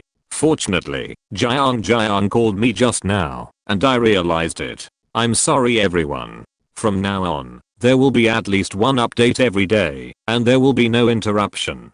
Chapter 223 Thieves Guild Base. With the unification of the Whispering Wind Forest and the Northern Icefield, the power accumulation of the Night Elves has reached a peak. However, Yufei is not ready to let the Night Elves start to march into the human world now. Although the strength is enough, some preparations have not been done. On the side of the Elf King's clone, while the main body was commanding the Night Elves army to continue to conquer the Whispering Wind Forest, the clone was always on the road. Originally, Yufei expected that it would take about 10 days to reach the destination of this trip, the Holy Lion Empire, but after the main consciousness was transferred to the main body of the ancient tree, it took less than 6 days to enter the Holy Lion Empire. This comparison made Yufei a little embarrassed. The time he estimated to travel included time for sightseeing and resting. If the main consciousness was not there, the Elf King's clone would naturally not have the idea of sightseeing, and the modulated body did not need to eat or sleep, which saved nearly half of the time. However, because he was busy unifying the Whispering Wind Forest and conquering the Northern Icefield, Yufei did not pay attention to the actions of the Elf King's clone. Now that he had switched his main consciousness to the Elf King clone, Yufei discovered that the Elf King clone had entered the Holy Lion Empire for some time riding on the Holy Giant Wolf. It was not so easy to cross the border, but the Elf King clone rode the Holy Giant Wolf in a straight line from the wilderness and happened to enter the Empire through the mountains, where the Empire had no defenses. However, the disadvantage of this was that Yufei's Elf King clone failed to obtain an identity certificate at the border of the Holy Lion Empire, and might encounter some troubles in the future. But Yufei didn't care about this. Identity certificate? Now he has the identity of a cloud level mage. Even the Holy Lion Empire, one of the strongest countries among humans, would not despise a cloud level mage. However, it might not be so easy to obtain the identity of an imperial noble. Thinking of the purpose of coming to the Holy Lion Empire, Yufei's face was a little solemn. Shaking his head, he stopped thinking about it. Things will work out when the time comes. But he should go to the big cities of the Empire to get some information first. Maybe there will be unexpected surprises. Yufei did not go directly to the capital of the Holy Lion Empire to see it. The empire was not like the Severn Kingdom, and its strength level was much higher. Although he could already compete with epic masters, Yufei did not think he could hold his own in the capital of the Holy Lion Empire, where masters were everywhere. If the identity of the elf was exposed, Yufei did not know what would happen. But it was thought that there would not be only one epic master in the capital of the Holy Lion Empire. Facing more than 2 epic masters and more legendary masters, Yufei felt that it would be difficult for his clone to escape.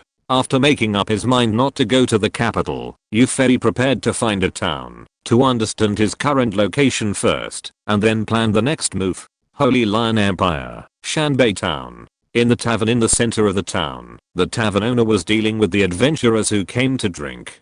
Dad Hasser, give me a bottle of emerald fruit wine. Dad Hasser showed a look of surprise on his face, but his hands did not stop. Quickly taking out a bottle of wine from the top of the wine cabinet, Dad Hasser talked to the mercenary who spoke. Clever. How did you get rich recently? You can even afford emerald fruit wine. The adventurer who wanted wine took the wine handed over by Father Hasser and said with a smile, "Nothing, just a little lucky." It seems that Clever doesn't want to say much, but the look in his eyes and the obvious expression on his face are saying, "Come ask me, come ask me." Father Hasser naturally understood and asked, "How lucky are you, Clever? Tell me and everyone else." The other adventurers beside him also joined in the booing. "Tell me about it, Clever." That's right, everyone wants to get rich. If you get rich, but don't treat everyone to a drink, fuck it. Ignoring everyone's booing, Clever said to himself, "Haha, nothing. I just encountered a few corpses of magic beasts when I was collecting herbs in the mountains outside the town. I don't know who killed these magic beasts, but they didn't even take the magic crystals, so naturally it was a bargain for me tsk. That's it." The adventurers who were listening attentively in the tavern booed. They originally thought that Clever had found a way to make money so they could also make a profit, but they didn't expect it to be such a thing. That depends on one's character. Clever seemed not to hear everyone's booing and smiled triumphantly, opening the bottle of emerald fruit wine and drinking it. He didn't care what other adventurers thought, as long as he had money to enjoy himself. Just when the atmosphere in the tavern calmed down temporarily, there was a creak, and the door of the tavern was pushed open. The bored adventurers immediately focused their attention on the door of the tavern. The figure they saw surprised them, and then they quickly looked away. A figure wearing a very luxurious magic robe entered the tavern, found an empty seat and sat down, and the two adventurers who were originally sitting at the table left the table very sensibly, and went to find other adventurers to share seats. This person's luxurious robes and the gorgeous staff he was leaning on showed everyone in the tavern that he was a distinguished wizard, and he looked like he was of a high rank. At this time, a strange color flashed in Father Hasser's eyes. Although he did not show the badge, from the specifications of the magic robe, Father Hasser recognized that this was a powerful cloud-level wizard. How could a wizard of this level come to this unknown town? Father Hasser was a little puzzled. But this has nothing to do with me. I just need to be a good tavern owner. Although I don't want to have more interactions with such a powerful wizard, I still have to fulfill my obligations as a tavern owner. Father Hasser walked to the side of this figure with a cautious look. This figure is naturally Eupheni's Elf King clone. Father Hasser walked up to Eupheni and asked, "Honorable Master Mage, what do you need?" Eupheni looked at the seemingly normal tavern owner, and a smile appeared on his face hidden under the hood. He replied, "Bring us a bottle of the best fruit wine in this tavern, but not too strong." Father Hasser was puzzled. The voice seemed to be deliberately lowered. After using his own method to restore it, why did it sound like a woman? As for the fact that this mage did not want strong liquor, Father Hasser naturally had no doubts. Mages never drink strong liquor. However, the next moment, Father Hasser did not have time to think so much. Looking at the movements of the young CLO-level mage in his eyes, Father Hasser's pupils suddenly shrank. Eupheni laughed in his heart and retracted his hands that were stretched out at the table. Before entering the tavern, Eupheni found an inconspicuous sign in the corner of the tavern wall. After checking countless materials, Eupheni immediately understood that this tavern was a base of the Thieves Guild, and he could inquire about information in it. He made a gesture just now, which meant that there was information that needed to be purchased. I didn't expect that this inconspicuous town of Shanbei also has a base of the Thieves Guild. Eupheni was a little emotional, but this also made it convenient for him. Before entering the town, Eupheni let the sacred giant wolf wander around outside and hunt some monsters. After Eupheni inquired about the news, he went directly outside the town and rode the sacred giant wolf to the nearby big city. It's depressing to say that the main consciousness was not on the Elf King's clone before. On the way, the clone automatically killed a lot of invading monsters, but did not collect magic crystals, which was a bit wasteful. You have to be careful on the way after this. Seeing the gesture made by Eupheni, although Father Hasser was a little surprised, he did not lose his sense of proportion. This was originally his job. After taking a bottle of the best fruit wine in the tavern as requested by Eupheni, Father Hasser returned to the counter, but he was still paying attention to Eupheni from the corner of his eyes. Father Hasser's reaction was naturally very normal in the eyes of the adventurers. Who dares to have more interactions with a magician? What's more, the momentum of this magician feels so strong. But what they didn't know was that under the wine bottle on the table in front of Yufei, there was a piece of paper. Yufei understood and quickly wrote something obscure on the paper. After a while delivering wine to other adventurers, Father Hassa took the piece of paper back without leaving a trace when he passed by the table where Yufei was sitting. A few minutes later, Father Hassa passed by the table where Yufei was sitting again, and the piece of paper returned to Yufei's table. Yufei glanced at it, took the piece of paper, and then shouted to pay the bill. When Father Hassa came to collect the bill, he felt the weight of the empty wine bottle, shook it for a while, then nodded to Yufei, and said goodbye to Yufei with a flattering smile. Yufei didn't care about it. He had already got what he wanted, and it was time to leave this town. After leaving the tavern, Yufei quickly came to the outside of the town, and called the Holy Giant Wolf over through spiritual connection. The previous series of events was the process of the Thieves Guild to inquire about the news. When the wine is served, the paper under the wine bottle is for the inquirer to ask questions. The paper that provides the inquirer with the information in the Thieves Guild states the amount of money required for the information. The inquirer then puts the gold coins needed to inquire about the information into the empty wine bottle, and the information is inquired. Before, Yufei just glanced at the amount of money needed for the information, and did not look at the information on the paper in detail. Now, taking advantage of the free time when the Holy Giant Wolf came over, Yufei took out the paper that cost him 50 gold coins and looked at it. Sweat. I'm embarrassed today. Our class teacher's surname is Bay, and everyone calls him Leo Bay in private.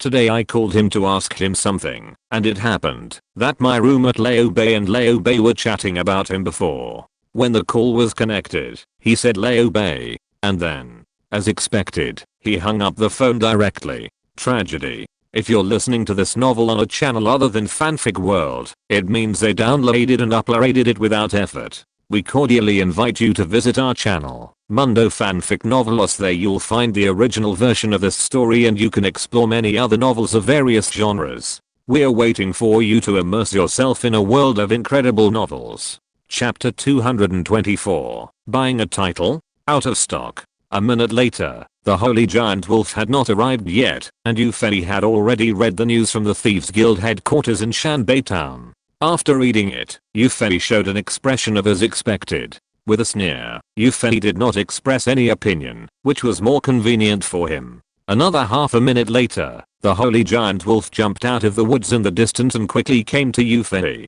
It opened its mouth and spit out several magic crystals of different colors, and the Holy Giant Wolf wagged its tail to Yufei in a flattering way. Khan, you are a wolf, not a dog. Yufei was a little speechless. Before entering Shanbei Town, Yufei let the Holy Giant Wolf hunt monsters in the surrounding mountains by himself, and he really got something.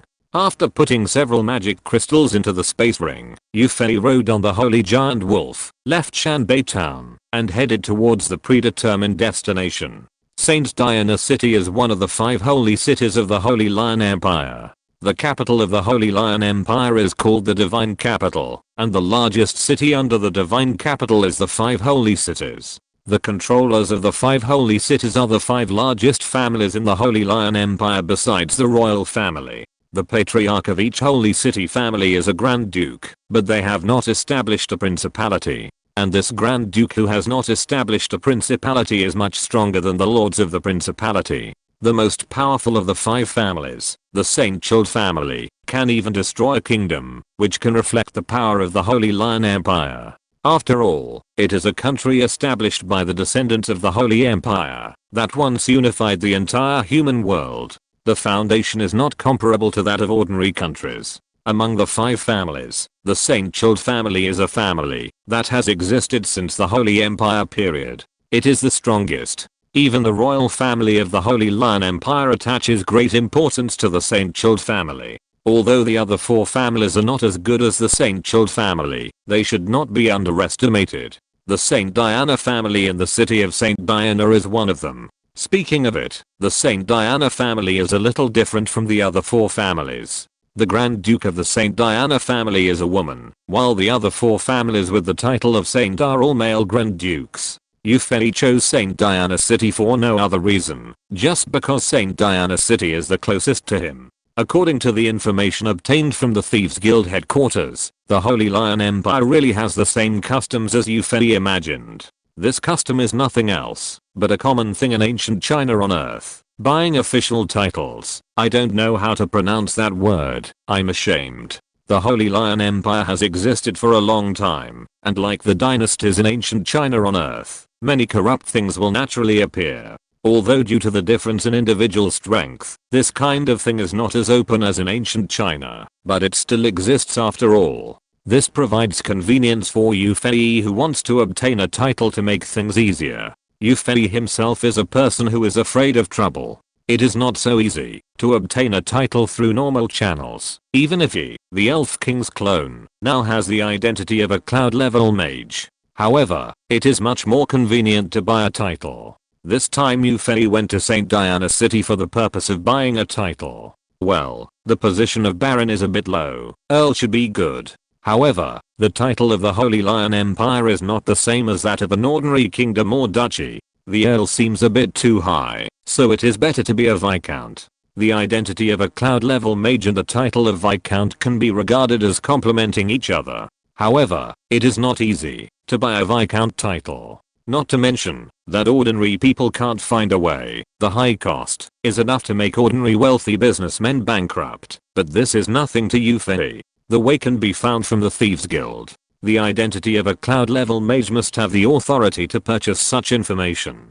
At the base of the Thieves Guild in Shanbei Town, Yufei just inquired whether the Holy Lion Empire could buy a title, and it only cost 50 gold coins. As for the specific information about the way to buy a title, in addition to more gold coins, a certain identity is also indispensable. The scale of St. Diana City is not much smaller than that of the capital of the Kingdom of Severn, which makes Yufei more vigilant about the strength of the Holy Lion Empire. In the future, the Night Elves will definitely confront the Holy Lion Empire. We still need to learn more about this powerful empire and make some preparations. However, this is something to be done in the future. What we need to do now is to find out how to buy a title and then buy a Viscount title. As for gold coins, it is not a problem for Yufei at all. When he came out of the Warcraft mountains, Yufei, the Elven King's clone, carried several high-level magic crystals. If he wanted gold coins, he could just exchange some magic crystals for them. After entering the city of St. Diana, Yufei quickly found the location of the Thieves Guild branch. As a dark force, the Thieves Guild naturally does not have an open base like the Magic Guild and the Adventurer Guild. However, if you want to find the branch of the Thieves Guild, you can go to some taverns and look for some hidden signs. Seeing a symbol that is somewhat similar to the sign outside the tavern where Father Hasser is in the town of Shanbei, Yufei did not hesitate and entered the high-end tavern in front of him. 10 minutes later, Yufei walked out of the tavern and left with the sacred giant wolf waiting outside the tavern.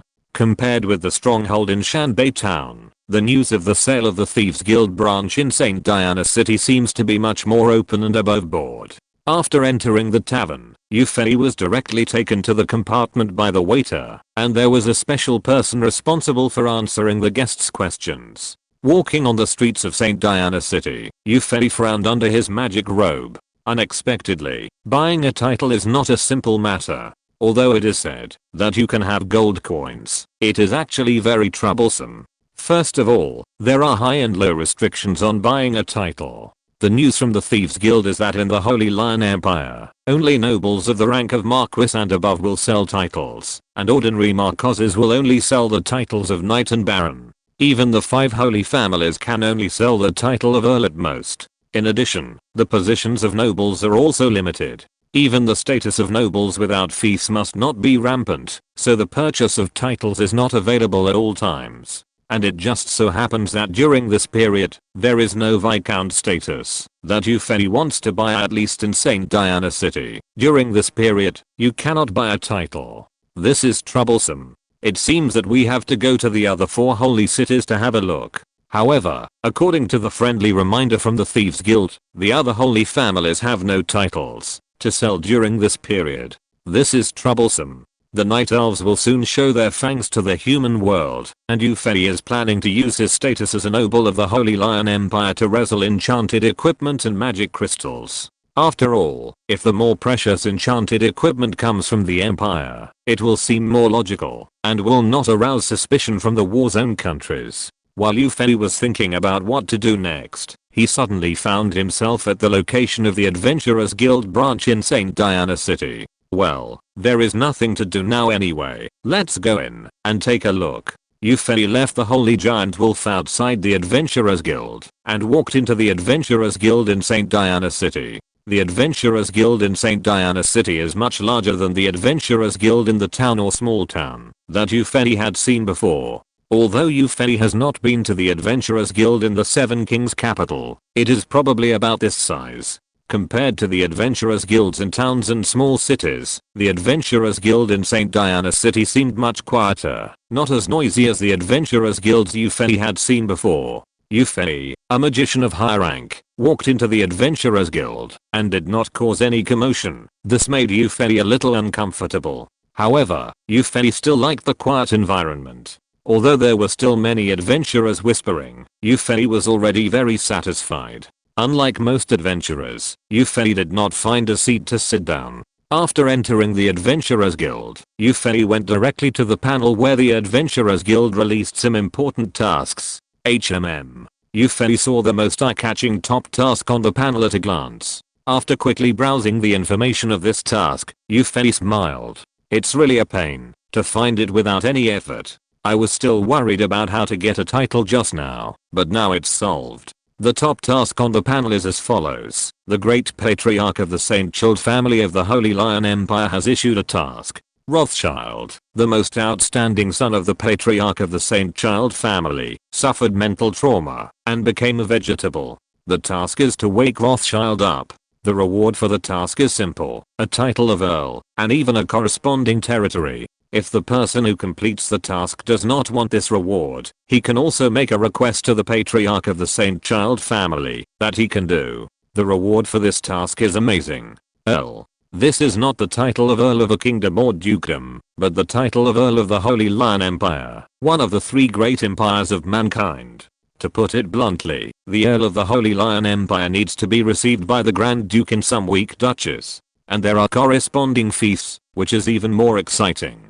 Generally speaking, the highest title sold by several holy families is Earl, but this is only a fictitious Earl, without a fief. The status of a real Earl and a fictitious Earl is very different. The one mentioned above who needs to be received by the Grand Duke of the Duchess is a real Earl. The position of a real Earl can make countless people crazy. But, this task is not so easy to complete. Think about it, if the most powerful St. Child family in the Holy Lion Empire cannot solve the problem, can ordinary people solve it? Chapter 225 Child Castle. But this is not a problem for Yufei. The mental trauma of Rothschild was originally caused by Yufei's original body, so it is natural for the Elf King's clone to repair it without any pressure. I didn't expect that the unintentional act of the original body actually provided convenience for the Elf King's clone to seek the status of nobility. This is really an unintentional planting of willows and willows with shade. Yufei sighed a little. After taking another look, Yufei walked out of the Adventurers Guild in St. Diana City without any nostalgia. He would not be stupid enough to really take on this task in the Adventurers Guild. I think the St. Child family posted the task in the Adventurers Guild just to let more people know about this. If someone really took on the task in the Adventurers Guild without knowing the consequences, I believe that the enemies of the St. Child family would be happy to get rid of this idiot. However, St. Child City is in the south of the Holy Lion Empire, while St. Diana City is in the north of the empire. It will take a few more days to travel. But in order to obtain this noble status and make profits for the Night Elves in the future, it is necessary to do it, even if it is a little troublesome. In this way, Yufei rode the holy giant wolf and set off on his journey again, heading from St. Diana City to St. Child City. As before, in order to save time, Yufei chose to go in a straight line, but this time, because his main consciousness was here with the Elf King's clone, his attention was always distracted, and his speed was not as fast as before from the Seven Kingdom to the Holy Lion Empire. It was not until 4 days later that Yufei arrived at St. Child City, which was more majestic than St. Diana City. Although the speed dropped a lot because the main consciousness was there, Yufei still had some other gains. There were a lot more magic crystals in the space ring, and there was even a new 7th level magic crystal. After arriving in St. Child City, there was no need to worry about anything. Yufei went directly to the local adventurers guild to take on this task. When accepting the task, the staff looked at Yufei as if he was a fool, but because it was his job, he could only handle the procedures for Yufei to accept the task. In the eyes of this staff member, Yufei was simply overestimating his ability to accept this task. Although Yufei is a cloud level mage, this cannot dispel his suspicion of Yufei. You know, the Saint Child family is said to have even legendary mages. If a small cloud level mage wants to solve something that a legendary mage cannot solve, isn't this overestimating his own abilities? Although the Saint Child family offered a very generous reward, due to various factors, no one has taken up the task, and Yufei is the first one. Therefore, as soon as he took on the task, Yufei was pulled over by the Saint Child family. Although he was very skeptical about whether Yufei could solve Rothschild's mental trauma, the head of the Saint Michel family had already said that anyone who took up the task, even if he was an ordinary villager, must be brought to the head of the family immediately, so no one from the Child family would make things difficult for Yufei. St. Child City is only the apparent location of the Child family, and the family's real base is on a mountain about 20 kilometers south of St. Child City. This mountain is not steep, but it covers a large area. Most of the members of the St. Child family live in the castle built on this mountain. Because it was the patriarch's business, Yufei did not encounter any difficulties when he entered the castle. In the study where the patriarch worked, Yufei met the patriarch of the St. Child family, the Grand Duke of St. Child of the Holy Lion Empire. The Grand Duke of St. Child looked quite majestic, but the bloodshot eyes lowered his image. It seems that the Grand Duke of Child is very worried about his son, Yufei thought. Rothschild is the most outstanding son of the Grand Duke of Child. He became a cloud level wizard in his 20s. It is almost certain that he will become a legendary wizard in the future. Even becoming an epic wizard is not impossible. You know, even the St. Child family now has only one epic ancestor. However, this ancestor has been in seclusion, and he is a warrior, so the Grand Duke did not bother this ancestor. Think about it, the St. Child family, which can be called the top family on the Slays continent, has only one epic level master. How high will the status of an epic level master be? How important is a new epic level master to a family? Moreover, although in terms of combat power, the gap between warriors and magicians is already very small at the level of legendary epics, but magicians can do many things that warriors cannot do after all. Apart from other things, at least warriors can't do enchantment, right? Therefore, a family member who may become an epic level mage is extremely important even for a top family like the St. Child family. Such an important person, and his own son, Grand Duke Child, is naturally very nervous. Relying on the strength of the St. Child family, Yufei's identity has been found out in the short period of time from St. Child City to Child Castle. A cloud level mage is very powerful in front of ordinary people and even some small families, but it is obviously nothing to the St. Child family. But what surprised Grand Duke Child was that this cloud level mage seemed to be much younger than his son, Rothschild. So this young mage, who was covered in a robe and did not reveal any traces, was more likely to become an epic level mage than his son. Grand Duke Child had originally summoned Yufei with the idea of buying a horse's bones with a lot of money, but now he suddenly had more confidence. Yufei did not want to have more interactions with the people of the Child family. He only valued the title of the Earl. Even the coveted earldom was not very attractive to Yufei. He just needed the identity of an imperial noble to go to other kingdoms and duchies to accomplish what he wanted to do. As for the territory, the Wind Whispering Forest plus the Northern Icefield were no smaller than ordinary kingdoms. Would Yufei be interested in an earldom? With the idea of finishing the matter as soon as possible, Yufei did not exchange more polite words with Grand Duke Child, who was rarely seen by ordinary people, but went straight to the point and proposed to meet the mentally traumatized Rothschild. Grand Duke Child was a little uncomfortable with Yufei's enthusiasm, but as a father, He naturally hoped that Yufei, the doctor, would see Rothschild as soon as possible, so he agreed. Then, accompanied by Grand Duke Child, Yufei came to the room where Rothschild was recuperating. Rothschild had been in a coma because his spirit was almost shattered by Yufei's body, and even his meals were fed by the maid. Seeing Rothschild's face, Yufei's eyes flashed with understanding and more of a smile. I didn't expect that the young man who escaped with the teleportation scroll at that time also provided convenience for his clone. Is this a cycle of cause and effect? Yufei laughed secretly, but no one noticed it under the cover of the magic robe. After seeing Rothschild, Yufei asked everyone to leave the room on the grounds that the secret method of the master could not be shown to the public, and began to treat Rothschild. Grand Duke Child naturally had no doubts about this.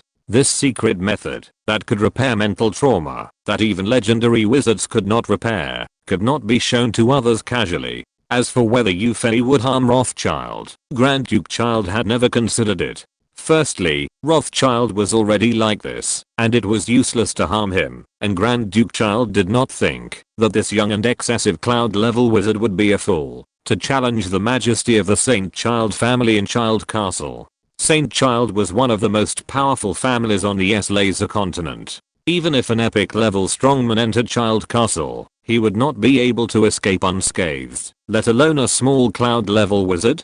But what Grand Duke Child did not know was that Yufei really had this ability. Yufei's avatar of the Elf King is already as powerful as a legendary warrior.